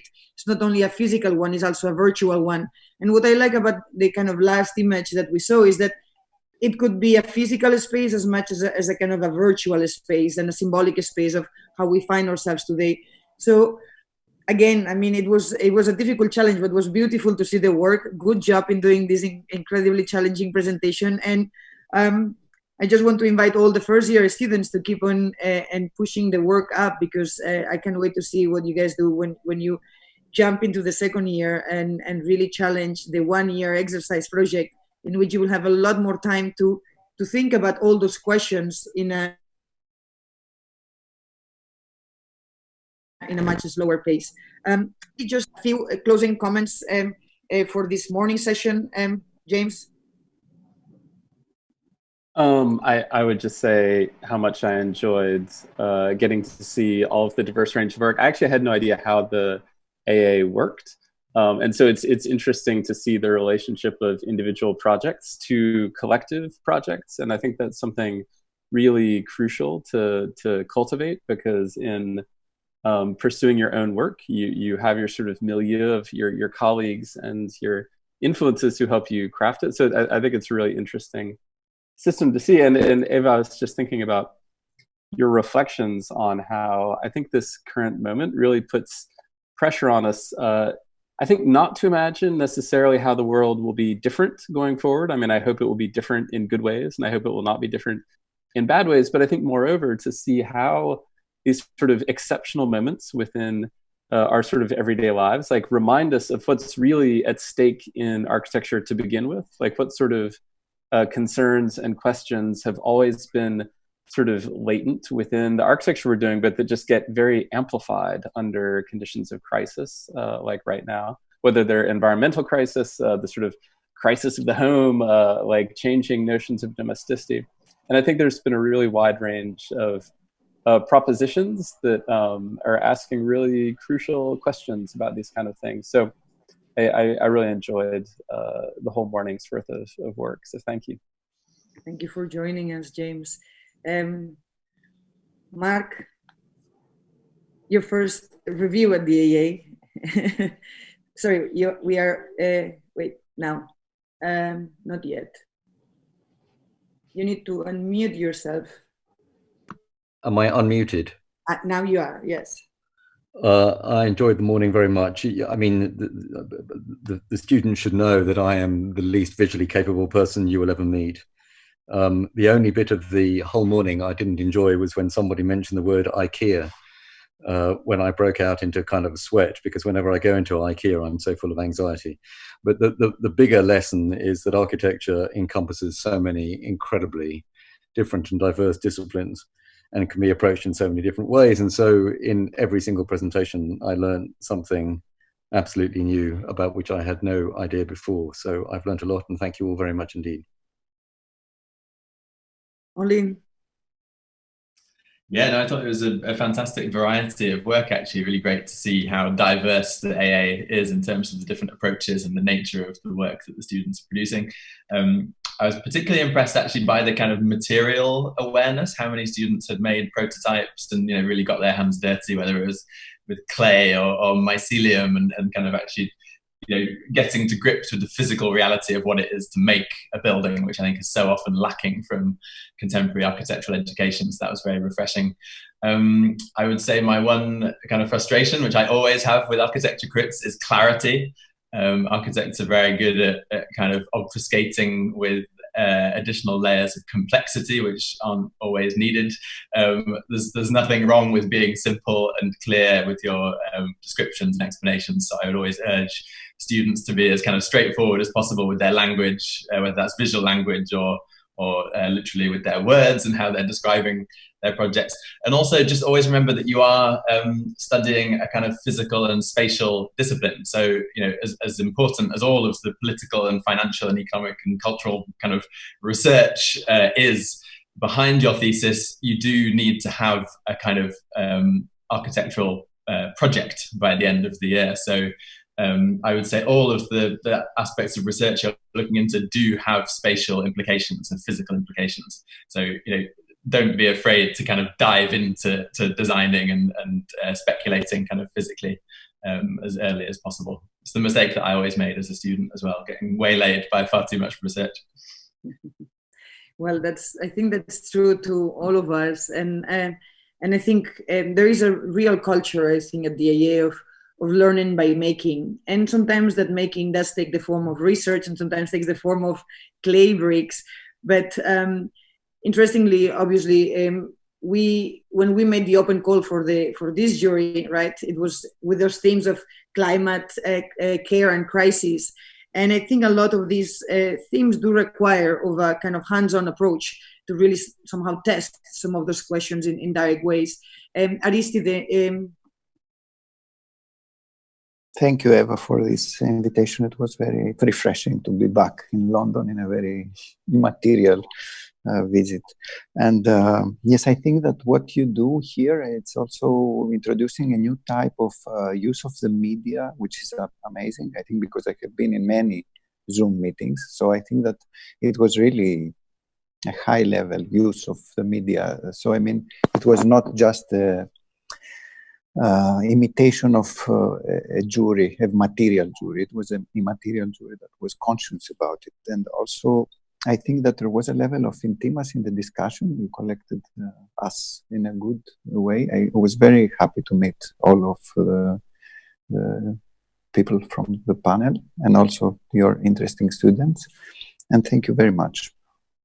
Okay, well, it has been my literally first AA jury in this medium, but I want to thank everyone for taking the time. I know how difficult it is to find focus these days, but for us, it's very useful to bring the school together, to bring all these different programs that sometimes they don't see each other, and to hear voices as disparate as yours, reflecting about some of these issues from your own forms of expertise and knowledge. And well, we will continue back at 2 p.m. if any of you wants to continue and join us with a different set of projects and agendas. And I do hope I will see you all soon at the AA, but I'm also very happy to see you through the screen. So thanks to all the students and all the tutors that have helped them. Let's have lunch. See you in an hour.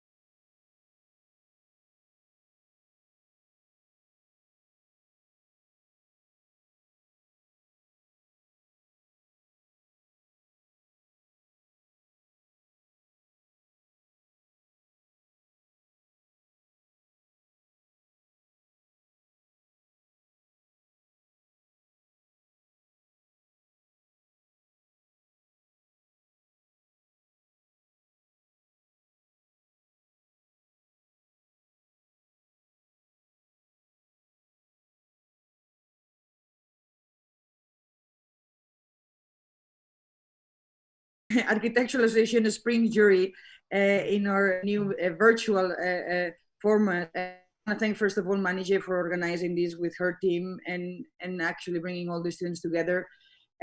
We are going to have a group of panelists or jurors this afternoon that come from very different fields and actually geographies and forms of practice and action.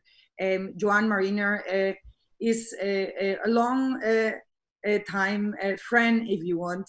Joan is someone who I've known for many years, but she's the acting director of Amnesty International's Crisis Response Program and a live member of the Council of Foreign Relations.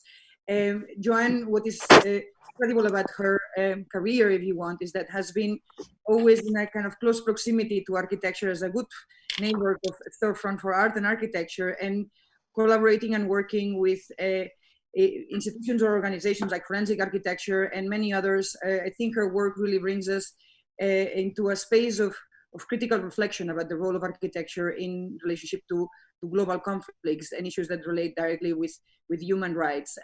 Joan, this term, is also one of the teachers giving one of the speculative seminars specifically on issues of human rights. So thank you, Joan, for being here and joining us.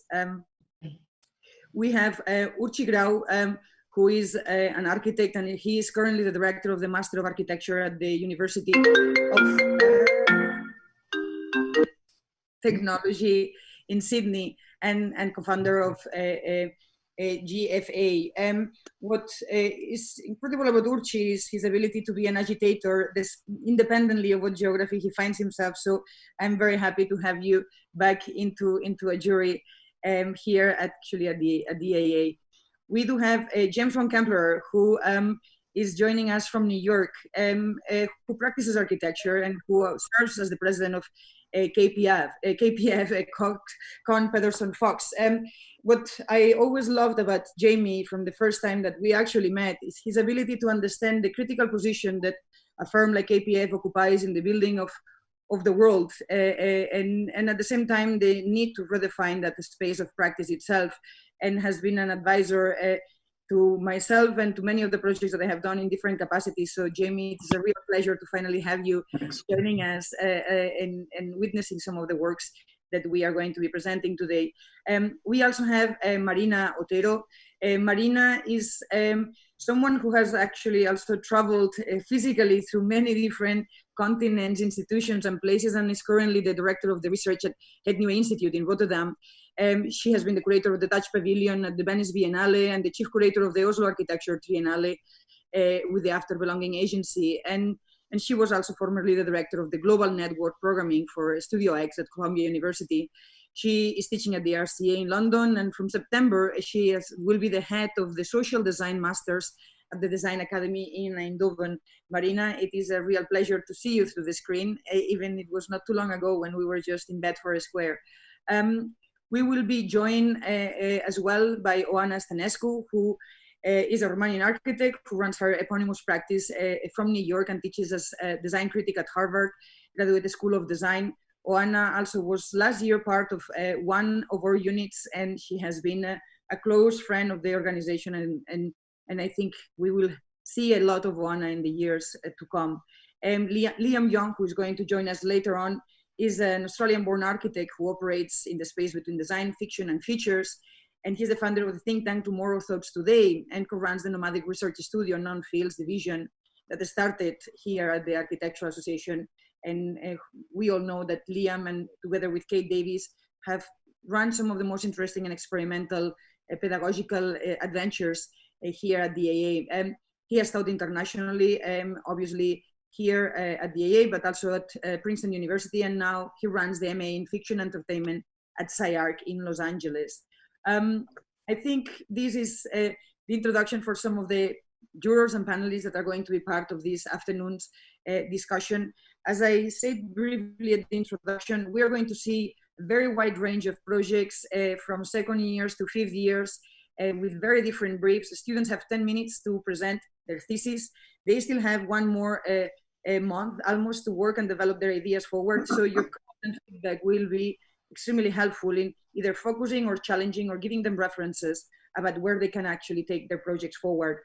So I will ask everyone to be very succinct and very sharp. We have around 20 minutes per project. So if everyone can somehow put their thoughts or questions in 2-minute statements, and of course, if we actually want the students to elaborate on that, we definitely should ask that. But this is a format that we have been testing, and we hope that it is agile, that keeps us in our toes, and that allows us to really get some new ideas about where architecture is going. This will, the students here at the AA are challenged to do. From Toma 3, run by Cristina and Merve.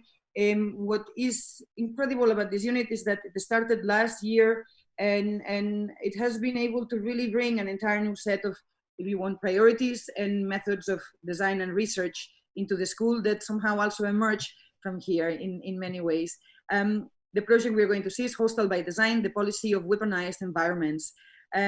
Jane, are you here? Hello, hi. Go ahead. Okay, I'm just going to share my screen.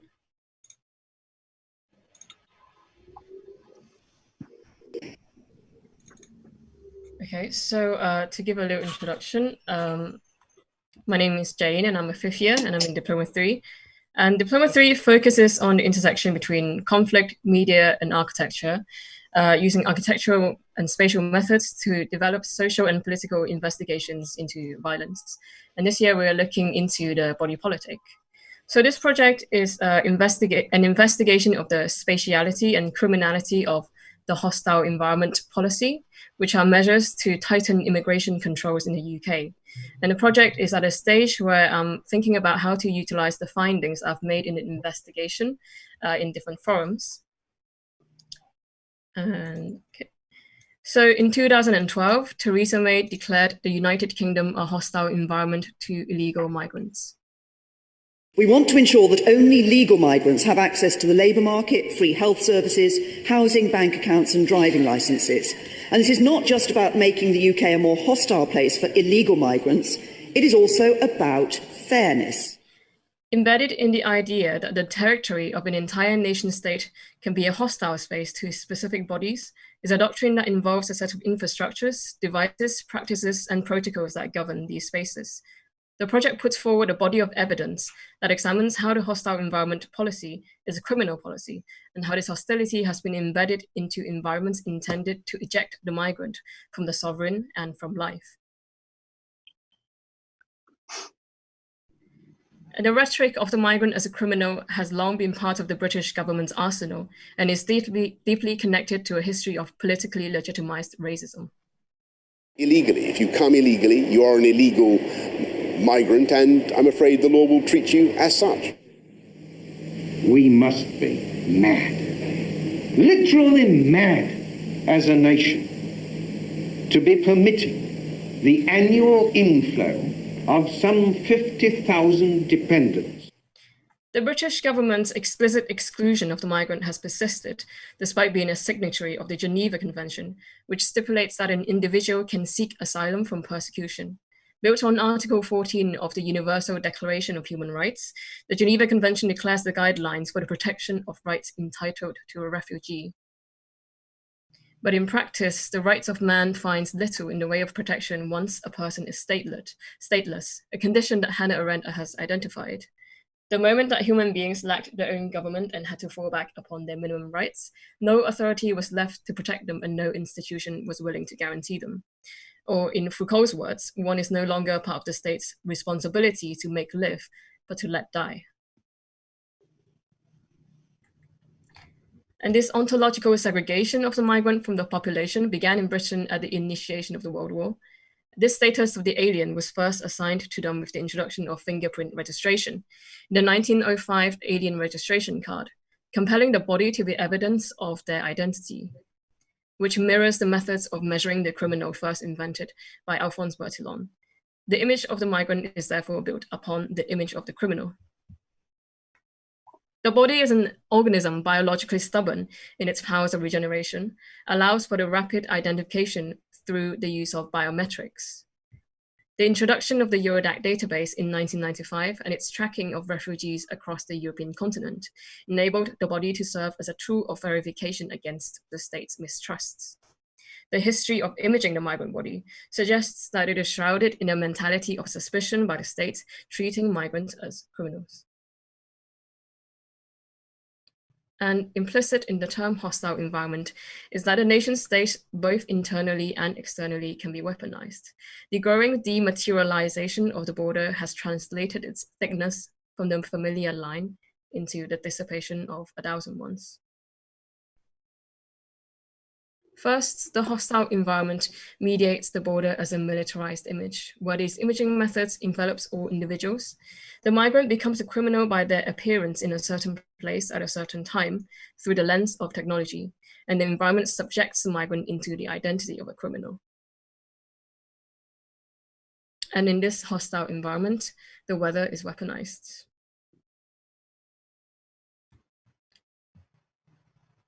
On January 21st this year, for the first time, a migrant boat carrying 14 passengers set off from the coast of Belgium away from the hotspots of crossings on the French coasts.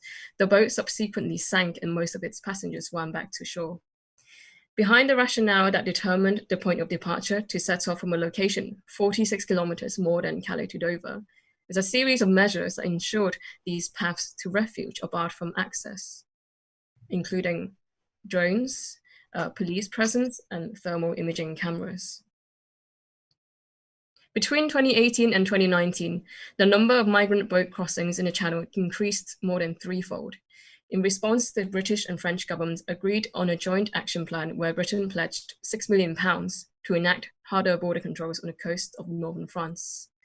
By refusing the possibility of a passage, the weather of the ocean becomes a space of hyper-vulnerability. In an inflatable dinghy traveling at 30 knots an hour, one could cross the Channel in less than an hour. However, the loss of body heat at sea occurs at a rate much faster than the journey, and this risk elevates the longer one spends time on the ocean. An adult male who travels across the Channel in the same conditions as January 21st would succumb to moderate hypothermia in 28 minutes and severe hypothermia in 63 minutes. The jurisdictional ambiguity of the ocean as an environment allows incidents to be seen outside of sovereign power, therefore enabling the precarity of death to be the responsibility of geographical power alone. By delegating the sea's prowess as its own immigration control, the risk of death facilitates exclusion. And this violence takes on a different form in the space of the ports through the limitation of choice. On the 23rd of October at 4 p.m, a refrigerated lorry set off from the port of Zeebrugge in Belgium, boarding a roll-on, roll-off ferry towards Essex. In the back of the lorry were 39 Vietnamese nationals, measuring roughly 13 meters by 2.5 by 2.7. Within 2 hours of its journey, the exchange of oxygen into carbon dioxide in an airtight volume increased CO2 to 2.5%, and the body begins to experience the shortness of breath when it exerts itself. As the lorry travels over the English Channel, a woman in Vietnam receives a text from her daughter saying that she cannot breathe and that her trip to the UK has failed. At 12:30 a.m, the lorry arrives in Essex. The volume of the truck filled with a toxic amount of CO2, enough to poison an individual to death within a few minutes. To bypass the one mandatory check in Zeebrugge, which involves passive medium wave detectors producing an image based on readings of temperature, the environment of the container was refrigerated and therefore airtight. In comparison, the Port of Calais requires several checks, including heartbeat monitors, body detection dogs, and CO2 probes. These so-called preventative measures increase the risks faced by the migrants at the hands of smugglers or traffickers. Whether by land or by sea, the matter of choice becomes a debate between routes of least resistance, and often that means a route of more risks. And this dematerialized border permeates into the fabric of everyday life in the city. The Immigration Acts 2014 and 2016 obligated landlords, doctors, employers, and bankers to check the immigration status of each applicant, effectively barring them from accessing housing, healthcare, employment, and other essentials. It is an intentional strategy of withholding resources one needs to survive to plunge an individual into a state of precarity. And the effects of being pushed outside of the administration of life can be fully felt in the migrant camps of Calais, now a satellite city of the border regime. As I enter the camp, I am greeted by a man from Gambia who takes me around the site. We found some sitting on small boulders huddled around a campfire. One of the men told me that he hadn't been able to get work nearby because he has no papers and doesn't speak French. One showed me to his tent deeper in the woods. Inside is a single mattress, along with blankets, a water jug, and various plastic bags. I asked him about the jug. So do you buy water at the stores or? No, rain. Just the rain? Yeah. A man from Afghanistan told me about what he did before he came here. There, my job was with not soldier. There, my work, but their security situation was too much difficult.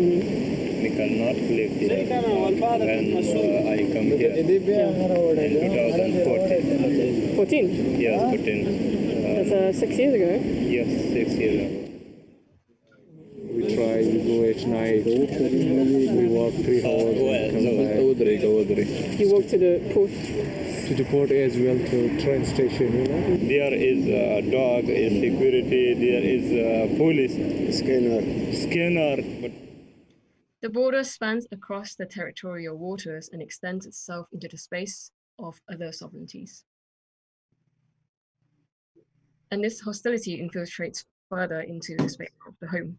First, the privatization of housing contracts to accommodate asylum seekers has produced a situation where this responsibility is disproportionately displaced onto councils that are more impoverished and often puts the refugee away from community and into isolation. Inside the home, hundreds of asylum seekers have been forced into proximity despite the COVID-19 crisis.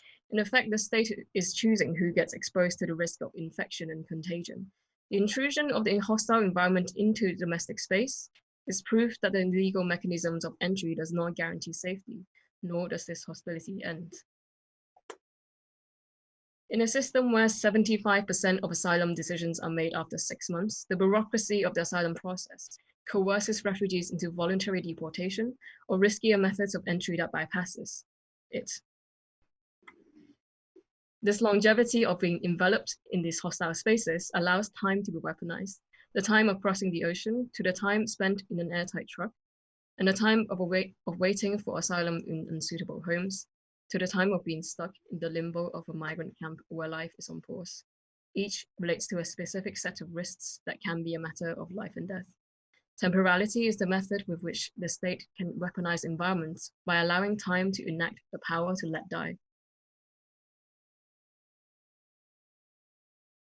And a hostile environment is itself a political infrastructure and a culture that cannot be singularly eradicated with an ultimate solution. The labor of restructuring the body politic has always been a consistent, extensive, and complex undertaking. Just as the state totalizes a territory into hostility, countering this environment requires an action plan that attacks multiple pressure points simultaneously to move towards undoing the border. To infiltrate the space of policymaking, it disseminates knowledge inside cultural spaces and develops mass political conscientization. It organizes acts of civil disobedience by doctors, teachers, or others being asked to participate in the socialization of the border. And it transforms existing mutual aid infrastructure so that migrant groups are embedded into their networks of duty and care. And the project against the hostile environment takes many forms, as it already does. But what is needed is a wide-reaching and coordinated strategy that brings together fragmented groups within this movement to confront these policies on all fronts and to hold accountable these criminal violations of human rights. So I would like to end by asking, what can we do to advance the migration movement and what kind of tactics should be deployed? Thank you.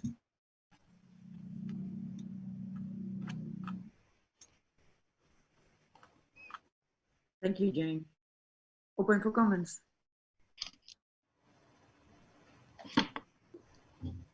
I mean, I can go.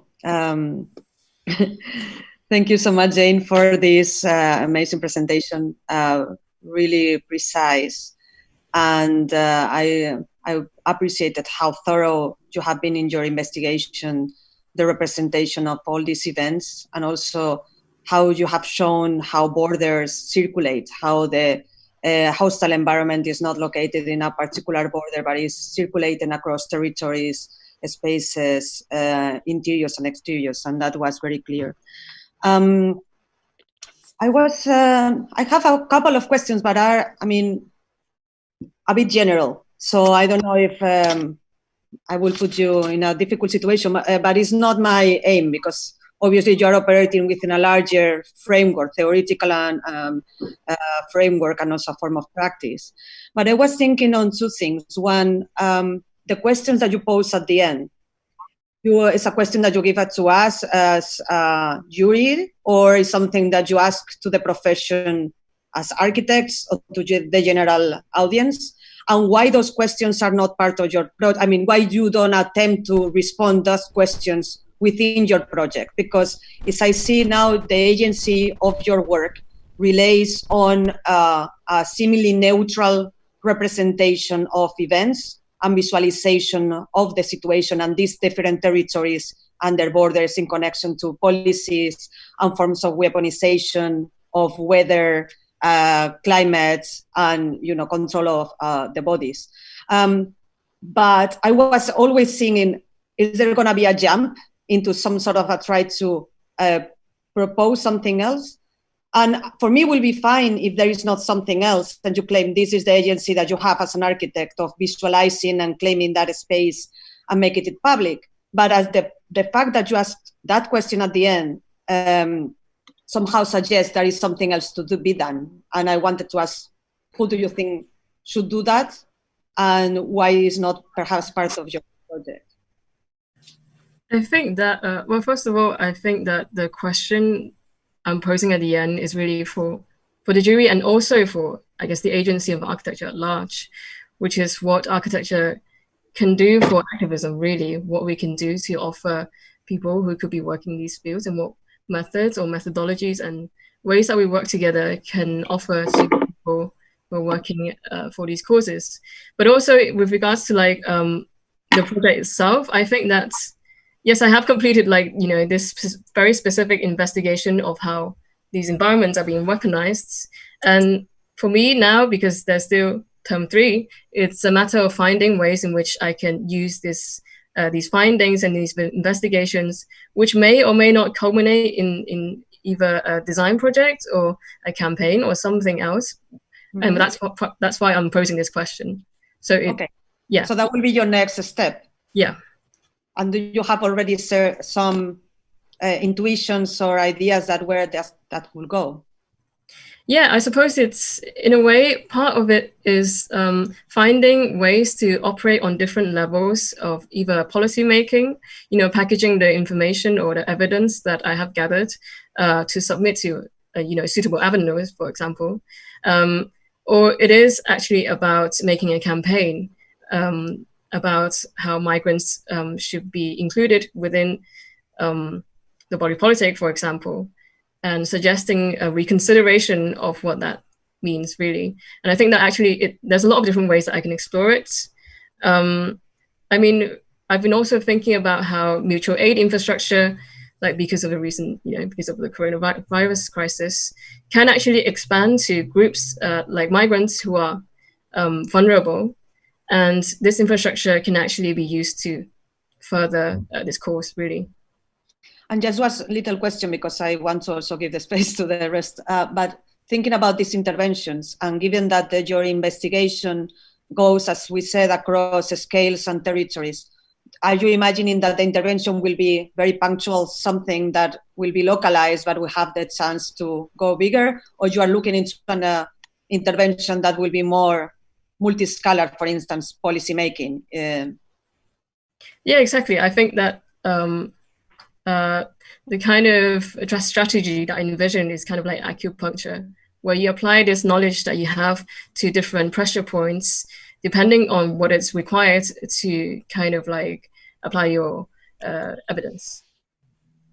Thank you. If I follow from Marina for a second, and thank you. It was a very stirring presentation for all of us, I think, and the magnitude of the issues, amazing and chilling.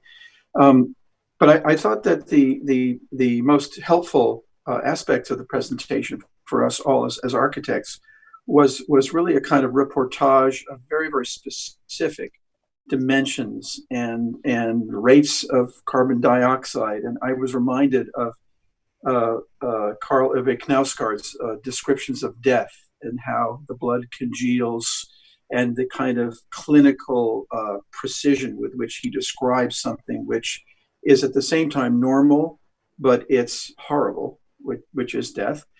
But I think, you know, you mentioned in your lead up Hannah Arendt, who is a revolutionary thinker even today, you know, many decades after her death. And one's reminded of the idea of the banality of evil, which was sort of the tagline for some of her writings about Nazi Germany. And I think that one of the useful aspects of what you're starting and what you could continue is to, as I mentioned before, to measure, to document, to make graphically really evident, real, and present in our minds the trucks of Vietnamese coming across the channel, or the chambers in which Central Americans are suffocating coming across the U.S. border, or something I've been dealing with indirectly in my work in Singapore, the dormitories of guest workers, where 90% of the COVID cases in Singapore and many in the Middle East are people who are they are kind of sentenced to this situation. So the degree that architecture or architectural investigation and documentation can bring to light the banality of evil of these situations, where these are one could say extraordinary, horrible sentences to death, but they're sadly quite ordinary for many, many people. The figures that the average refugee camp stay, which is another topic that maybe you can take on, the planning and the architecture and the human dynamic of the refugee camp. The average stay is 17 years, average stay. We have 25 million people worldwide who are refugees and 70 million displaced people. So it is not an exotic kind of pathology that exists only in some strange corner. And I think, that kind of drawing of our attention in a kind of rhetorical way to make us aware of what these situations are, and maybe to see them not just as all or nothing, not just nice flats in London versus people dying in trucks, but what about the in-between areas? What about those who aren't suffocating but they're underserved, whether they are seen as aliens or they're disadvantaged because they've challenged some idea of national borders, but the packing together of people. So whether it has to do with world migrations that came about because of politics, or these days perhaps of climate, or issues of pandemic now, looking at this world of a kind of the pathology of under architecture, of under providing for those. I think is really fascinating. It's very important, but would require you and your colleagues to go such a gigantic field. And you've chosen to be granular at the outset, which I think is good. Just really focus, and that's why I mentioned Knausgaard. Focus. He writes 5,000 pages about one day. Well, you've focused your views on one perhaps place after you come over from Calais to the British border. But I think being very specific about this research, and then maybe on the bright side there are proposals one could say to the Singaporean government. Don't put the people who build your beautiful glittering town, city, don't put them in these dorms where there are 20 people to a room. What about and lead the way into something that's more humane? Yeah, sorry, should I? Yeah, go ahead. Sorry. We should, Jane, keep it concise, but I mean that was a really big challenge as well to respond to all those issues. Go ahead. Yeah, I think the case in Singapore actually illustrates there was a little bit in my presentation about how asylum housing or asylum accommodation in the UK is facing a similar challenge on a smaller scale. Admittedly, it's more like maybe like hundreds. But it still means that people are forced into proximity, and the architecture is being weaponized. So, but yeah, go ahead. I have 2 comments just to try to be as precise as possible. The first one relates with the stability of the UK in all your representations. You started with a kind of clear statement that the border states are kind of diffuse, exploded, distributed, but still your presentation tends to kind of focus it on line of the outside that is extended all the way to Calais, but no further. And I think there is kind of enough documentation that the kind of the distribution of the border expands both inwards but outwards a lot of just going probably to the borders of the European Union until a few years ago, but still functioning this way. I think there's enough evidence in the media and movies like In This World by Winterbottom or in Years by Years, in which the kind of complex network of relationships that articulate those kind of weaponized spaces moves further away from the what it was the traditional border state. And I wonder if your investigation will also have to kind of map some of these further things and not stop in the camps in the other side of the channel in France, but actually understand that those camps are actually constructed through a long path that distributes all around the world. That's my first one. My second one is relating, I think, for me, the most important moment of your presentation, because your presentation about the kind of the status of this massive apparatus of the state to actually control these things, in a way, was great because it kind of was really clear, but also there are a lot of things that are quite unfamiliar with. But then you had a moment in which you make a diagnosis in the way how to deal with it, right? Like and you diagnose the kind of different efforts as they have an issue that they're too fragmentary and they need to be coordinated or something like that. I don't know exactly what the word you use, and I would like to stop there because I think it's key, because you kind of, in a way, you are implying that an apparatus equivalent to the one of the state is required to be articulated to actually fight face to face. I have my doubts about that, but also I have my doubts about chirurgical intervention and puntual things. And when you were talking about, I couldn't stop thinking about Paul Preciado's description of his return to Lesbos in an apartment in Uranus, when he talks about going back to Lesbos not as a radical feminist, but actually someone that takes care of the bodies of the kind of the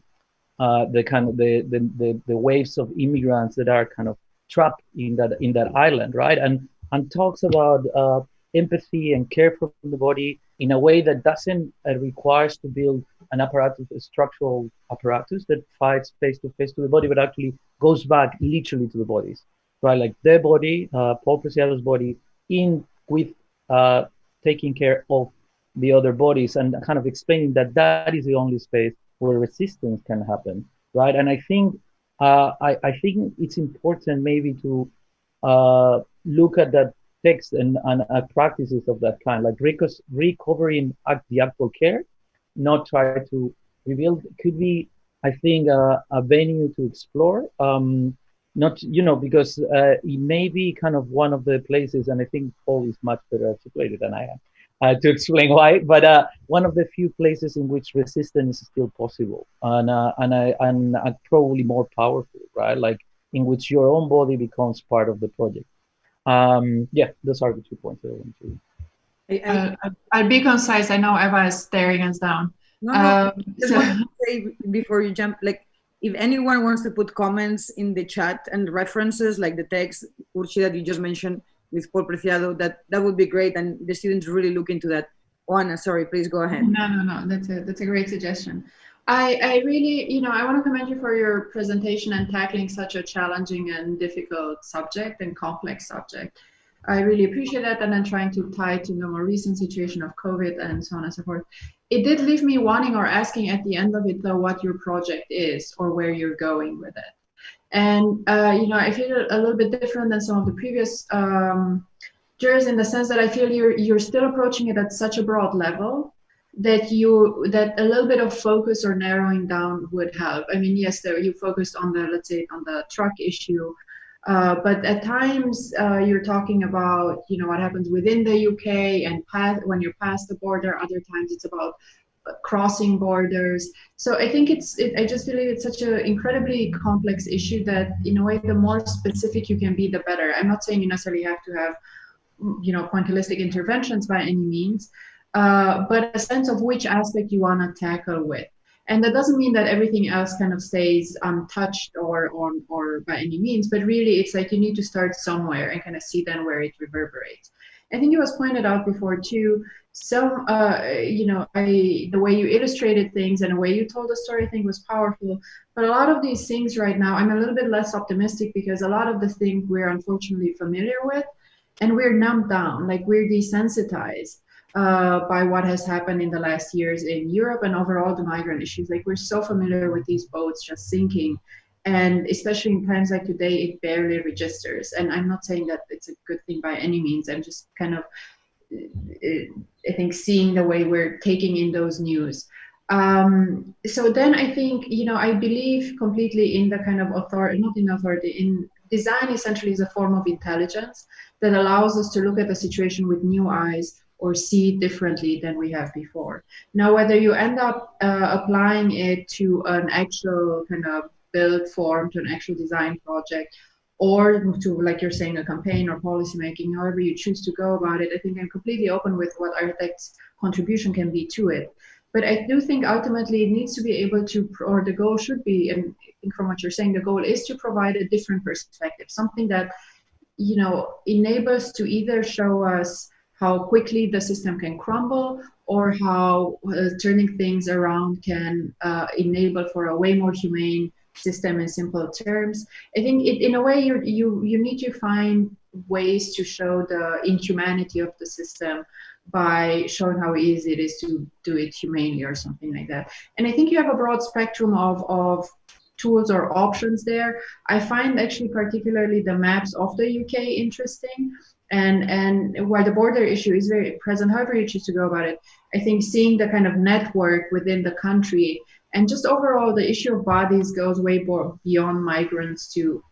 But there's different levels of kind of both segregation and that happens within a country, right? And any migrant has felt the kind of challenges that happens, from the everyday to housing to healthcare to so on and so forth. So you have a broad spectrum there of tools, and they manifest themselves in different ways. From the way building embassies look, from the way housing for immigrants look, from the way camps looks, from the way border crossing looks. Design is an active participant in all these things. So all I'm trying to say is I think you can embrace the specificity or the kind of just the tools of architecture in order to tackle that, because ultimately that's where our agency as architects lie. And I recommend looking into the work of Malkit Shoshan. I put a link down, FAST, Foundation for Achieving Seamless Territory. So she did a lot of work in Israel and on the Gaza Strip, and basically deploying architectural tools like architectural competitions or exhibitions or things like that to turn the system around and kind of find solutions for the people there. Or she's working deeply with the UN and kind of tackling some of the work the UN does. So I think it can be a good reference point. And then just my very last thing is, you talk about bodies and you talk about migrants. There is something in the way you're representing them in the kind of generic wide form. There is something that I think takes the agency individual away, and they do become a generic body. Like I feel you're reinforcing the language of the generic body. And I think that's also just a question of how intentional that is, or does that serve the purpose, or does it just reinforce the same language around bodies? If I could just come in briefly, I'll also try to be brief. I thought it was really effective actually as a package. I liked how it brought together all of the different elements of this policy. And I thought, it was interesting the focus on the UK, but obviously it may be the UK that explicitly uses this language of hostile environment, but the approach that this language reflects is obviously, shared by Western countries across the globe, and very much my own, especially under the current administration. So I thought the project was especially effective in kind of mapping how this policy works across different points of reference, measuring and explaining how it functions in terms of weaponizing geography, weather, time, legal tools. And sort of ironically, it even sort of struck me a presentation like this might not be entirely different from how government officials would present these measures, but of course they would be bragging about how effective they are, whereas you're, decrying it. But I think, you do really emphasize that this is a very thought out package, and I thought it was quite effective in doing that. I also really liked how it brought out what I think is one of the most insidious aspects of this policy, which is the way in which immigration enforcement has crept into public services in the UK. So, you emphasized housing, but it's obviously much broader than that. It's the police, it's the NHS, and it really is putting people's lives at risk. I liked how you mentioned COVID. I thought you might want to even bring that out even more, because, you emphasize the threat that COVID and sort of the policies, these immigration policies, which exacerbates COVID, pose to immigrants' lives. But of course, it poses a real threat. These policies pose a real threat to society more broadly, because if COVID has shown anything, it's shown that we are in fact part of the same community. And to prevent the spread of infectious disease means you need to protect every member of that community. And one of the other commentators mentioned, Singapore and migrant housing there. That is one of the ways in which Singapore's policy of fighting COVID has really fallen. And we're seeing the same thing in the UK. But yeah, I thought it was really good, and I really appreciated it. I think, Jane, the comments from Marina to Jamie to Urchi to Oana to Joan, they somehow are obviously at awe at the kind of work precision and ability that you have to present this problem. And I think you know that. And I think you're also trying to figure out what's next. And as you obviously see, we don't have the answer, right? And I think sometimes we remain in the fence of actually taking the risk to sometimes be simplistic or to reduce a problem or to be naive. But I think it's really truly essential to try to identify what other spaces of action as architects we can produce. And I think to try to venture into those new spaces of action is something that you don't necessarily need to present at the end. You could actually just present this at the end of the year and it would be fine. But I do hope that you risk and that you try and you test some new ideas. So with that said, I'm going to let Manije keep on moderating, and we are going to invite our next student. Thank you. Thanks, Jane. So the next student on the schedule, Isabel Dumais, was unable to present because of some issues that have arisen. But the student that will be presenting is the following student, Dalal Itani from Diploma 6. Hi. So if you want to start whenever you're ready. Yeah, I'm just sharing my screen. Is it up there? Yes. Okay. Hi, so I'm Dalal, and I'm a fourth-year student with Diploma 6. And this year the brief is entitled Deep Adaptation. It's after a text by James Bendel with the same title. And so we began the year as a unit, having read the text, doing some group research for a couple of weeks, in order to familiarize ourselves with all the issues, being from a materials and construction point of view, or an economic or socio-political aspect. And this initial part of the year helped us kind of lay the groundwork for our own arguments. And so I'll begin by kind of explaining my project through this initial period of research, and then the construction of my argument on deep adaptation. And so my proposal I'm specifically interested at looking at how we can start to protect our landscapes by a change in attitude and a collective effort of caretaking and gardening. In the beginning of the year, I was starting to see at how our linear mode of consumption was extremely careless, and we were very used to it and kind of unaware. And as a result, ecosystems and various species are collapsing at a very high rate. And so I started to look at deep adaptation from the point of view of the landscape instead of us as human beings. So how can we equip species and microclimates to survive the upcoming challenges and the upcoming changes? And I organized this act of caretaking in 3 categories: preservation, care, and experimentation, which I'll go on to explain more in detail in a bit. But I initially kind of took a step back and wanted to see how we organize our microclimates in the world today. And so climatic regions are kind of a very good representation of what might be happening in one place, but that can also affect many other locations at the same time, because of it being a series of compatible forms of life and environments.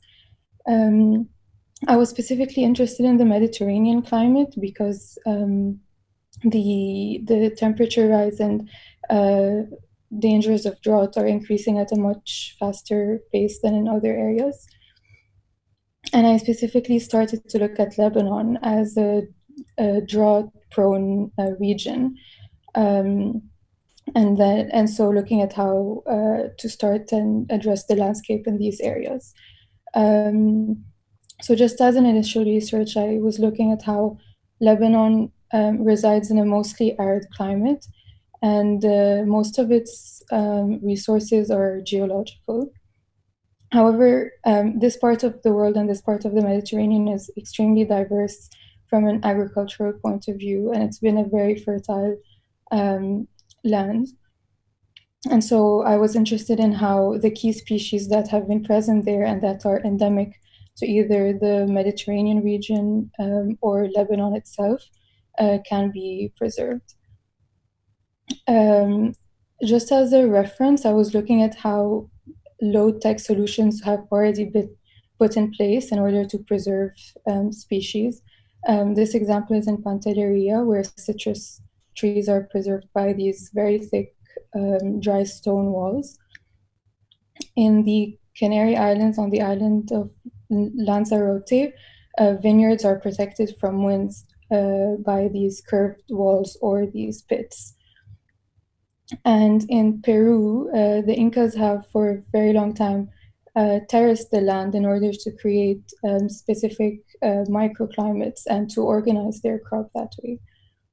And from all of my research, I came to see that we have to address these species and these landscapes as one cohesive ecosystem. And that's where I started to look at permaculture and the notion of having all the elements work together and kind of designing it in order to work that way and be sustainable in that sense. And as a starting point, I chose 3 key species of the area. And I began to study what the perfect or what the required conditions for each one would be. The olive tree, for example, is extremely low maintenance and very endemic to the climate. So the type of enclosure it would need would only be an indicative or a terrace-like enclosure, while some species of stone fruit, such as the apricot tree, would need gapped walls to create ventilation and increase moisture. And pomegranate trees, as well as citrus trees, would require thick, dense, dry stone walls to trap moisture in. And in each case, I looked at what different species are also necessary in order to create this microclimate and have it self-sustain. In a series of 3 maquettes, I started to kind of photograph these enclosures and these gardens, and I really wanted to, and I really started to see how these enclosures are really acting as filters on the garden and are really helping to create a very specific microclimate and ecosystem within itself. And I wanted to push this further and see how this could allow us to repopulate the landscape and inhabit it in a way where a change in attitude also changes the way we conduct day-to-day life and day-to-day agriculture. And that led me to start to see whether we can transfer the vocabulary of the garden, usually associated with very confined spaces, to an entire landscape. And if by doing that, we can then also be looking at the entire climatic zone. As a case study, I chose an agricultural valley in Lebanon called the Bisri Valley. It's a quite narrow but long area with a river running through it. And the variety of land use there is quite diverse, from woodlands and preserved areas to productive areas of agriculture and fruit orchards. And the architecture that's already there is quite basic and simply catering to the agricultural's day-to-day life.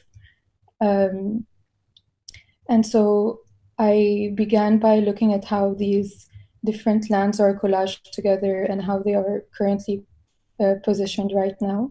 And I started to speculate on how in a few generations' time we could have rearranged the valley in a way so that by organizing it by topography, we can make it work. We can work together with the species in a much more efficient way, which is similar to the reference I mentioned earlier in Peru. I then went a bit more in detail and chose a fragment of the valley, which 400 by 500 meter fragment. And the conditions along the river are quite repetitive. So I was just interested in looking at how the land repartition is currently happening and how we could start to inhabit these gardens and what kind of spaces the caretakers will be needing, as well as the species. I started by mapping out the different activities, being either preservation of a species, caring for it, or experimentation with new types of species and new types of microclimates. And I wanted to see how these areas are more or less demanding per season. And as a result, the slide might take a second.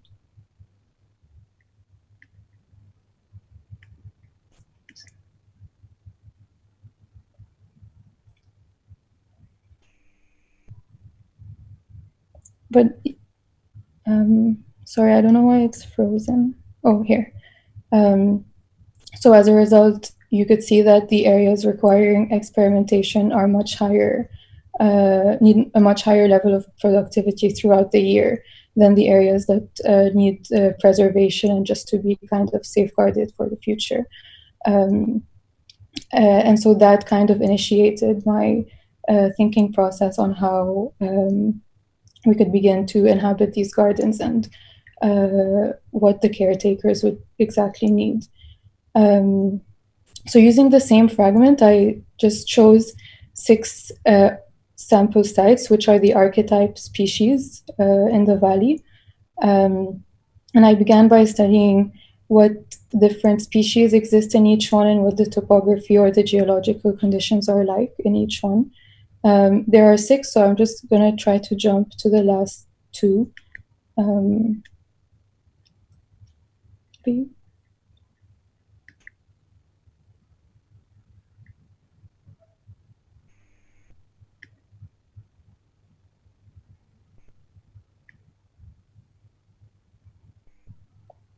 So this, for example, is the citrus field, and I started to see what the specific program of the household that would be necessary, as well as how this filter and this enclosure would play into the design of the house. Similarly, for the pine forest, I also started to detail the enclosure itself, the program, but also the variety of species that are coming into play, and how the program would change from season to season. And so for the first design I made so far, I've chosen to work with the olive garden, because it is quite a moderate place of activity between an experimental garden and preservation. And so the initial idea was to have the walls, the terraced walls of limestone dictate the space and the program of the house. And so I decided to have the program sit inside the pillars that are supporting the roof in an attempt to provide flexibility for the house. And in that sense, most of the walls are curtains that open up, and so from one season to the next, the occupation of the house changes and can accommodate the different levels of productivity that are necessary at each time. These are just some initial visualizations of how the wall and the house come together, with this showing how the walls would also open up from the cold season to the warm season. As of right now, for the design, I still want to develop the roof. I think it has a lot of potential in a way to be this platform that hovers over the garden and that creates a new type of experience between the resident and the caretaker of the garden and the garden itself and the land itself. So that's what I will be working on next. I also really want to be able to conclude my project in a few weeks by addressing how this change of attitude gives the caretakers a certain power over their decision making and their productivity in the landscape, especially considering that in Lebanon the agricultural sector isn't very monitored, and there aren't a lot of legislature on how to conduct a collective business. And so, yeah, I'm starting to do some research on that, but I haven't been able to wrap up my project in that sense yet. But that's where I'm at for now.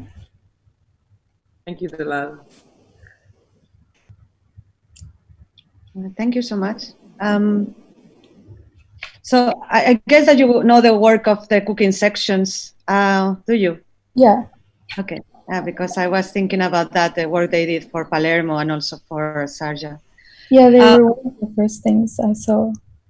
Good.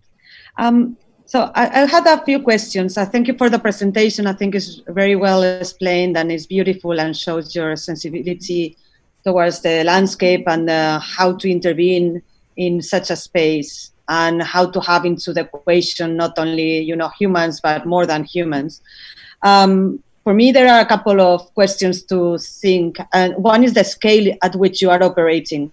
Because when you started to talk about your project, it seems to me there was like a larger attempt to kind of generate a different type of organization of the territory and protection of different species and the environment in general.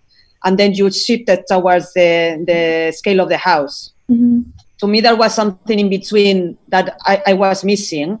And then you refer to forms of collectivity. So I guess that maybe there is something there to be explored in the next weeks about what brings together the landscape, the scale of the landscape and the territory, the scale of the house, and these notions of collectivity, and perhaps this network of caretakers that I was also curious about. Who is a caretaker? It's like just the farmers, or who we can consider a caretaker. I think it's also maybe a term that we can denaturalize and maybe bring it forward, because I think it will be very interesting to see who is taking care of whom and who actually is considered a caretaker. So the question of a scale to me also leads to the question of materiality, because, for instance, these enclosures made of material that you were showing, if you think about that being expanded in a larger scale, there is also involves a form of mobilization of material and even forms of extraction that are associated with that. So if it's just one house, obviously you can even like gather stones from the territory, but it's a form of occupation or transformation of the landscape. Suddenly comes together with a form of, you have to get that material from somewhere, where it is stone or other type of constructions that you were showing that were even like more, I don't know if it's like plastic or glass and so on. So there's these two things to me, materiality and scale, come together and bring also a question of identity, or, I don't know if it's aesthetics or monumentality. Like one house maybe is just one independent gesture in the territory, but if it's a system, again, that you want to think about the territory, then you are bringing a particular idea of the territory, monumentality, and aesthetics that has to be also considered. And I think those are the questions that for me are coming, and how actually the relation with these notions of enclosure to maintain the humidity and the conditions that you need the species to grow are also on the other hand creating a form of enclosure that in many ways through history we have seen how they have actually put at risk questions of the commons. If you think about the tragedy of the commons, was very much about vast fields of land that were actually enclosed. So many questions at the same time, but basically I think relation between individuality, collectivity, and how this type of a scale has an effect in also materiality, extraction, and property, I guess. I can jump in real quick. I actually was having similar sort of questions with regards to scale, but also when you brought up the caretaker in the home, I think it's telling in a way that you have this slide up right now, because I think a big question is for me there, who owns the land? Is this a public park? Is it a governmental thing? So it becomes almost like a national park, and you have your kind of hut where the caretaker is, and how one negotiates that. Because then it's optimistic in a way for the government to do that, and why would they do it, and so on and so forth. So how one creates this notion of the collective, how the collective meets, I think becomes quite important there.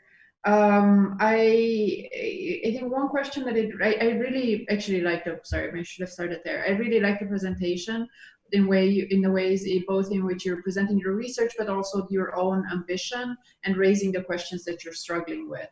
I think the idea of kind of thinking of the entire landscape as a garden is really potent. I will say I don't know enough about plants or that side of ecology to fully understand to a certain degree the impact that the caretaking on a landscape can take away the kind of, or affect the kind of just natural ecosystem. And I think there's a tipping point there between letting nature just be, or kind of encouraging nature to do its thing, versus just overbuilding and over controlling thing. And I think that tipping point to me is a fascinating or an interesting one. And I think in that sense it's really nice that you put Lebanon and not other place, because I feel countries like that or places like that have a lot of room to still explore things. Like if you fly over Europe, it's all completely kind of owned, subdivided, so on and so forth. You don't find much, like, let's say, wilderness or specific like open places, if there is wilderness to begin with.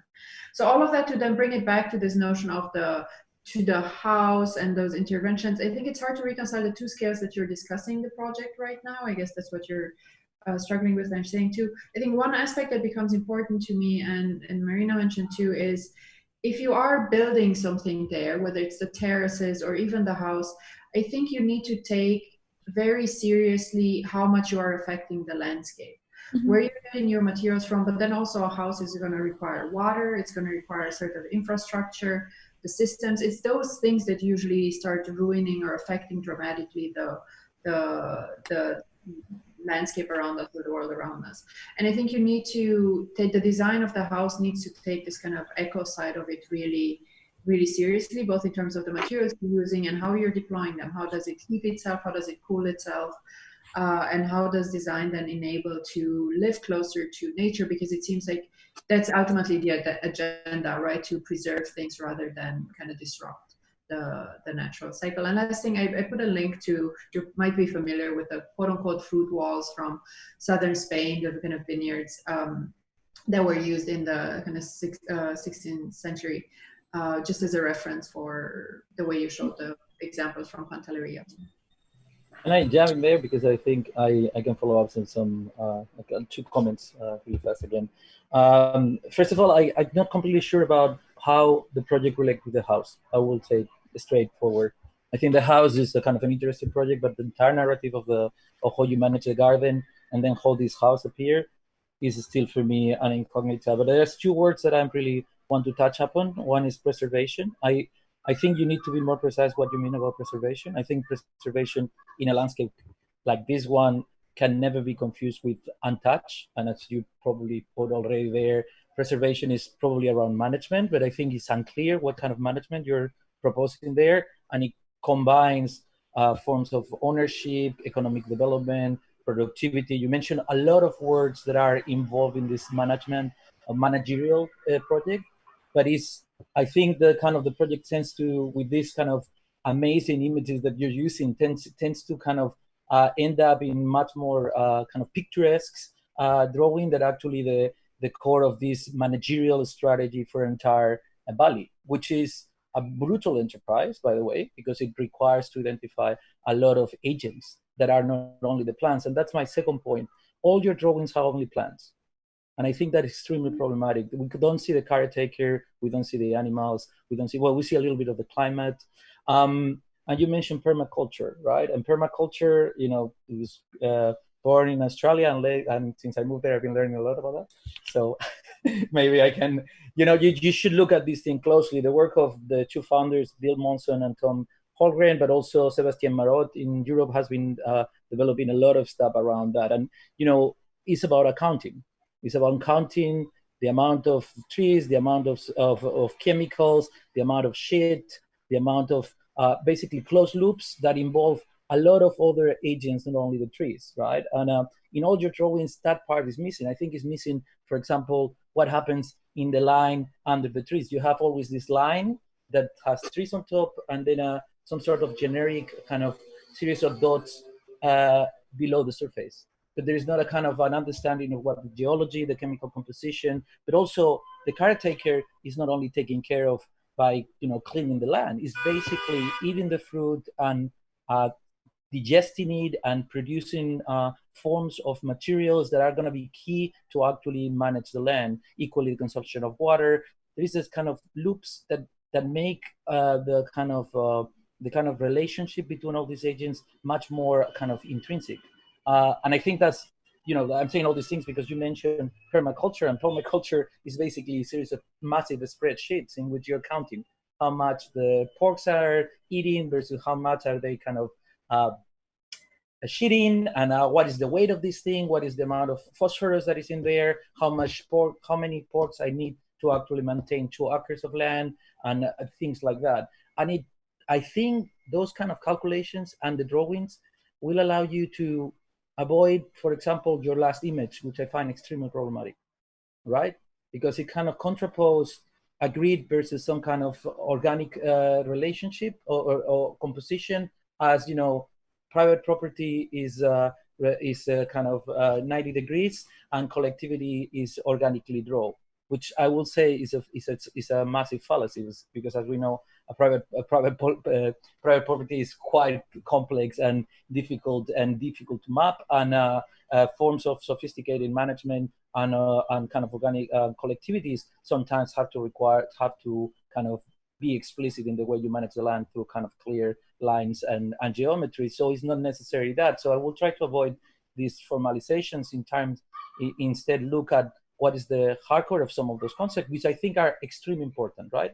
To actually be able to crack, for example, for the permaculture movement, one of the biggest questions is scale, right? If you look at one of the limits they haven't found, it's like they can calculate things at a certain scale, but when you, for example, talk about collectivity within kind of these feedback closed loops, you encounter that there's too much to manage, and then you have to have a lot of commitment from everybody involved, and it becomes really complicated. If you can claim actually that you can make a sort of closed loop at the scale of an entire valley, and the scale of a kind of a collective of this scale, if you can actually propose the tools or the ways to actually start thinking about that, you're going to break grounds to a level that, you know, people for years trying to be dealing with, right? But I think that requires start accounting the stones, accounting the chemicals, accounting the amount of water you drink, how much water a tree needs, how much water another kind of plant needs.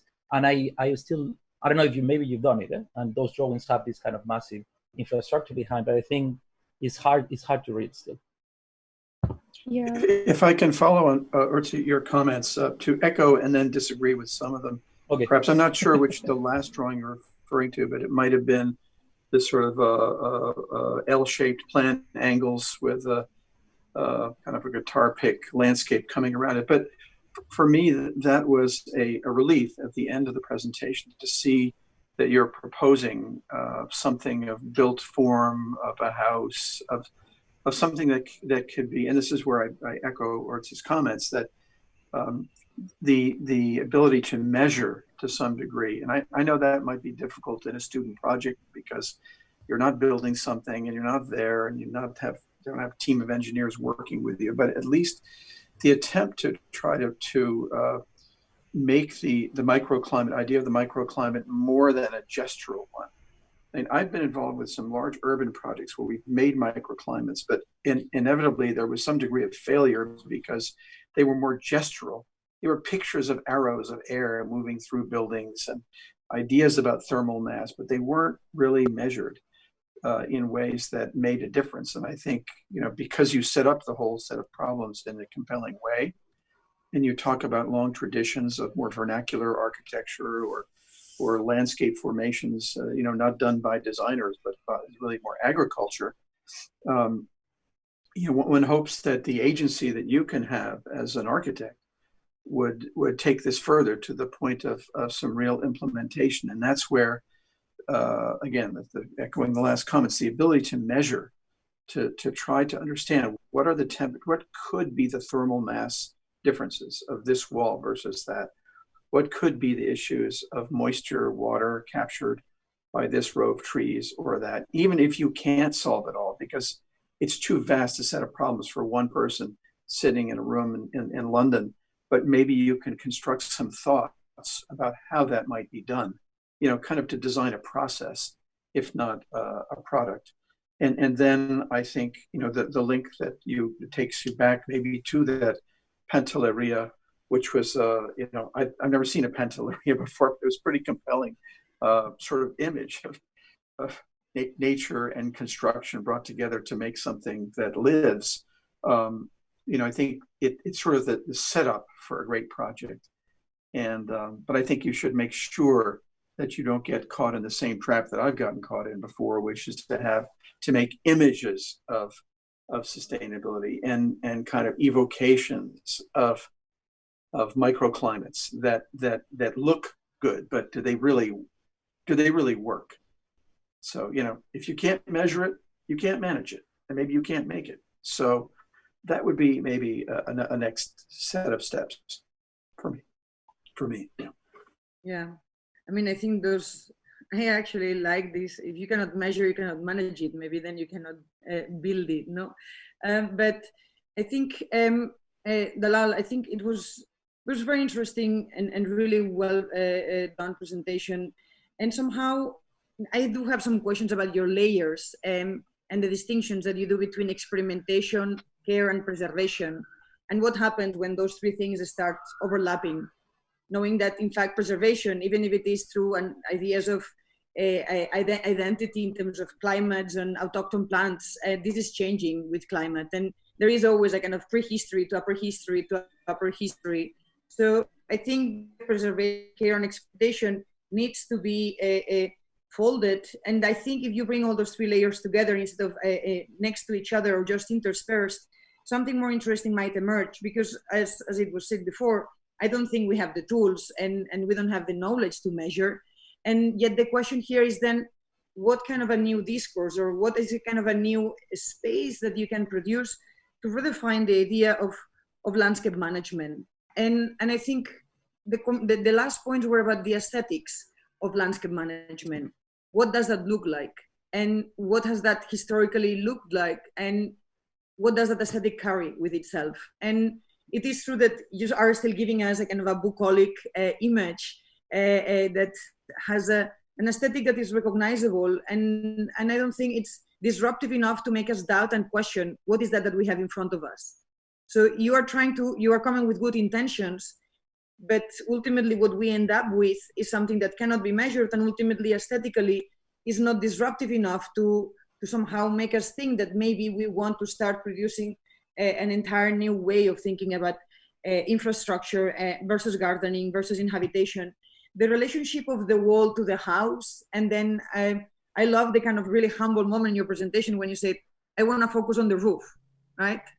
And I'm like, is it really the problem that you need to focus in this project to now look into the roof? Like, that's the kind of magical moment in which the architect says, and now let's talk about the doorknob, right? And so that everyone else forgets the entire scale of the real problem that you're dealing with.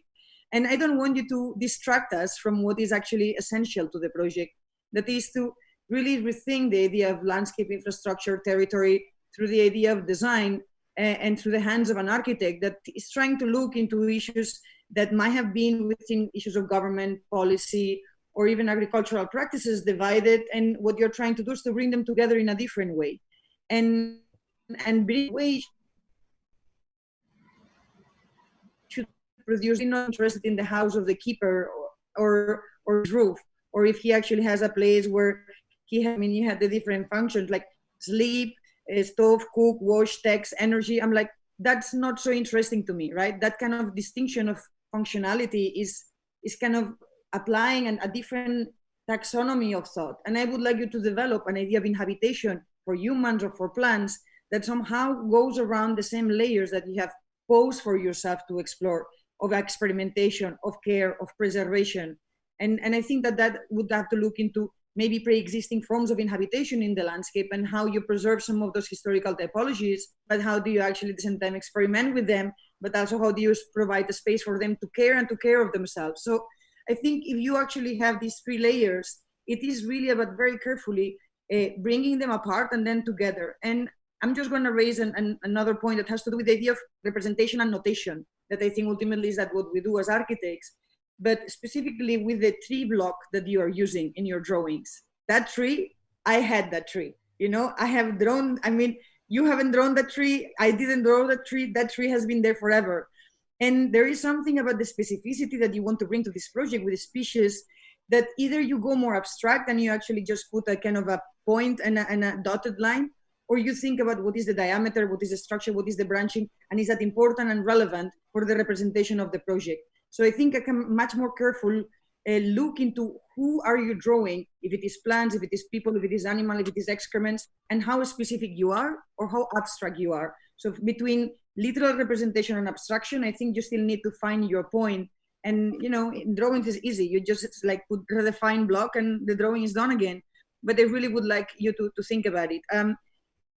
It was great. I hope that these comments help. No, it was really interesting. Thank you so much. Because, I mean, obviously, a lot of these issues I've been like wrestling with this whole year. And especially when working with like initially just starting by looking at the species and like starting to research permaculture, I had to kind of decide whether or not to keep going or to stop, because otherwise it would be kind of a science project. And I mean, it was just difficult for me as someone who had just, started to learn about all these things, to know how far to spend my time, really drowning in all the information versus having the urge to just get on and, start to think about how the space is going to be occupied. But I would say the house in the permaculture model is key, but then the connection to this to the entire management is the part that actually allows to discuss the rooftop, for example, right? The rooftop becomes intrinsic to the management, and in the house of Bill Mollison, the toilet is key. Because if you don't go enough to the toilet, your plants die. That's the problem, and it's a serious problem because you kind of become so intrinsic to the loop feedback, to the closed loop of the garden as a being, as one more of the agents, that then designing the toilet is key, because it's kind of the structure of the entire garden is around that piece, right? So I think that can also help you. And of course, as James has pointed out, there's a limit of how much you can get into the calculations of these things. But I think you need to attempt it, and I attempt it. And I think that could also give you clues in how to address the questions of the house that for me are key in this kind of projects, but still in the way their approaches remain superficial. So literally they're happening in the surface right now, right? Like in the drawings that actually tend to look at surfaces rather than actually the structural logic of these designs in the management. Very good. Well, Dalal, thank you so much. We actually had to schedule the break. One of our students couldn't join us, so we could take a nice break for 15 minutes and be back at 3:45, and everyone can just take some breath, make a coffee, and we see everyone in 15 minutes. Great. Thank you. Thanks.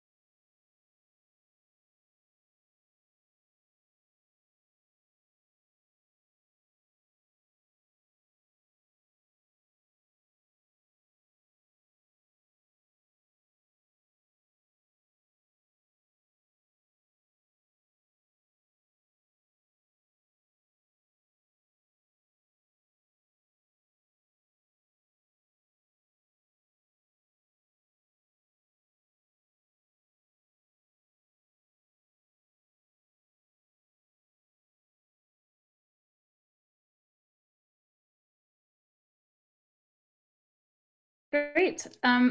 So we're going to continue with the afternoon session, and our next presenter is Noah from Diploma 4.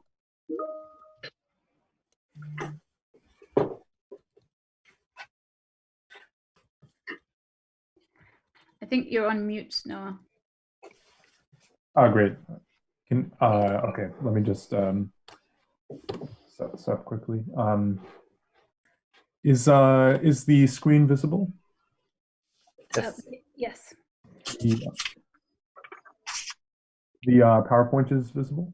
We can see your presenter view. Oh, my presenter view, not the. Oh, okay. Let me hold on. Sorry. How about now? Same. Still presenter view. Oh.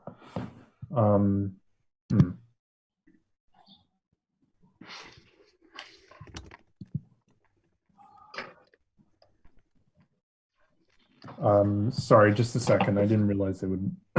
It usually is not switched like this.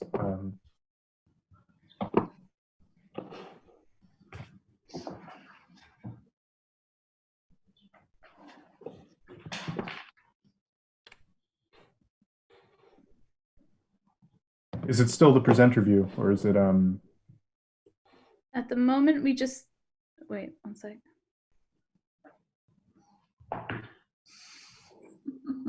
It just says slideshow in really pixelated letters. Sorry? I'm just seeing a black screen. Is that the first slide?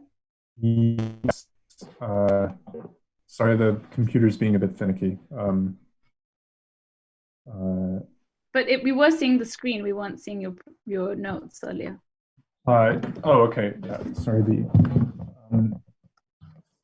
Technical. Yeah, I think it was working because we could see the little thing of the PowerPoint in the corner, the kind of magnifying glass and everything.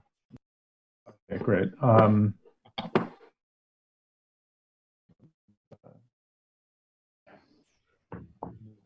Again.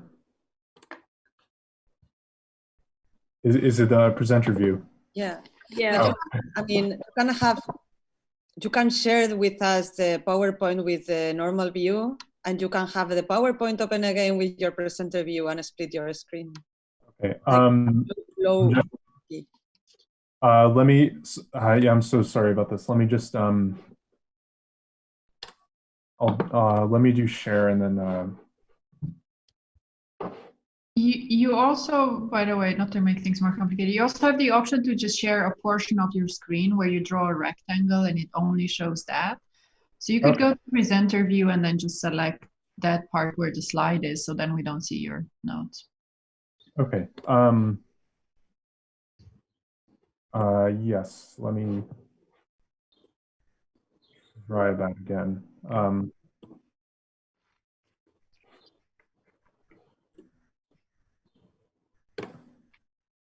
How about now? It's black, right? Presenter notes. It's still presenter notes. Yeah, but I think we're also fine with it too. So. Sorry? I don't mind seeing the presenter notes either. So. Okay. Does it help if you swap the screens? Because if you're seeing the black screen on your computer.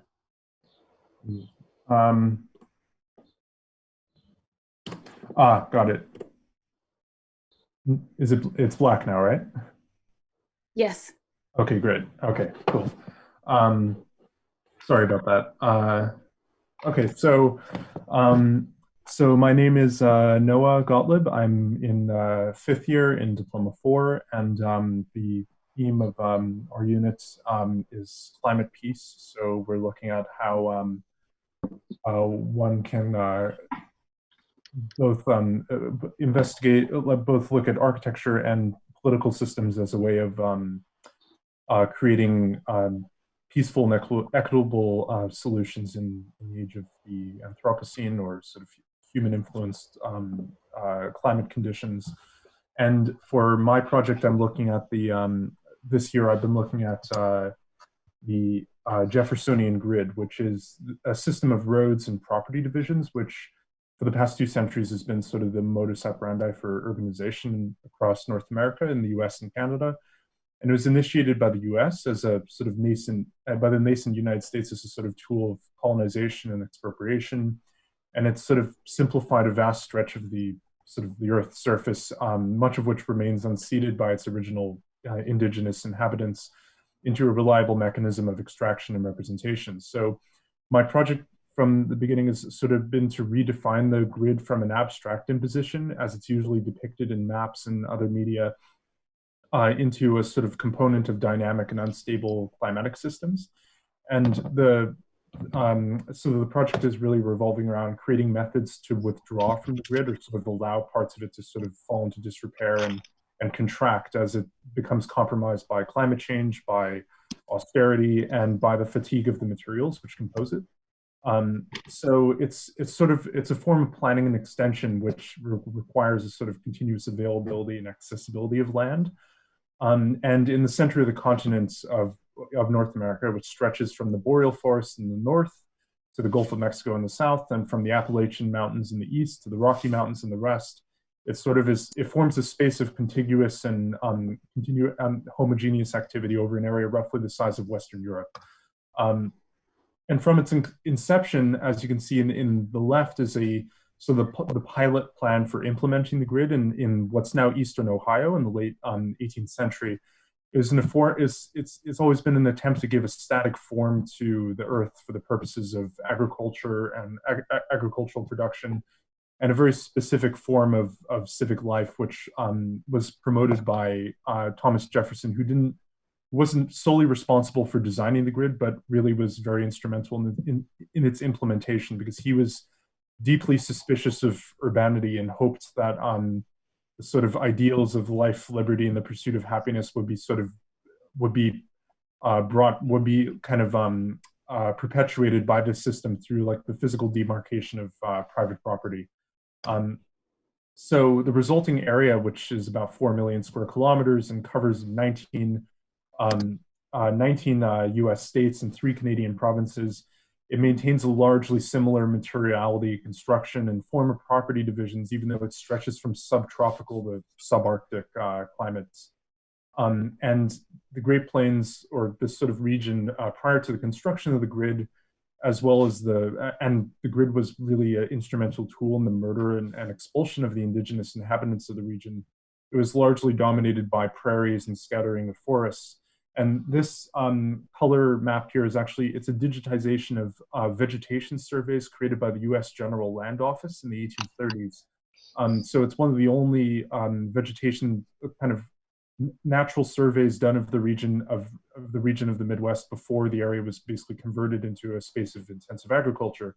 So that the sort of tan kind of yellow represents prairie, green represents forest, the smatterings of turquoise represents wetlands, and the few black squares are the earliest homesteads created by European settlers.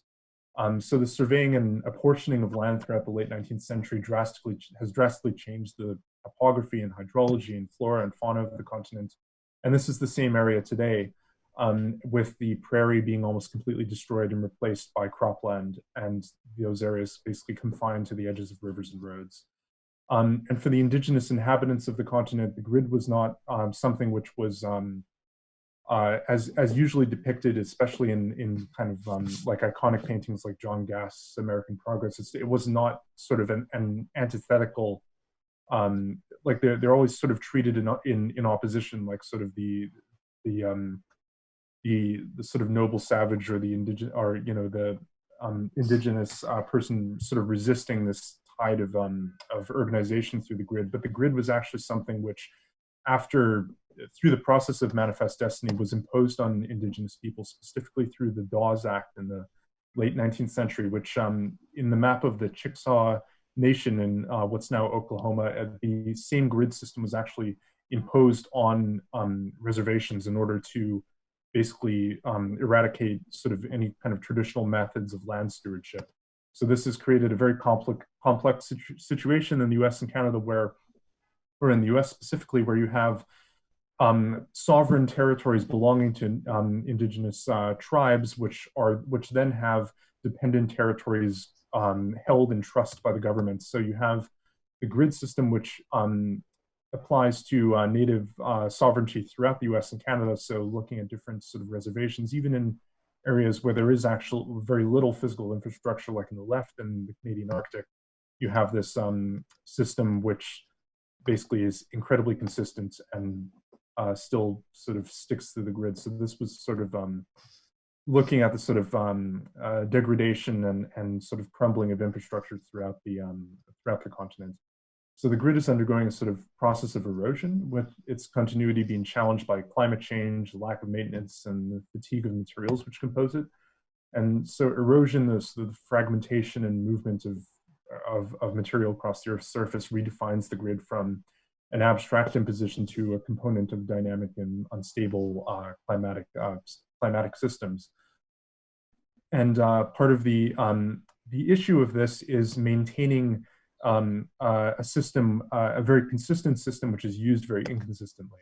So since the initiation, so basically since the end of the Second World War, there's been a steep decline in, or a steep plateauing in the level of federal infrastructure spending. And operation and maintenance of existing infrastructure has long surpassed the basically new capital investment for infrastructure.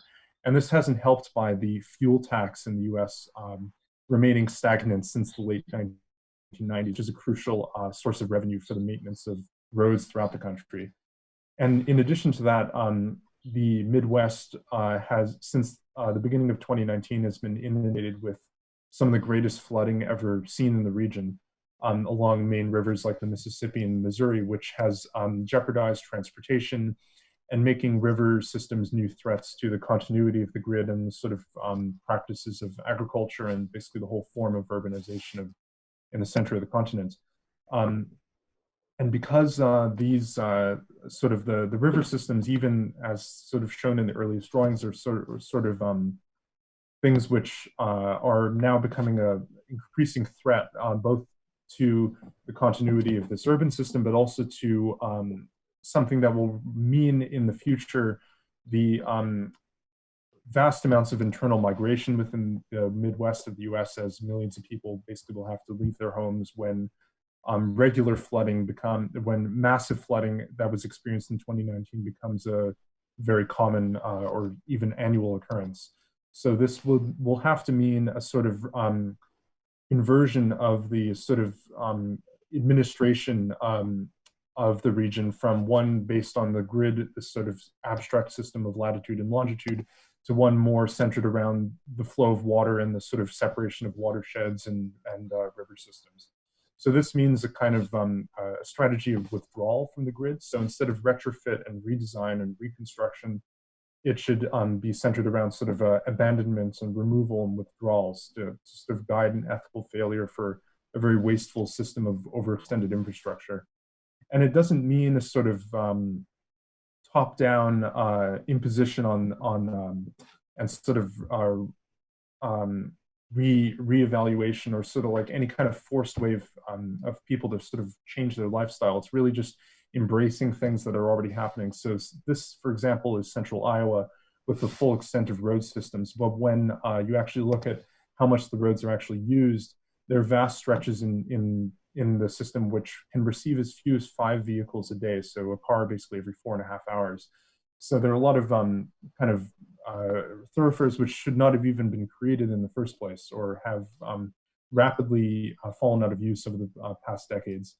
And this removal and withdrawal is actually something which is already happening. So many hundreds of kilometers of roads throughout the Midwest of the US and Canada are actually being torn up and turned back into gravel roads or even back into bare earth as a result of the lack of funding available and resources available to actually maintain this system of infrastructure. And in addition, as flooding becomes more severe, one of the main sort of like, I guess, as sort of the proposition of the project, one of the main strategies is basically the expansion of, or sort of the re-expansion of forests and prairie lands around flood risk areas within the Midwest.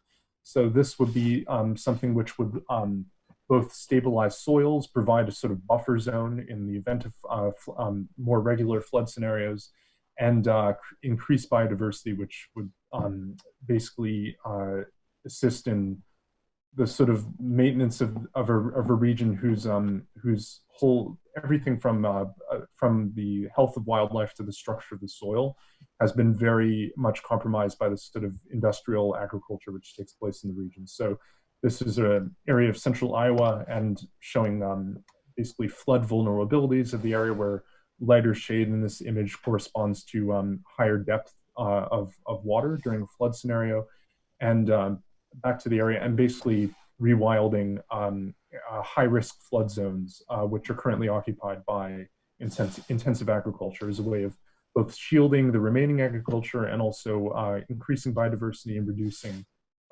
soil erosion and runoff.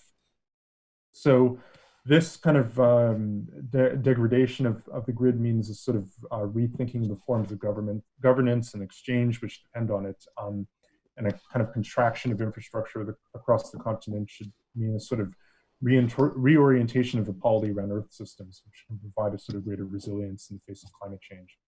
And as this sort of project of latitude and longitude as sort of the kind of construction of urbanization across the continent was completed, there's sort of various layers which have been added onto that, which have further sort of created this system of continuous connectivity. And the line the thick line stretching across this image is one of the interstate highways, which was built in the mid-20th century as a way of not only increasing traffic volume and connectivity across the United States and Canada, but also very importantly, providing a system of quick evacuation from cities in the event of a nuclear strike or a nuclear war with the Soviet Union.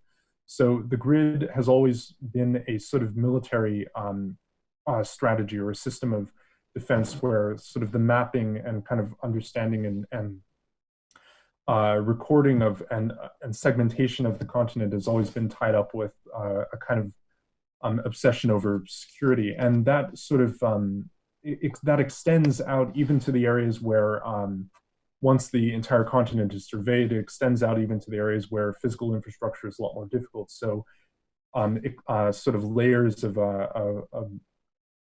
radar and communications systems would stretch over the whole continent, particularly the DEW line, which was created in the 1950s in order to warn against missile strikes. And basically, I think a large part of this sort of research was kind of looking at a sort of reorienting of this sort of defensive gaze from one looking outside of the continents, so warning in sort of vigilance against any kind of foreign attack.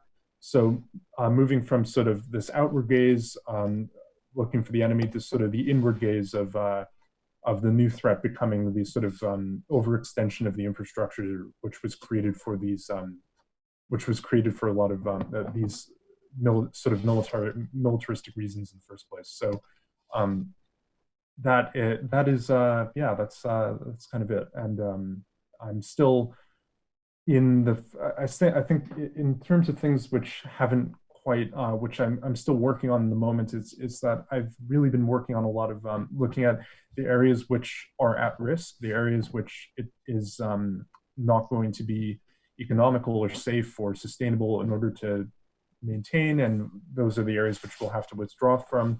And I think talking about what you withdraw to, the land which you withdraw to, and the way that that is organized, I think is the kind of thing which I haven't yet completely clarified, and that's sort of the remaining stages of the project. So yeah, I'll shut up and now.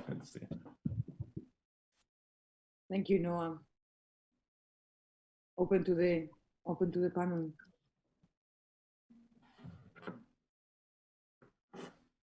Can you maybe speak a little bit more as to what you mean with withdrawal? Like, how do you imagine it playing it out? And you touched on it, but I think it's still fairly vague. Well, with what I mean by withdrawal in this case is is a withdrawal of maintenance for both infrastructure and cultivated land. So a withdrawal of maintenance, so basically ceasing to maintain roads, for example, or maintaining them at a much lower level or a much lower standard of surface in order to save money, in order to basically reallocate funds for greater flood security.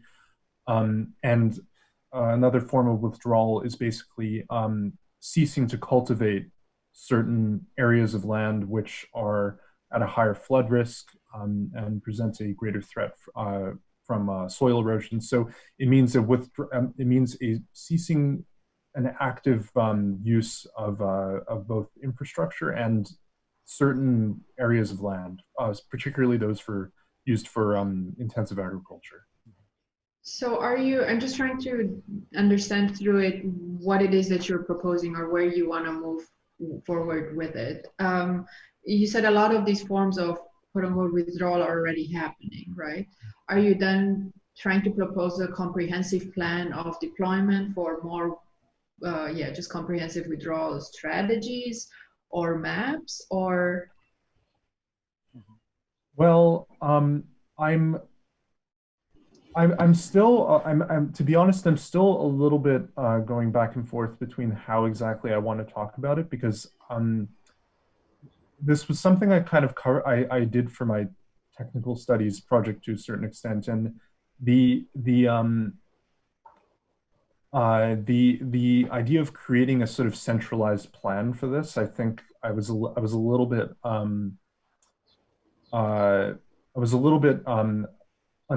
uneasy about, because I think I wanted to sort of think of it in a different way from a sort of centralized plan of like, this area is going to be taken away, this area is going to be taken away, because at a very local level, what it means is that it means like decreased revenue for farmers. It means people having to leave their homes. It means all kinds of very unpleasant things, which is not something which I, as like a designer or something, want to force on people through a plan. I just wanted to kind of illustrate various inevitabilities and try to sort of create a sort of tableau of how these things could be could be kind of reimagined in a way that would not that would be basically better for people and also better for the environment, because there are a lot of Can I jump in, because that sentence was really scary? Illustrates some certain inevitabilities instead of taking decisions. But anyway, I think the project is great. It's kind of a massive project of entropy. In a way, a dream project for Grover Smithson's, in a way, that kind of, instead of being an spiral, it's entire territory and its entropy. I think there is a couple of questions that you need to clarify, and I think you already pointed out. I think there is a differentiation between planning documents and infrastructure, and how entropy operates in both those levels, right? You know, the roads could kind of crumble, but there is a document that defines a line of property or a kind of zoning mechanism that doesn't crumble because it's in the archive, that's implemented anytime. And I think to study how that forms of entropy you're talking about affects, I mean, these two things, infrastructure and kind of planning mechanisms or documents, are interconnected, but they're not the same. And entropy, or the entropical process that you're talking about, affect these two layers differently. And I think it will be really interesting not to look only about the material effects on the kind of the tarmac of the streets, but actually how these things are happening at logistic levels. Like, is there entropy at the scale of those mechanisms? Because when you were showing some of these diagrams, we can see how the kind of the abstract grid, the initial abstract grid, is already kind of adjusted to the idiosyncrasies of the territories encountering at the drawing itself, not the streets, or also the streets too. So I think that is a question that for me needs to be addressed, and maybe there's a key there of what you mean when you talk about forms of government, and you kind of you've been pointed out that you don't want to be a planning agency, but at the same time because you don't want to enforce kind of design decisions over the kind of what exists, but at the same time things like mapping inevitabilities is also kind of a way to hide those kind of design's impulse behind something that is inevitable, right? Like it's kind of dubious. The other, so that is actually my second point, right? Like you're talking about entropy and planning, and you don't kind of decide which side you fit in, right? Like you're talking about the crumbled infrastructure, but then you talk about the potentialities of this crumbled infrastructure to actually dismantling this infrastructure. That is an act of planning, by the way. It's designed, it's decided, it's actually, this line is going off, this one is staying. They're all design mechanisms. The fact that there's about eraser doesn't mean that it's not a design, right? The fact that it's not about redrawing the line, but actually trying to erase it doesn't mean that someone haven't taken a decision, a planning decision, that line has to go. And you've been talking about, like, there's streets that are, or there's roads that are necessary because only 5 cars a week go by, right? Like those are brutal design decisions, because probably those 4 cars go through there because it's important for the lives of the people that goes through there. But the decision maybe has to be taken. And I think Detroit has been dealing with questions around redundancy of infrastructure and why things have to be demolished and not for a while, and precisely dealing with these ethical kind of problems, right? Like, yeah, for sure we have excessive infrastructure, but this infrastructure is necessary because maybe there is one person living in that neighborhood that needs to use that street, but then it's too expensive to actually keep the street and the lighting of that street because only one person is using it, right? So I think you need to clarify your position there, and probably figure out. And I don't know if kind of optimization or cleanup are the words that are gonna help you, because then maybe you will end up in the same holes that a lot of these projects of what you do with kind of redundant infrastructure end up dealing with. That is, as you point out, that low density occupation of the territory with high kind of amount of infrastructure are not compatible, and therefore usually the low density habitants are the ones that end up losing. And I wonder if kind of the implications of the systems are the kind of the way to look at it. I'm still also struggling with where this thing goes.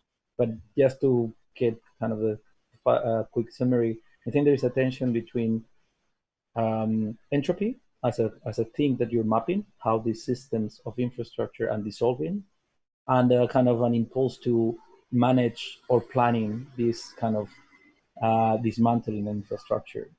And it is not clear to me yet, where do you want to place yourself? And I build on that. I think in a way it's assuming that position, but also just being comfortable with the role that you're playing. That's why equally when you said just illustrating inevitabilities, that kind of, my heart dropped considerably. And I wonder if, so first of all too, I do really appreciate the presentation and the thoroughness. There's a clarity to it, and also just very beautifully, it's beautifully illustrated. Like the graphics kind of make the points, and that's an important part, I think, of your job. So I do want to congratulate you or applaud you on that. I wonder if what would help you is to kind of always play at 2 scales. One is this big scale of the grid, but the other one is the scale of those 4 cars, and where do they come from and where do they go, and how do you address that? So I could imagine that actually picking, whether it's 1 or 2 or 5 areas that you are addressing, where you are kind of dealing with the specificity of certain situations. One could be driven by climate, one could be driven by different scenarios. I think that would enable you ways into this where you're not, where you're not creating another Jeffersonian grid or another totalitarian system and overlapping with over a diverse kind of set of circumstances. And I think that it can become also less kind of daunting in terms of the effect that you have. So in a way, I think right now you don't necessarily have to say, oh, I'm doing A or B, as in, I think study those situations and see what ways you find to address the different kind of conditions of entropy. And from there, then your position can be clarified further. If I can comment, I think your project comes at an interesting time when we are seeing the erosion of all sorts of infrastructural orders that are statewide, nationwide. We are even hearing that maybe the post office will be dismantled. which is, not a grid. It's not a, but it is an infrastructure, and in some ways it performs some of the functions that are were served by a grid for those, as you say, low density areas who otherwise, what do they have? But I think the project begins by, at least to the observer, by having a kind of nostalgic appeal. Because, to think of a nation that tried to tie itself together, my God, in these networks of how many states did you say this covered? This must be the biggest project site anybody could imagine, unless you're going to go extraplanetary or galactic. And so, it is testament to an amazing period in American history that was heavily weighted towards agriculture, which, maybe can return in places, but a lot of that is gone. And so we have something that is a remnant of some idea of utility and greatness and Jeffersonian democracy. So I could imagine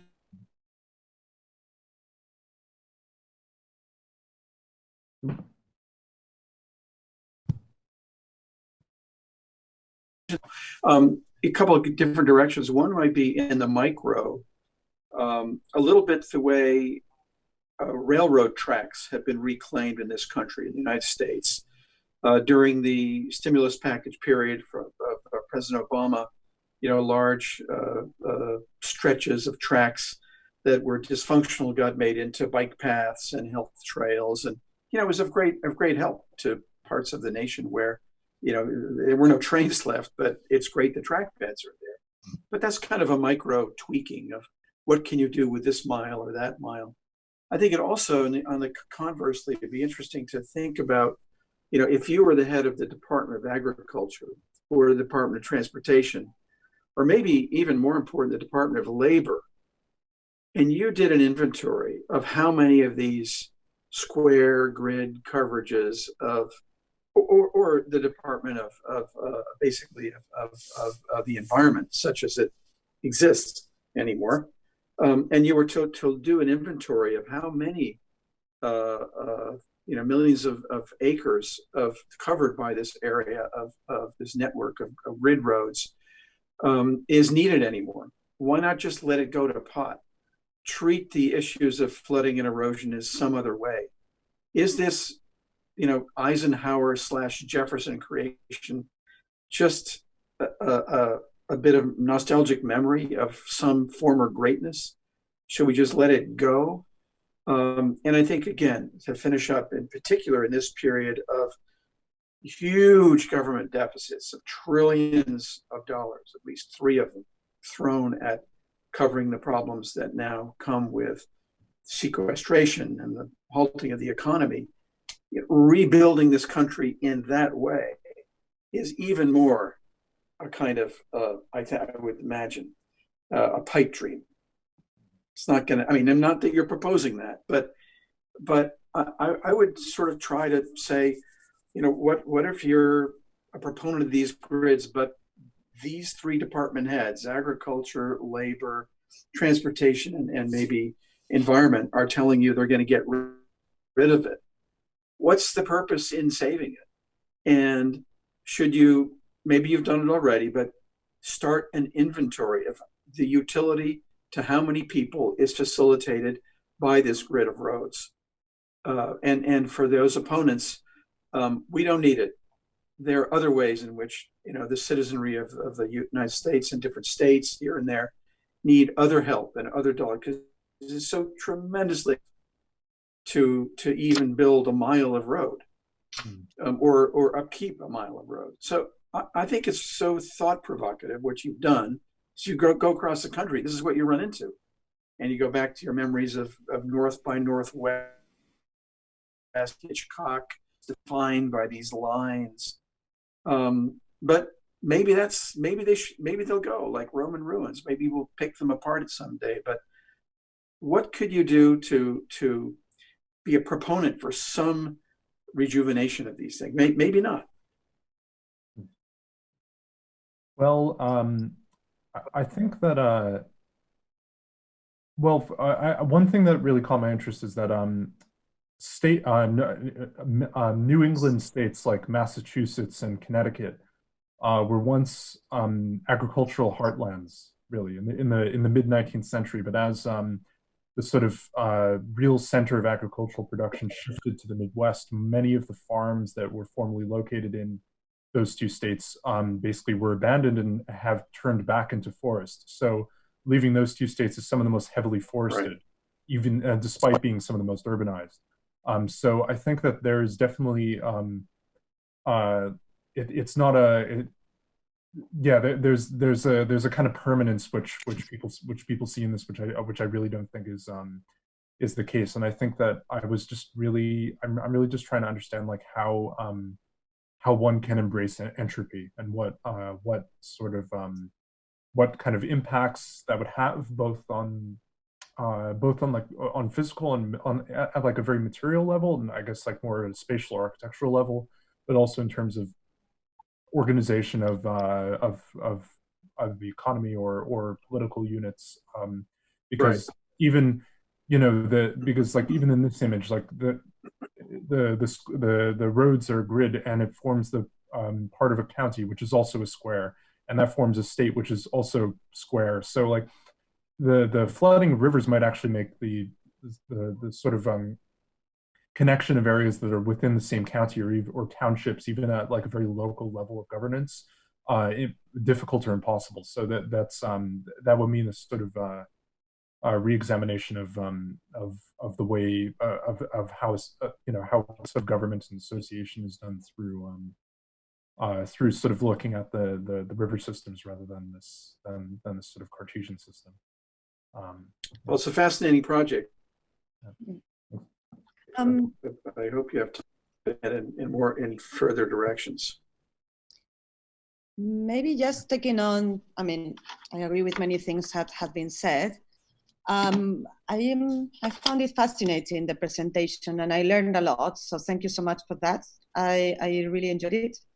And it's maybe thinking about what you just said about the Cartesian. I think more than the Jeffersonian grid, obviously, we are talking about forms of Cartesian logics and how, the Cartesian paradigm has allowed to give priority to abstraction that has differentiated or give priority to certain constructions of knowledge and, over others. So I think it's not by chance that you are talking about an infrastructure that is not taking into account forms of nature, like how nature operates, is not taking into account indigenous cultures and ways in which they live in, but is overimposing a completely white male abstraction over the territory, regardless of what is going on at the level of when things are happening. So this notion of abstract domination permeates across this entire, territory. And if you are about to do something, intervene on that, I was wondering, would it be possible to imagine a non-Cartesian architecture that will deal with other parameters and other ways? And maybe the way in which thinking about it is through entropy. I don't know, but for me, it's an ongoing question in which, like, how we can design not based on the paradigm of the Cartesianism, because maybe it's not generally through the figure of the grid that obviously takes this idea into the extreme. But there are many ways in which we design as architects that are completely based on the notion of the abstract conditions that are embedded in the Cartesianism. So more like as a philosophical term, is like, for me, the challenge that I will ask you to embrace will be like, what do that mean to, design otherwise?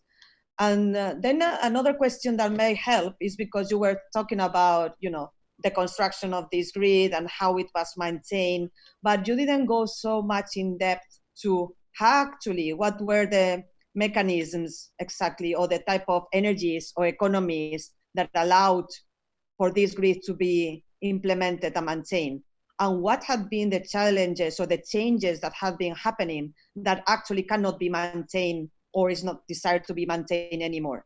So maybe it's at the level of understanding this shifting paradigms and the forms of governance that you were saying that are necessary for, this idea of withdrawal, but actually to design otherwise. And what are the economies, the forms of governance that are necessary for designing differently, not based in this abstract construction that is only focused on domination on the landscape and all the different beings that are in that territory.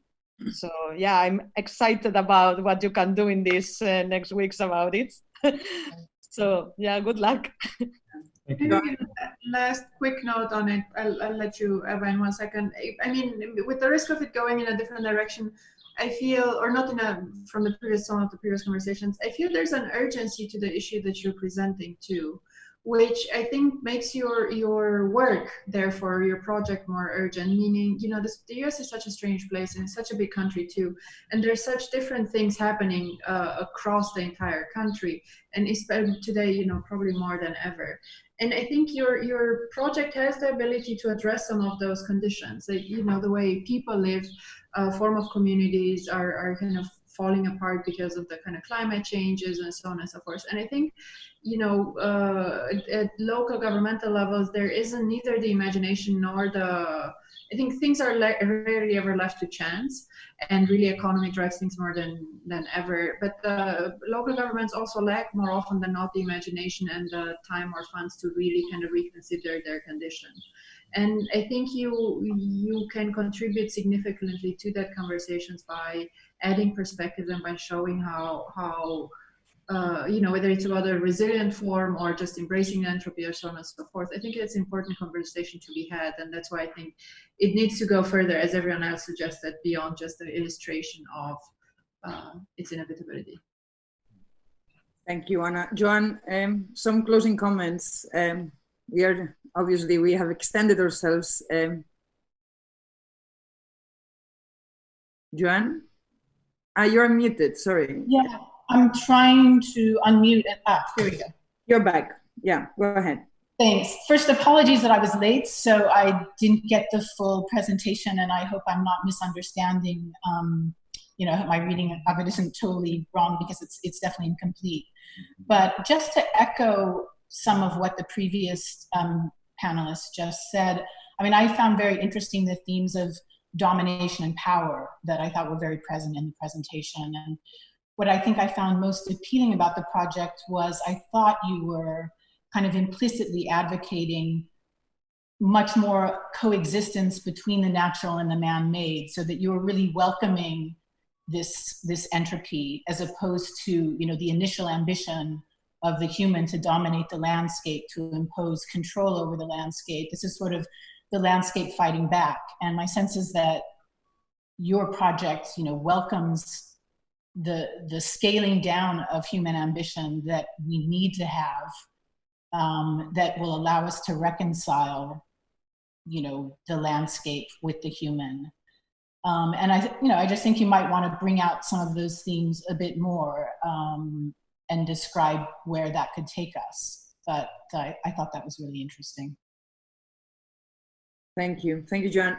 No, that within your unit there is always the challenge about how far do you go into a space of design. And I hope the panel has given you some ways of approaching that question that I do hope that it is not being asked again, so that you can actually identify and close that space, because I think it's very important that we always understand our agency in that act of unveiling, and then in identifying when in that unveiling we start designing, and where we actually contribute to making sure that we are building something with that beyond just the space of the commentary. So thank you. We are going to be moving to the next project. We have Maria Theodora Macri. She is a student within the unit Diploma 16, directed by Ila Becca and Louis Lemoine. It is a unit that is a film-based unit. The project is the Modern Ruins of Athens. As you can imagine, the work that the students have been producing exceeds the 10 minutes that we have. So to even see the work that they are producing as an object that is ultimately a film, this is a film unit that is building in a traditional DAA that we had for many years, of using film as the medium by which we produce architecture.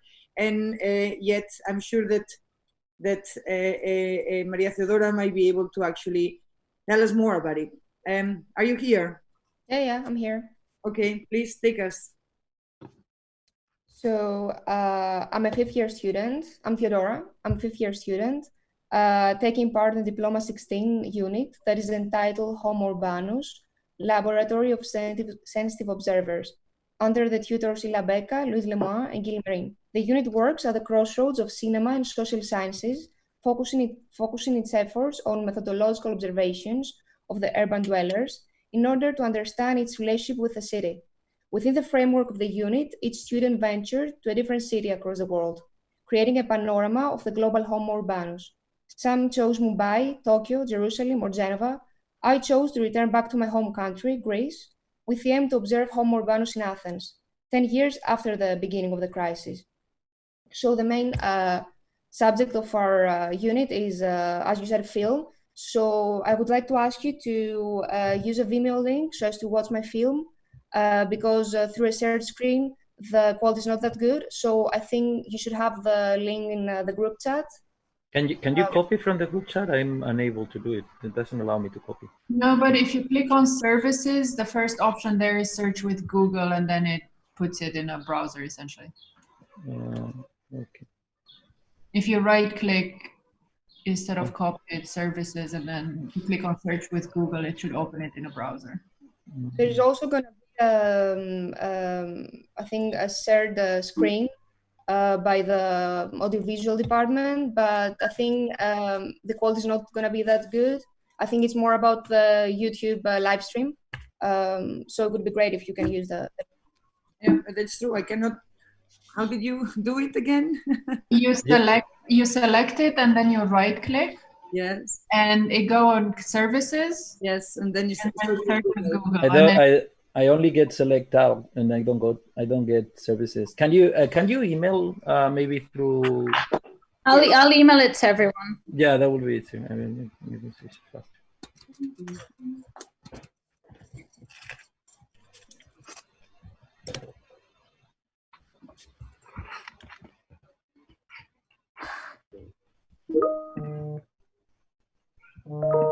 We're each watching and then coming back, right? Yes. Okay. Thank you.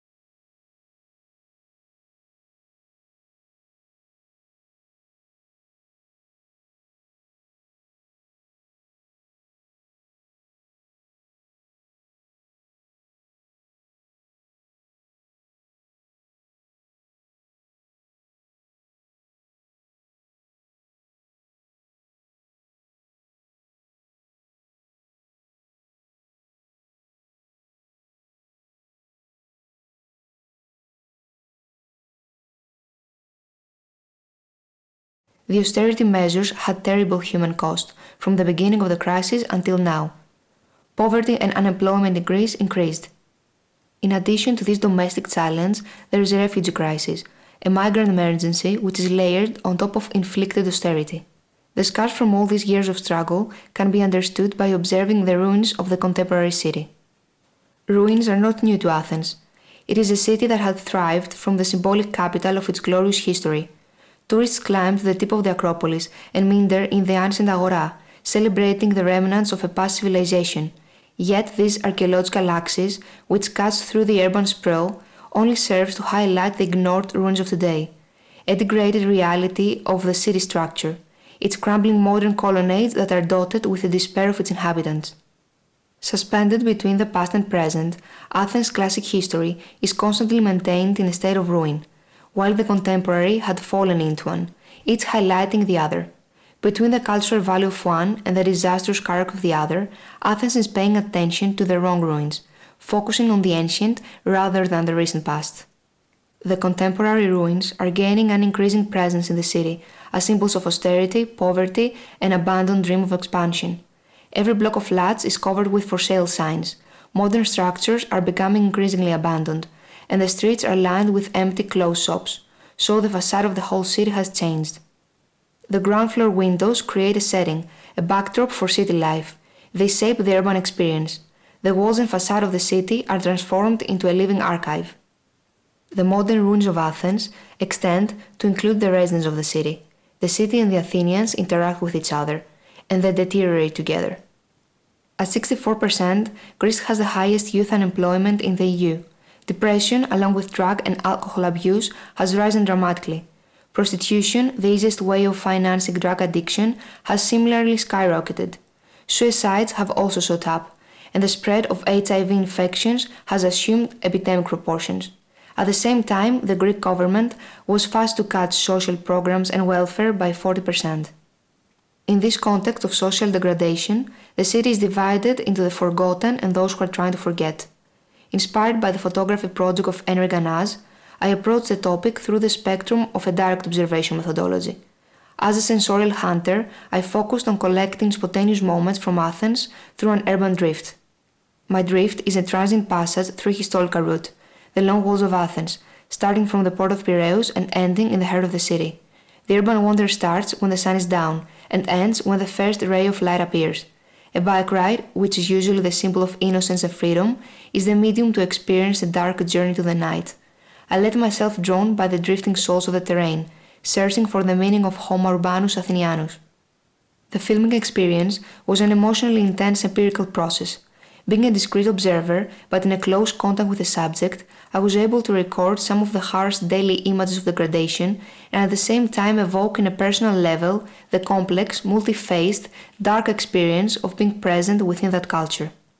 It's an observational work that intentionally doesn't involve the narration of personal stories or the cultivation of empathy towards the subject by building connections.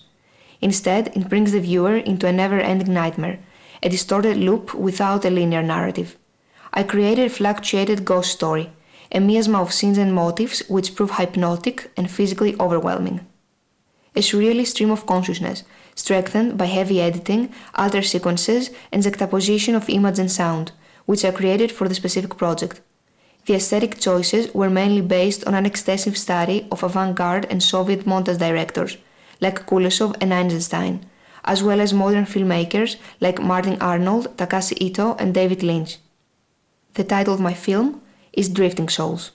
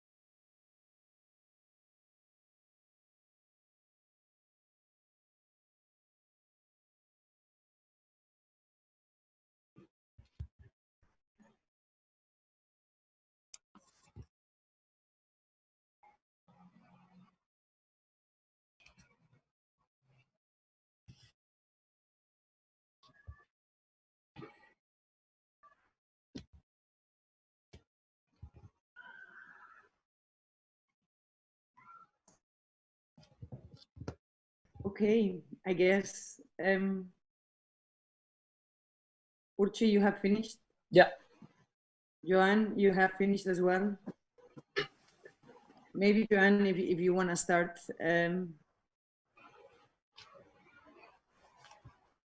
Sure. Sorry, am I? Okay, I'm unmuted, I think. Yeah, well, I guess my first reaction was I was struck that it addresses some of the same themes the previous project did, you know, the theme of entropy and abandonment, but it was much, much, much darker, obviously, and, you know, certainly much less optimistic. I was interested by the kind of meta aspect of the project, and that the first 5 minutes or so, I guess, was, you know, sort of much more of a factual clinical introduction. I would say it was kind of like the ego of the project, and then suddenly you're thrown into the id and the second film, or the film within a film, was, you know, much darker, much more emotional, much more gripping in some ways. I don't know if the two pieces work together all that well. I mean, I'm not quite sure how I feel. I maybe have to process it a bit, but my first reaction was that, you know, I felt kind of unprepared for the second part of it, and maybe would have just preferred the second part on its own merits, you know, on it without really the explanation, because I think it, in some ways, was very self-explanatory. Yeah, that's just my first response. I was trying to make the like separate pieces, but in one presentation in a way. So maybe that wasn't that clear, but it meant, I don't know, it's I think in between. It should be together, but not like one film, but I don't, yeah, but I can understand your reaction. I think but I think it's a really important question. Is the second film autonomous or is not? Is the first part of your presentation an introduction that you prepared for this jury, and Yes. then the work is the film? So the Yeah. film will eventually be shown by itself, or are we talking about a film that produced this dichotomy, which produced a strange? I read it as the first. Yeah, I read it that the film is the second, and the first part you put it together so we can know what you're talking about. But theoretically, it's autonomous. In our unit, we work in like in a different way. Before, when I was like more architectural units, we used to work like in a building, like develop it and research about it. So I think now the process was different. First, we decided on the topic, when at the location, and yeah, the general topic, and we did like the basic research. And then after it, we went to the location, we filmed, we had the footage, and now the footage and the research are going away like together. So I'm developing the editing, I'm developing the research. So that's why I think these two should go together, but there should be like two different, I mean, things. The actual, like the building is our building is the film, I think. It's the introduction, like to bring you inside my world, this kind of. Let me put the question in the most basic way. If you ever show this film in any other context, like a museum or a commercial release, we'll show both pieces or only the second one? No, just a second. Okay, thanks. So a couple of comments, and I'm really curious, and I really enjoyed the film, but at the same time, I kind of wonder about the overly expressionistic kind of tricks that you're overlaying. And I understand you would look at Lynch and Einstein and maybe Bertov, but I wonder what, you know, those are tricks, techniques, I don't know, you can call it different ways in film, to emphasize or intensify conditions. And sometimes in the film, due to the kind of brutality of the topic that you're dealing with, and the fact that basically you are going through Athens in a sort of derive, encountering all these characters, but also in a way documenting, visually, like in a documentary, you decided to move away from traditional documentary techniques that are also techniques, by the way. Don't make me, don't.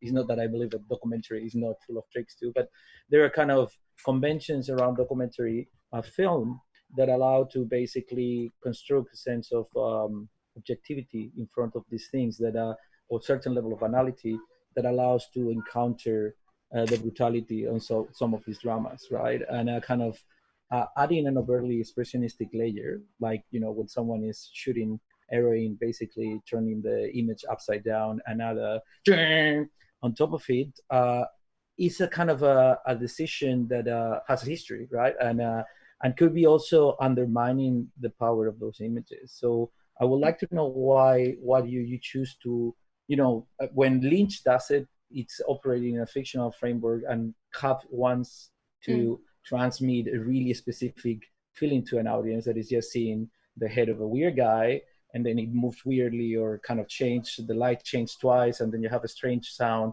and you get scared. But in the case of your film, the power of your topic seems to not require this layer. So I was wondering what did you do in that? It was a conscious decision. I decided to do that so as to give you the idea of the nightmare. I really wanted to emphasize that. So it's not really about empathy and building connection. It's more about like building this kind of nightmare. And this has also, that's why I'm using all those techniques. And this has also like a symbolic meaning in a way, because when you're having a nightmare, it's painful, it's like stressful, but you don't really know that it's gonna end. Eventually it will, but you don't know that. So somehow it works like that with my topic and crisis. So that's why I was trying to. Personally, I think the spectacularization of certain motifs of social decay has terrible dangers, because it transforms it literally in a spectacle. So I will be really careful in how you nuance those things. And again, I'm not trying to say that there's ways of objectively showing, but you know, sometimes the banality of someone sitting in a sidewalk in the middle of the street in the night shooting itself, it's much more nightmarish, the fact that it's absolutely banal, than actually transforming it in a kind of explosion. The other thing I was really curious about is the absence of your presence in the film. There's only one key moment, two, at the beginning and at the end, when we see the wheel of the bike moving and kind of telling us that you're getting into the mess. Yes, you're driving downhill and then uphill. But then in a topic as powerful as this one, and again, I think I'm just going through different examples of documentary filmmaking and what it means to document these conditions. The notion that the one who holds the camera, the one who is in the middle of this thing, is absent is a really tricky one, both in ethical and filmic ways. Right, you are there, you have the camera, you have the power to choose, you have the power to frame, you have the power to edit afterwards, and somehow, again, in this case, taking a documentary version of things, you're not there, right? There is no, sometimes some of the characters look at you, but it's really kind of punctual. And I think literally on the topic that you're looking at is basically someone that goes back to his own city to see what's going on. I think the film will maybe your presence in the film is something that needs to be questioned. Like, what is the role of a cameraman? And you're looking at constructivism, and Bertov, you know, in the Man with the Camera, movie camera, is absolutely conscious that, you know, when you go around with the movie camera, there's something happens that it involves literally the camera and the one who's holding it. And it's already 100 years ago. So I think kind of recover that kind of consciousness, I think will add more layers to the film, because it's really hard to tackle the question of Athens I think it's a really difficult problem to actually how to tackle this question. I want to jump in on that, build on that, because I think both aspects I agree on. I think they're important parts. In many ways, I found the intro part to be more nuanced or to be richer than the second part, both in terms of effect, but also the fact that, you know, you describing your route, but also just saying that it was a very emotional experience to go through, and just, you know, not trying to delete yourself from it. I think there was an honesty to that, but then also just cinematographically, the simple gesture of just biking through the city and actually seeing all of that by just biking through the city. That in itself is very telling. But then of course it also raises all sorts of ethical questions, the kind of second part too, and it's the people that you are recording, who is consenting, who is, of course it happens in public space, but I think consent and kind of taking people's images, even if you're doing it to tell the story, I think there's a fine critical boundary there and a role that one has to truly assume. I think that's always, is it taking advantage of people in delicate situations, in vulnerable positions? Yeah, just the kind of whole context that usually the commentary kind of puts into life. And then on the other hand too, I think the question of the nightmare, it's not quite clear to me what you're trying to achieve with it. Are you saying the reality is a nightmare? Or are you saying this is a nightmare that will end? Because too, equally, I find like it's unclear the extent to which some of the effects were deployed. As it was said earlier, the simple gesture of seeing someone showed up hurrying in a street and so on and so forth, that can be powerful enough. Yes, one can emphasize that more dramatically, but to what end, that's unclear. I think also kind of calling it a nightmare, does that take away? That's why I'm not quite sure how you're deploying the nightmare scenario. Are you saying it is actually a nightmare, or are you saying reality is a nightmare, or is this something, that kind of has a beginning or end? That isn't quite made clear also because you're just presenting it, if you take the second part of the film, it's just presented on its own terms. Like there isn't a coming out of the nightmare, beginning to the nightmare, it just is. And then it's taking those things, those moments and those situations, which are extremely emotional and powerful, and just kind of, I'm not sure. I don't know if it's fetishizing them, or it's unclear, I think, to a certain degree to what extent those effects are being deployed. Like, what does it mean when you take someone's face and kind of zoom in and replay it 5 times and so on and so forth? Like, it becomes weird. Like, I don't know. There's a layering there that I'm questioning. And I'm saying that all of that because while watching that second half too, I was constantly wondering about you and how you felt seeing those things and how you got to see those things and the positions you put yourself into, right? Because there's a lot of violence and I don't know, there's an intrigue there outside of just seeing those things. I think I was just kind of wondering about you and how you were experiencing those things as you were documenting them. I think that's something that shouldn't be left behind the scenes, but something you can take stock of. I'm saying all of this because I thought I really appreciate the topic and the intro part too, the way you kind of set it all up and the way you're presenting the issue. Right, there's no room for doubt to the immediacy and urgency of such a work, and I think there's so much power in what you're doing.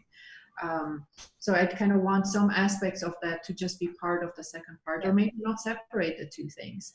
And ultimately the thing needs to stand on its own, however it wants to tell the story.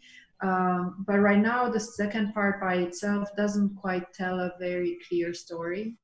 And yeah.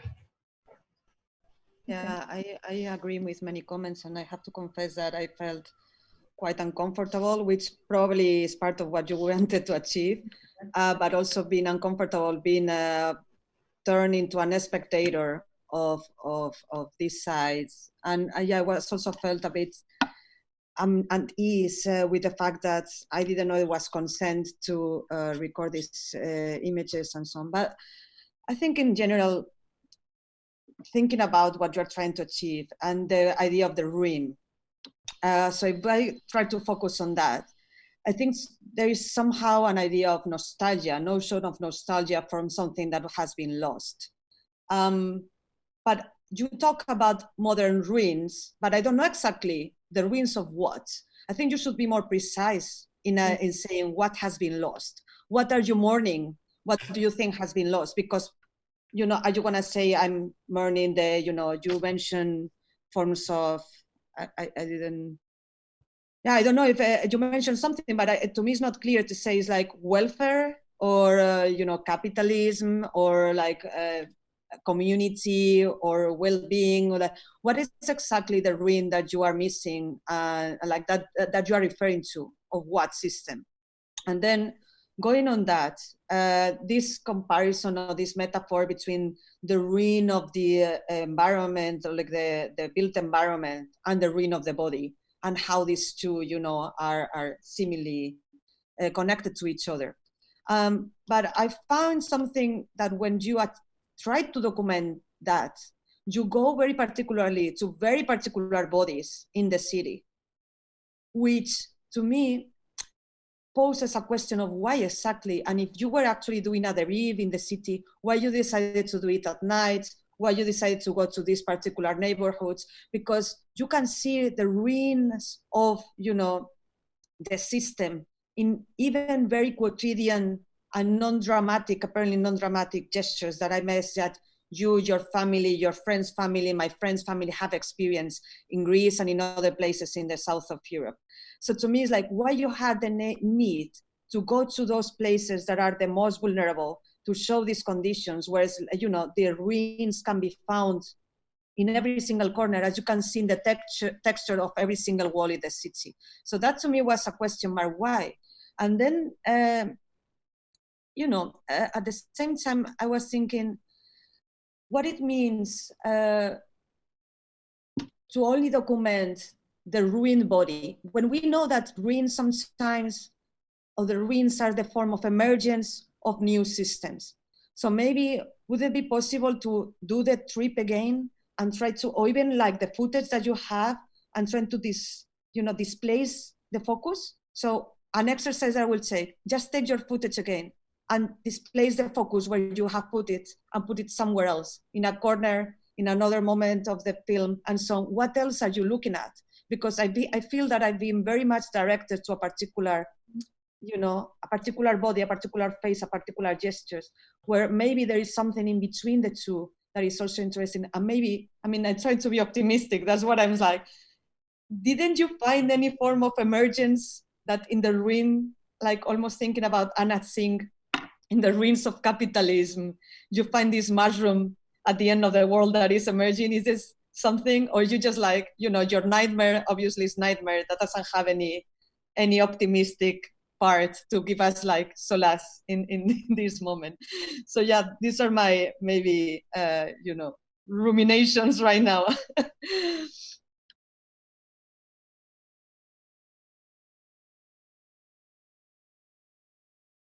Jamie? Yeah, I'm sorry, my server blocked the loading of the film, so I missed it. Now I really want to see it, hearing all the comments. I apologize, wasn't able to see it. Yeah, it happens. It does. There are some limitations. So, well, I think one of the comments were all spot on. I know that those are issues that you have already been discussing the unit, despite the fact that obviously the film is the building. Still, there is something, I think, additional that one would want to find, that is that kind of new rearrangement, that new space of hope, that kind of new reconfiguration of our reality, even if it is through a space of documentary that allows us to as Marina expressed, to identify a space of hope. Otherwise, I think we are defeated. And I don't think that the film shows us something that we didn't know before. I think it just portrays something that anyone going through Athens somehow experience, even if one is not looking at. And this is, I think, one of the realities of our daily lives with urban environments that are extremely diverse and filled with very precarious citizens that we don't look at, that actually we decide not to, because there is a form of violence that we feel is exercised on us, but is also a violence of our inability or unwillingness or incapacity to act or react on them. And so I don't think that just by putting the camera on the subjects, that is that's an act of gesture, or that there is an act of bravery in there. And I think we do need to somehow identify how are we going to use these films in a way that transcends the kind of spectacularization of that moment of just violence, even if it is sublime, even if it is in black and white, even if it has a great soundtrack. I think we do need to be very, very careful. But thank you for that. And we are going to be moving to our next student, Antonin Houtefort. He comes from Diploma 21. He has been within a unit with Didier Fiutifastino and Anna Musicak, who actually has returned to the AA after maybe 2 or 3 years that Didier was venturing outside of our walls. And they have been looking into the idea of also the nomad, if you want, or the figure of the individual within a kind of global context of climate change and all kind of different contemporary conditions, technological and otherwise. So, Antonin, are you here? Yes, I am. Please go ahead. Yeah. Yes, so I am Antonin. I'm in Diploma 21. And I thought I would start by saying a few words about this year topic of investigation in the 21. So I think, as you said, Eva, we looked at the notion of nomadism, but not as anthropologists, but from an architectural perspective. So we're interested in exploring new ways of living, thinking about the future, but also looking back to the past to rediscover and reinvent ways of being in the world today. So as a unit, we always try to go back to the human scale, the dimension of the body. We looked at how to tackle questions and issues such as how can we make room for nomadism today? How can we as architects act to make cities welcoming and adaptable? Issues that go far beyond questions of shelter and provision, but the ontological dimensions of architecture and the nature of human being at stake. So we investigated architecture in relation to the body, space, time, movement, and territory, advocating for an architecture of instability for the nomad of tomorrow. And I will start to share my screen.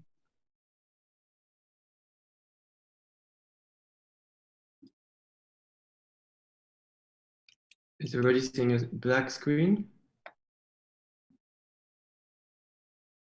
Yes. Yeah, okay. I'm starting with a video.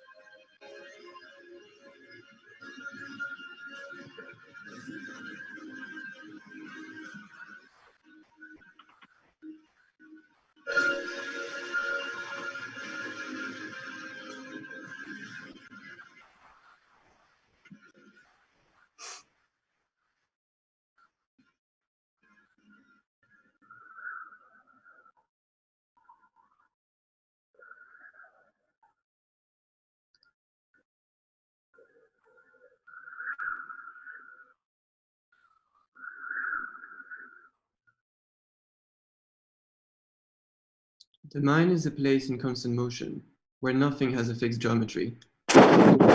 We transcribe our environment as an ever-evolving fluid form. But we are all the same biologically. We all make dreams and nightmares by extracting fragments from our experience and processing it at night. We can shut our eyes and travel into and linger among the very best and most consoling and life-enhancing bits of our past. Dreams becomes a random profusion of windows that each open to alternate worlds, our own worlds, through our own transcription of it. But as we awake, as we experience the real, The mind is in movement, jumping from one place to the other, making one association to the other, using the environment as a sign for memory. And colors, as an abstraction of the real, acts as a sign for an intimate moment of ours. Colors is both an idea and a material substance. The colors in which we have most consistently seen in a subject in our experience is impressed indelibly on our memory and becomes a fixed property of the memory image. A color is the fixed property of a material that reacts in light. Color is not subjective in nature, yet its perception varies depending on perspective, context. Urban colors is not the product of the sublimities of nature anymore, but of the advent of the petrochemical industries, electrification, or electronics. These colors are almost entirely artificial, yet the mechanism of perception remains. We perceive space in a fragmented, limited perspective. Using our eyes, we read space and gives meaning to it through colors. Therefore, through the unlimited nuances of colors in their perception, colors offers unlimited possible ways in how it can be interpreted by your own mind. The way we have transcribed our experience of landscapes differs from one place to the other, as we become the curators of our own past. The indigenous of Australia, for example, have fragmented the territory in narratives, materialized in colors. This way of mapping space is through the coming together of these narratives. When conventional maps describe landscapes as a relationship of distances, but it's to exclude colors, not to ignore the contingent, the specific, the temporal. Colors of a landscape fuse together to create narratives anchored in time and place. This physical landscape has influenced the way we talk, discuss, and eventually perceive its colors. The indigenous of Peru do not have a word such as red or yellow, but each individual would describe a bird known to be of the same red or of the same yellow to describe the effect of light on its feathers.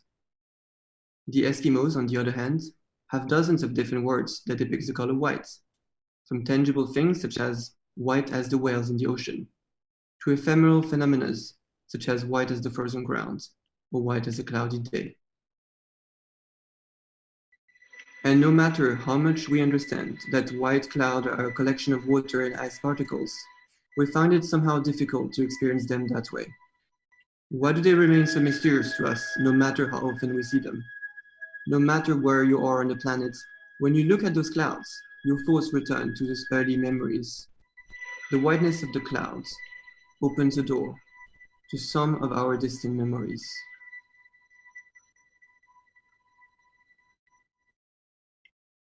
And we all have the same sky, the same stars all above our heads.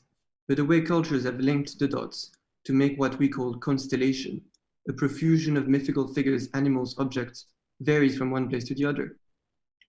Humans are defined by the ability to raise these existential questions and cannot physically cope with emptiness and the unknown. We always seek for answers. We always affix meaning into the things we perceive.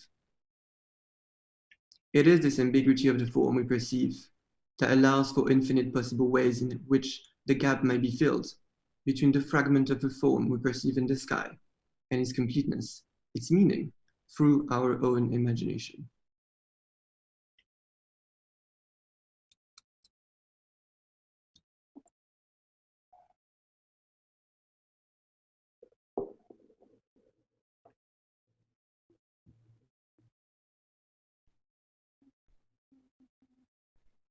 The intermittence of skin flashing between two articles of clothing, between two edges. Isn't it this flash itself which seduces, or rather the staging of an appearance as disappearance? Reality reveals itself, however partially, and never more than partially, in the immediate, the fragmentary, the close-up, the minute, never through the monolithic. The universe is infinitely fertile in symbols. Every object in the world can pass from a closed, silent existence to an oral state, open to appropriation. Color. Color attracts and repels abstraction of the world. The desire to complete.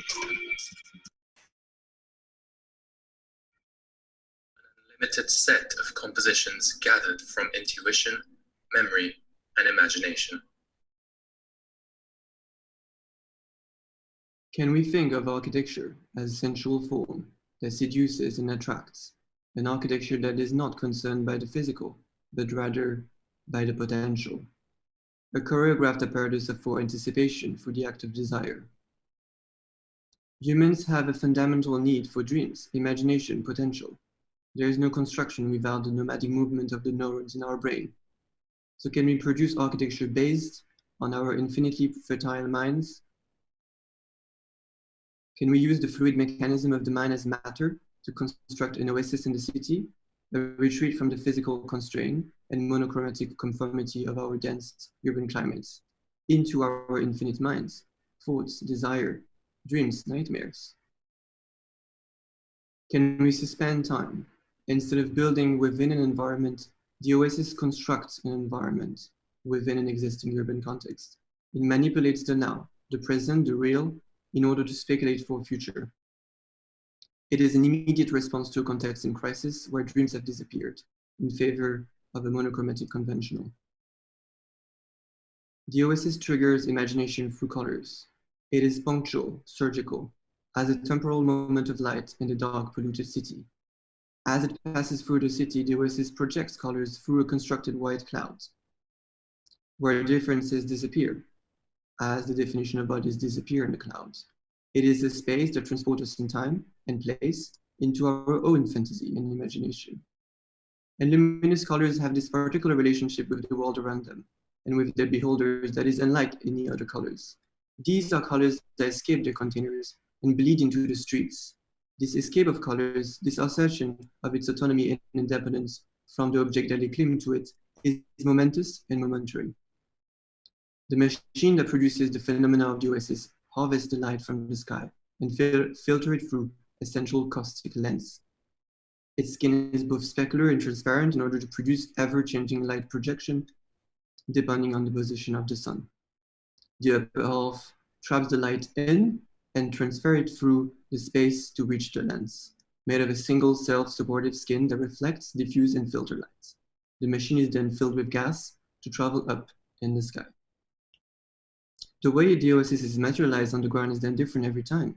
It changes depending on the distance from which we perceive the oasis, on the height of the machine, or what is the geometry of the ground screen itself. Colors, just like brightness and darkness, can produce the effect of depth. Colors always exist within a context. The longer the wavelength of the color is, the closer it is perceived by the spectator. The warmer the color is, then the closer it appears. By the perpetual ever-changing juxtaposition and blending of luminous color projections, the interaction between the reds and the blues creates depth on a two-dimensional ground. Boundaries in depth become subjective, and we are simply guided forward by this overlaying of colors and lights. Solid lights. The oasis is made of particles of water that forms the cloud underneath the machine, which, when magnified, are seen to be solid. This intensity of light on the ground, particular spatial environments. It defines space as a gradient of experiences and perspectives. It is a mirage that celebrates individuality through the unique association it triggers in our minds, while allowing for complete freedom in how we want to interpret it. We can suddenly cross borders as it is made of light. We can suddenly move through space according to our own intuition. We define the scale of space. We follow curiosity in the phenomena. We follow ourselves. The oasis constructs a mirage of light and desire as an immediate response to urban context and crisis. It manipulates the now to imagine the world of tomorrow. We are nomads again, free of borders, place, and time. Thank you very much. Thank you. Who wants to come in? Marina, you are unmuted. So. Okay. I'm trying to understand, but maybe I should not understand. So I don't know if like it's better that I don't understand or that I understand. So I'm gonna ask very, very dumb questions, and then we see where we go. First, why you use to describe this, I don't know how to call entity, space, dimension, why you use symmetry? If you go to most of the images that you were showing, you can go back, in which I'm trying to perceive this kind of a space full of possibilities or environment or atmosphere of color. And then I see this kind of, you know, symmetric images. And I'm curious about what that says.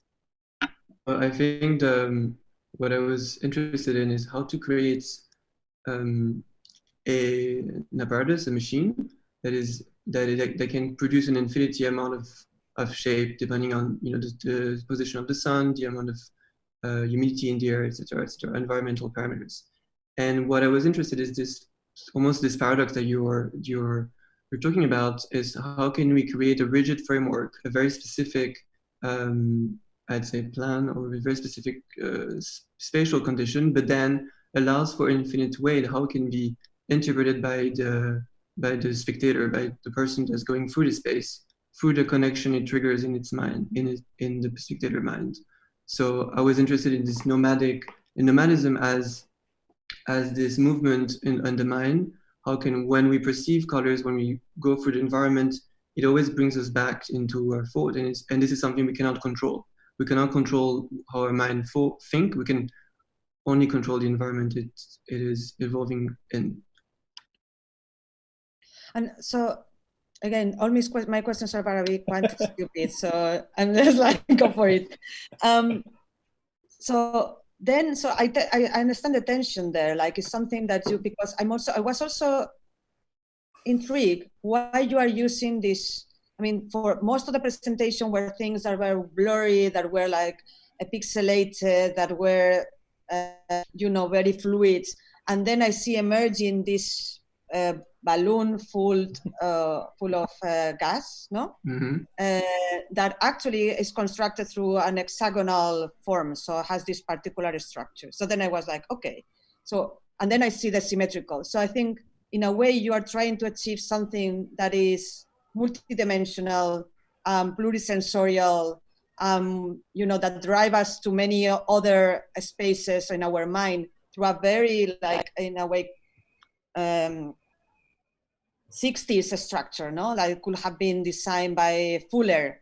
Well, I will give like Fuller, maybe let's go too far.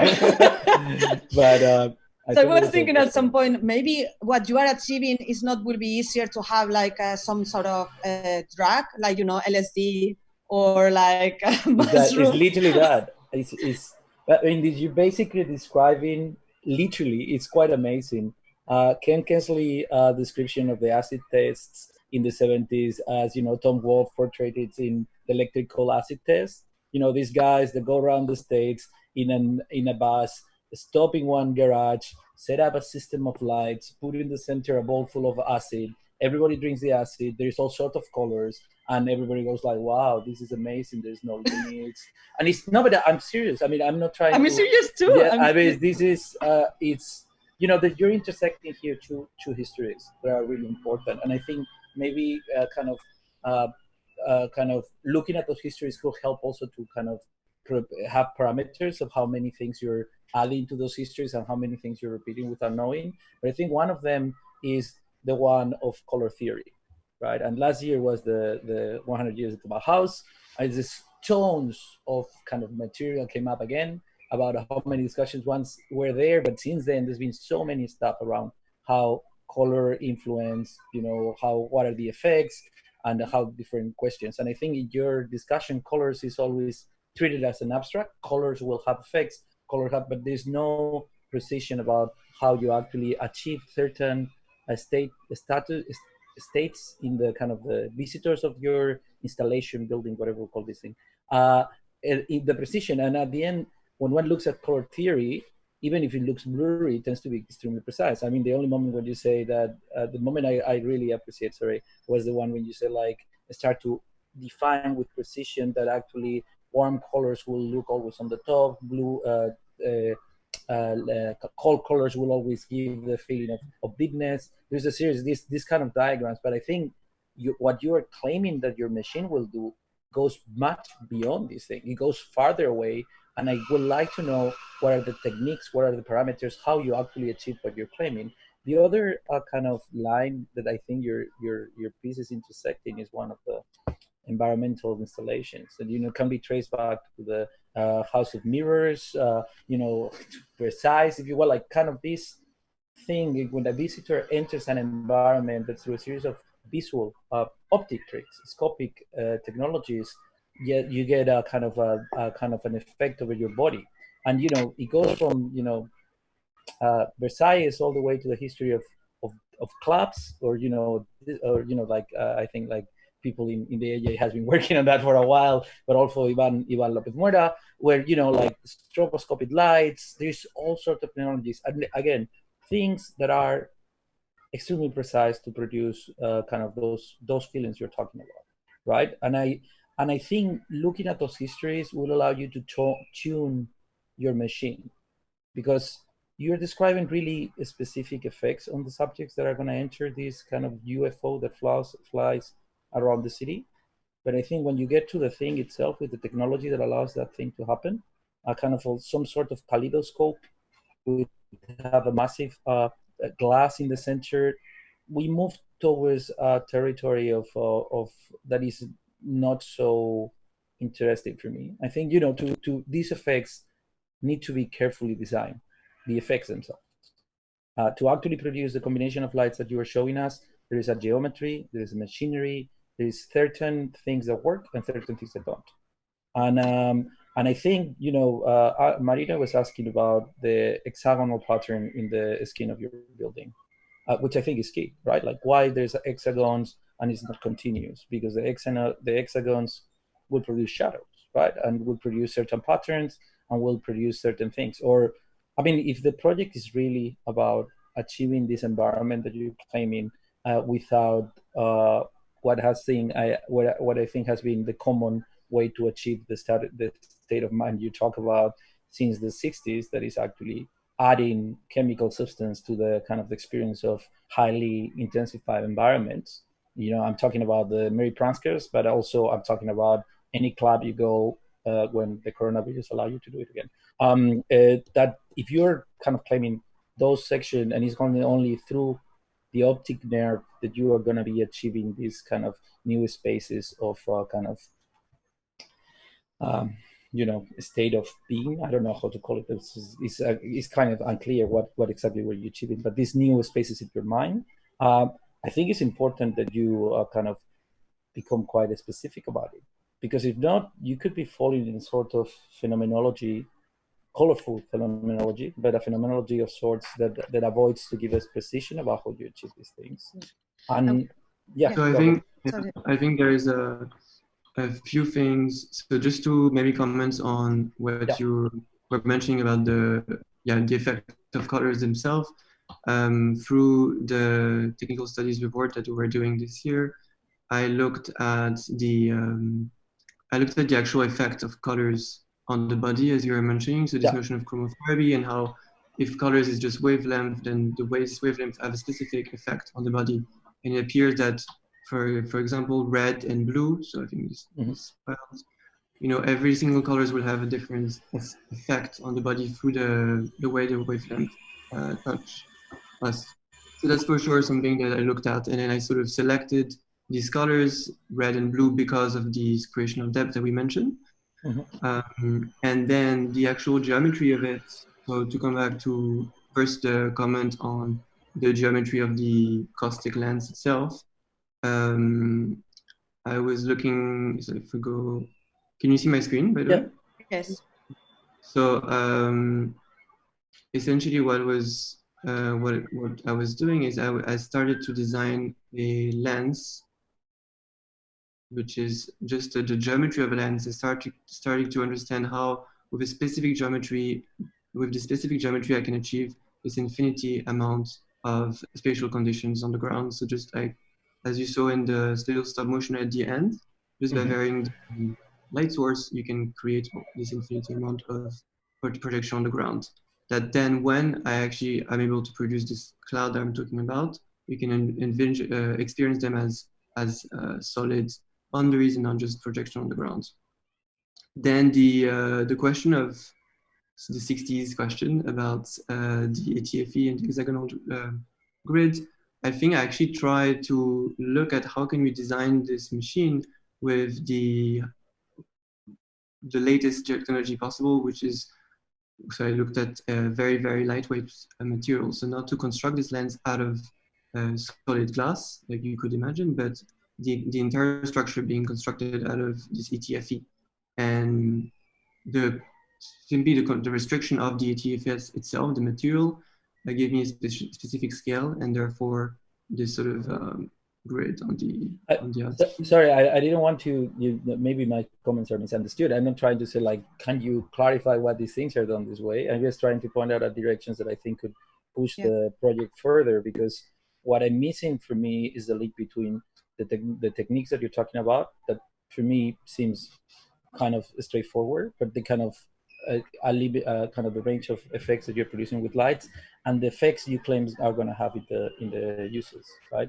Kind of entering a cloud of mist with red and blue, not necessarily will kind of produce the effects that you beautifully describing, right? And when you were talking, I also remember about Philip Ram or Monarium and kind of places in which there's a discussion about technique, but also a careful analysis of how through different sciences, like, I don't know, neuroscience. For example, in the case of the Ormonarium, Philip Ram was claiming that actually if you get light on the top of your retina, that area that usually doesn't get direct light, you actually increase the production of serotonin in the back of your I don't remember what hormone is actually increased.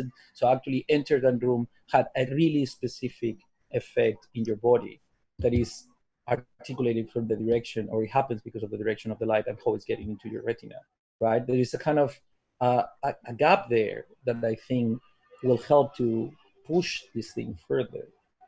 Just one question that I want to add. Sorry, I didn't. Yeah, go. Sorry. We need to be like sharp, and Antonina, and I think it's great that we respond, but if we can collect some comments, that's really like the purpose of this, is to try to get some provocations out as well. Marina, go ahead. Just a very brief comment, and probably equally stupid as my previous ones, but I thought it was something anecdote that nevertheless I found it interesting, because when I was looking at your presentation, there were moments in which I didn't know that it was pixelated, or I was looking at certain images that were pixelated, you know. But as we are talking about this blurriness and the cloud, I find that, you know, what you are talking about as well are different forms of resolution of reality.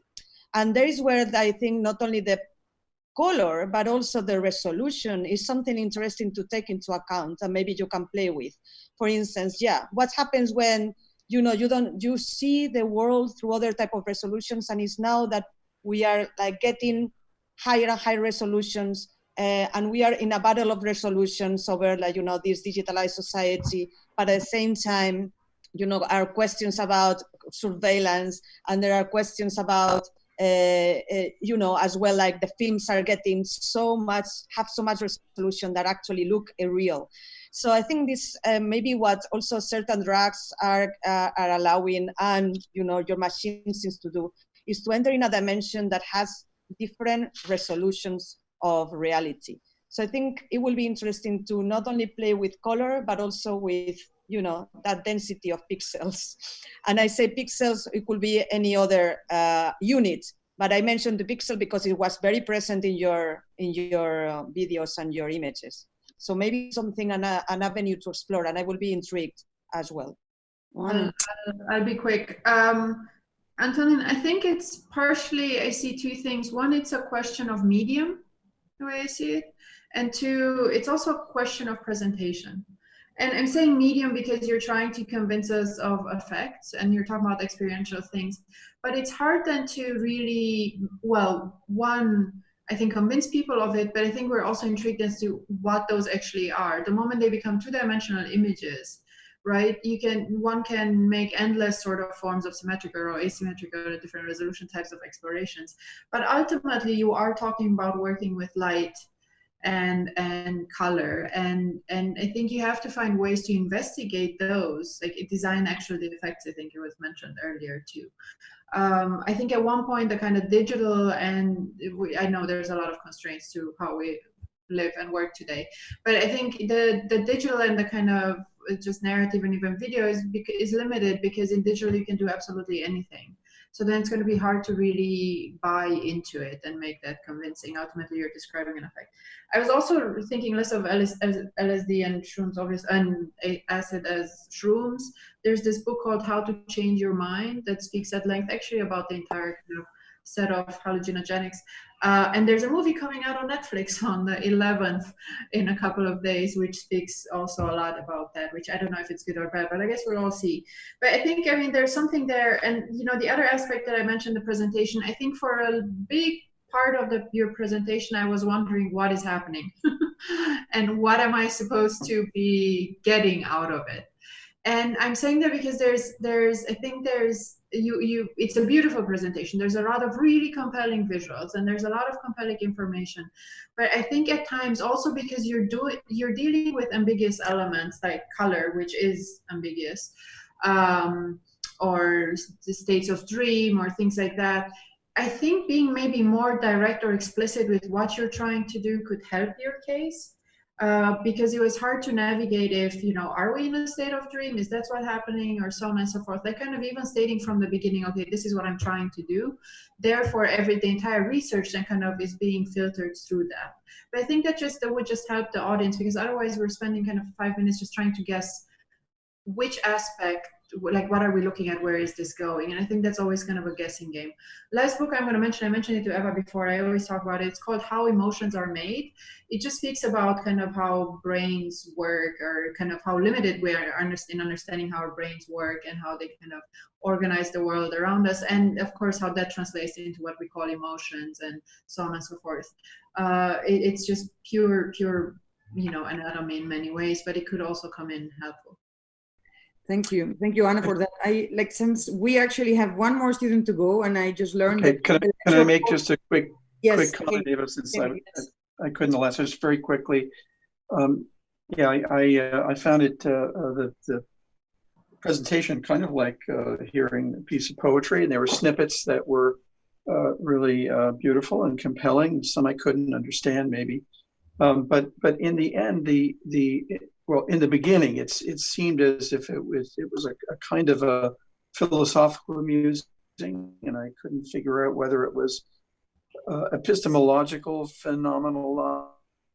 Is it about knowledge? Is it about observation? And I think you had intentions in a number of different directions to understand the peculiarities of the mind, but also to think about how the mind makes sense of the world around it. And so if I think of some of the fragments of your early parts of your presentation, they reminded me a little bit of Proust talking about what we know when we wake or we sleep, or what we see through a piece of a film of water. Do we see the reflection off the water or a thing below it?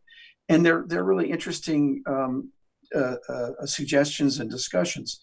But I wonder in the end if through whatever medium you're choosing to explore with, whether it's color charts or lenses or architecture even, if there's some understanding of the world outside the mind, and that's where I think phenomenology becomes epistemology, and we can pretend or think of something called knowledge.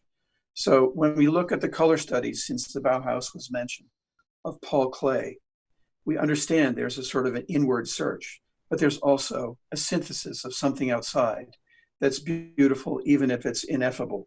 Again, if we think of In Search of Lost Time, and we think of Proust's musings of picking apart all the aspects of the way we perceive things, there is some fabric of a bigger world that we take joy in in understanding, even if it's beyond understanding, but something about time and memory.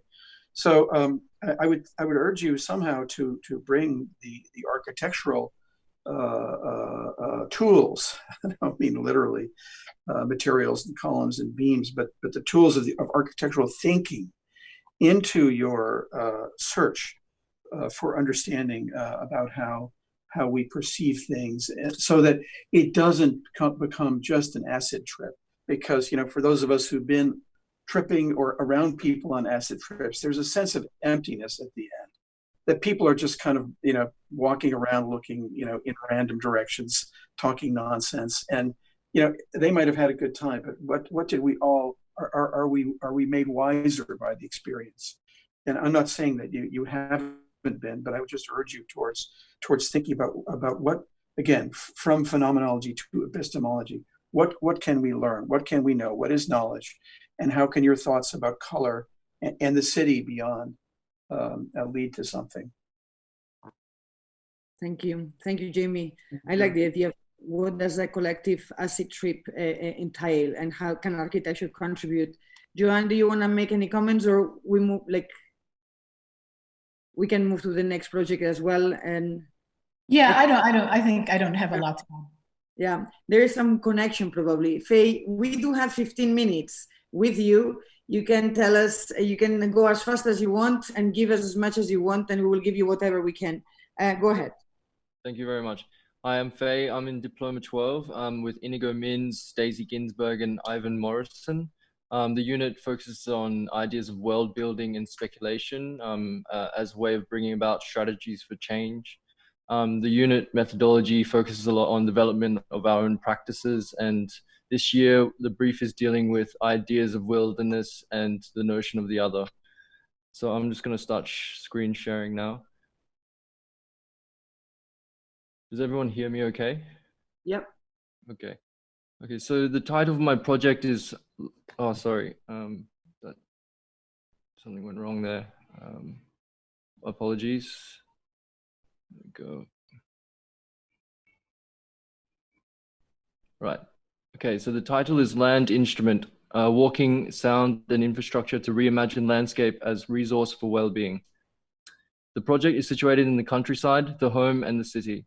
In a general sense, it is an investigation on the aesthetics of care and the relationship of health and land, not as a moralizing, once again, of a connection with nature, but to reimagine post-industrial landscapes and its instrumentality to psychophysiological well-being.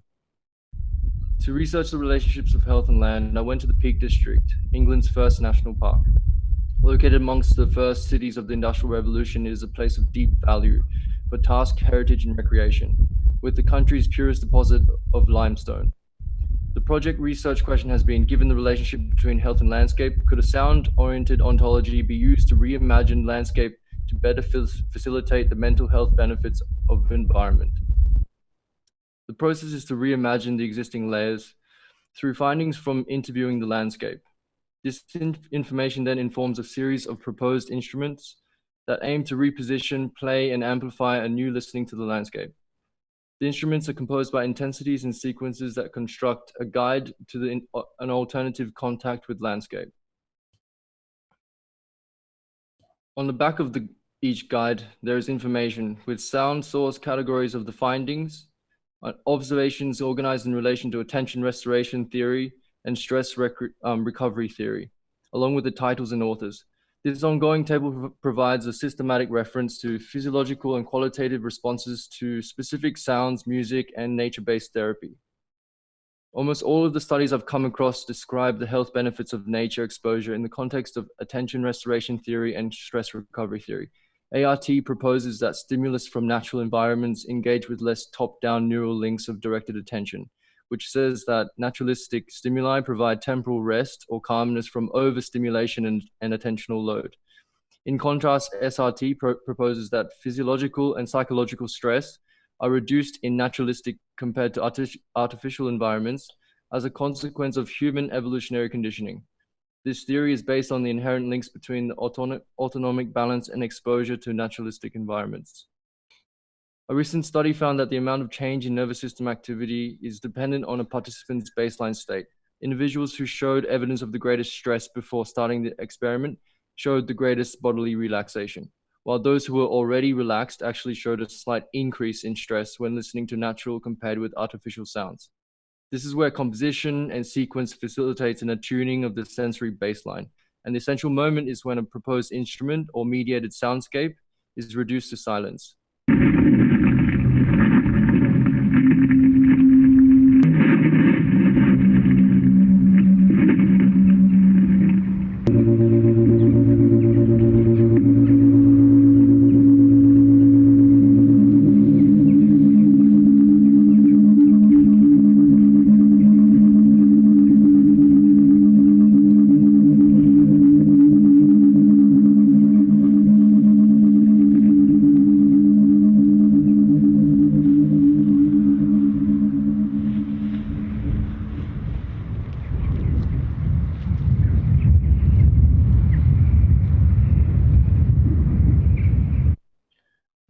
My understanding is that attention restoration theory is regarding stimulus reduction and relaxation responses, or calmness. And stress recovery theory relies on fear and threat, producing the experience of awe. These complex qualities become the gradients that inform my notation for sound-oriented landscapes for mental well-being. This box was designed for a surveying tool and a proposal for a walking device containing an amplifier, delay station, and contact microphones. Alongside the map, it could be carried with instruction on how to install and produce sounds from the landscape. For surveying, I plugged the amplifier into the ground and ran the contact microphones through different surfaces and materials. Using the delay station, I recorded small sound artifacts, eventually building into a loud feedback loop, generating site-specific and unexpected characters of sound. The sounds that were produced were a result of both the environmental conditions as well as its influence and effect this landscape would have on me. Because of this, there were elements of mediation and response that made it more like a field interview rather than a field recording. For instance, this interview shows a striated field, where the sound refracted in multiple directions from the excavated boulders, giving a sporadic and cracking rhythm that produced A-flat and D major tones. This data is then charted to indicate significant sound parameters that could then be composed with the largest section of the sound guide. Those readings then informed a series of landscape instruments that I see either as walking, sound, or infrastructure. The following video is to demonstrate how the map can be a tool to reimagine a given landscape. It provides protocols for walking and interviewing with the portable amplifier, and the infrastructural proposals provide positioning and alternative potentials of these sites. The trail cuts through existing public rights of way with key coordinates to allow discovery and self-orientation along the line. Further descriptions provide ideas for access to particular sites and timings for environmental qualities, encouraging seasonal intervals of return and maintenance.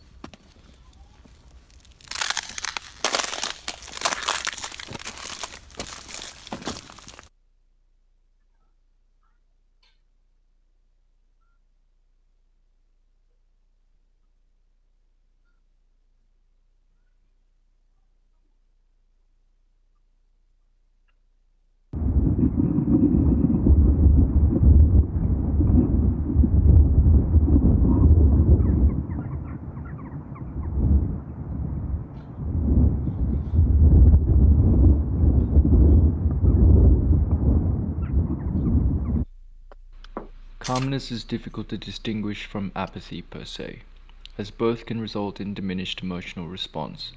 However, the difference for calmness is that one still experiences care and interest in the situation. The rhythms, tones, and sequences of naturalistic stimuli require low tensional demands, allowing task-free states of wakefulness. When approaching awe, the Journal of Cognition and Emotion states that it is a varying combination of gratitude, admiration, elevation, surprise, and fear. For stress recovery theory, these experiences of awe can be a direct link to the health benefits of environment.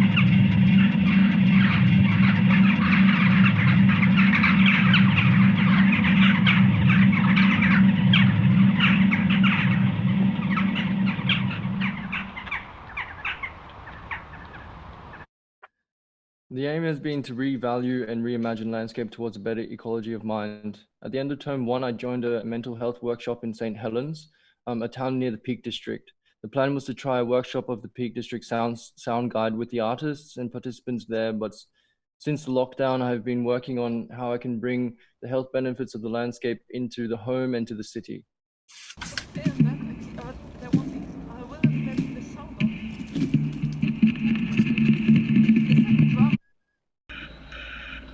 For the home, I'm producing an album composed from the previous field interview recordings, and the idea is that the channel could stream video and microphone input from the proposed infrastructures, where audio-visual processing codes can procedurally compose a live and generative feedback from the outside.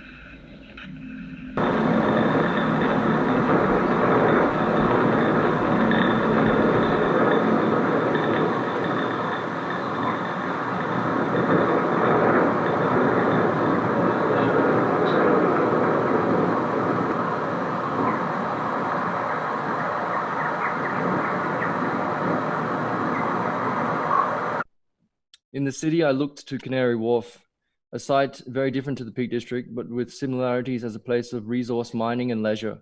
The idea is to also produce a sound guide based on my previous findings that would reimagine this urban landscape also through walking, sound, and infrastructure.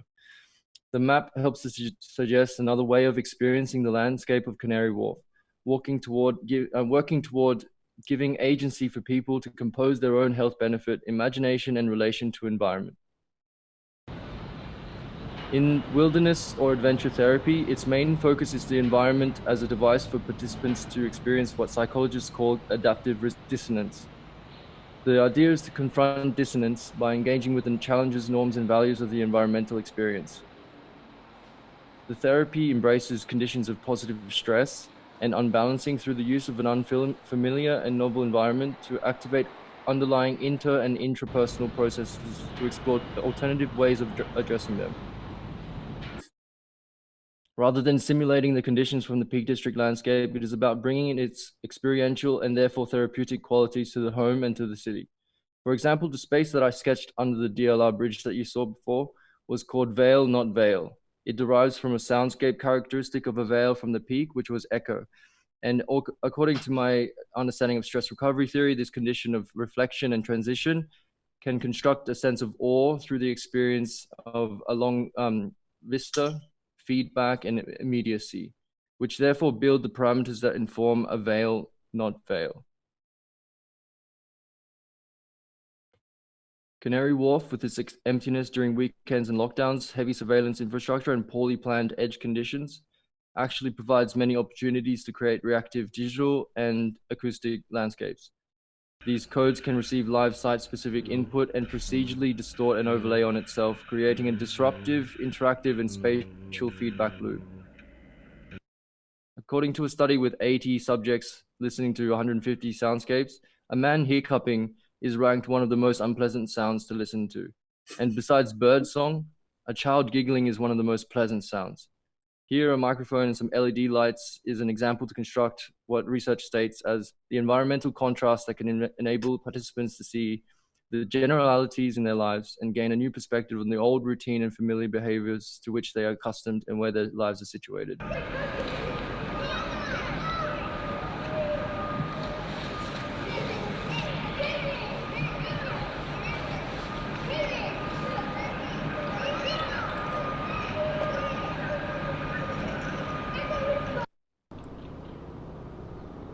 In a seminal book on wilderness therapy published in 2012 explains that the absence of the wilderness in a therapeutic model, which relies on this very factor for its very existence, is highly problematic. It begs the question of whether one could create the same metaphorical and concrete experiences or long-term relational treatment in an urban setting that might replicate the experiences observed in the wilderness. They say if the answer to this question is a tentative yes, then we need to think about the ways that forms of treatment within or outside of institutional settings can be restructured in ways that will reflect the benefits of wilderness programming, making them more accessible to a much wider population. On the other hand, if the answer is an unequivocal no, if this therapy cannot work outside of a wilderness setting, then theoretical development must move beyond the anthropocentric biases in which understanding of the therapeutic change processes within wilderness settings is currently embedded. It must begin to consider factors beyond human relations and human activities, challenges, and struggles. Wonderful.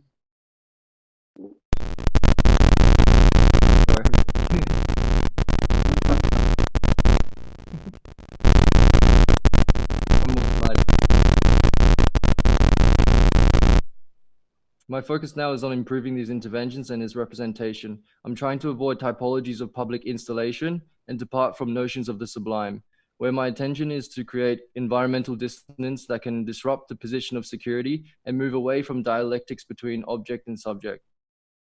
To sum, I'm producing 2 guides and a soundtrack for 3 different spaces with the aim to investigate the aesthetics of care and environmental relation, and create disruptions through walking sound and infrastructure that can reimagine any landscape as a resource for well-being. Thank you for your attention. Faye, that was amazing, and 15 minutes. Sorry.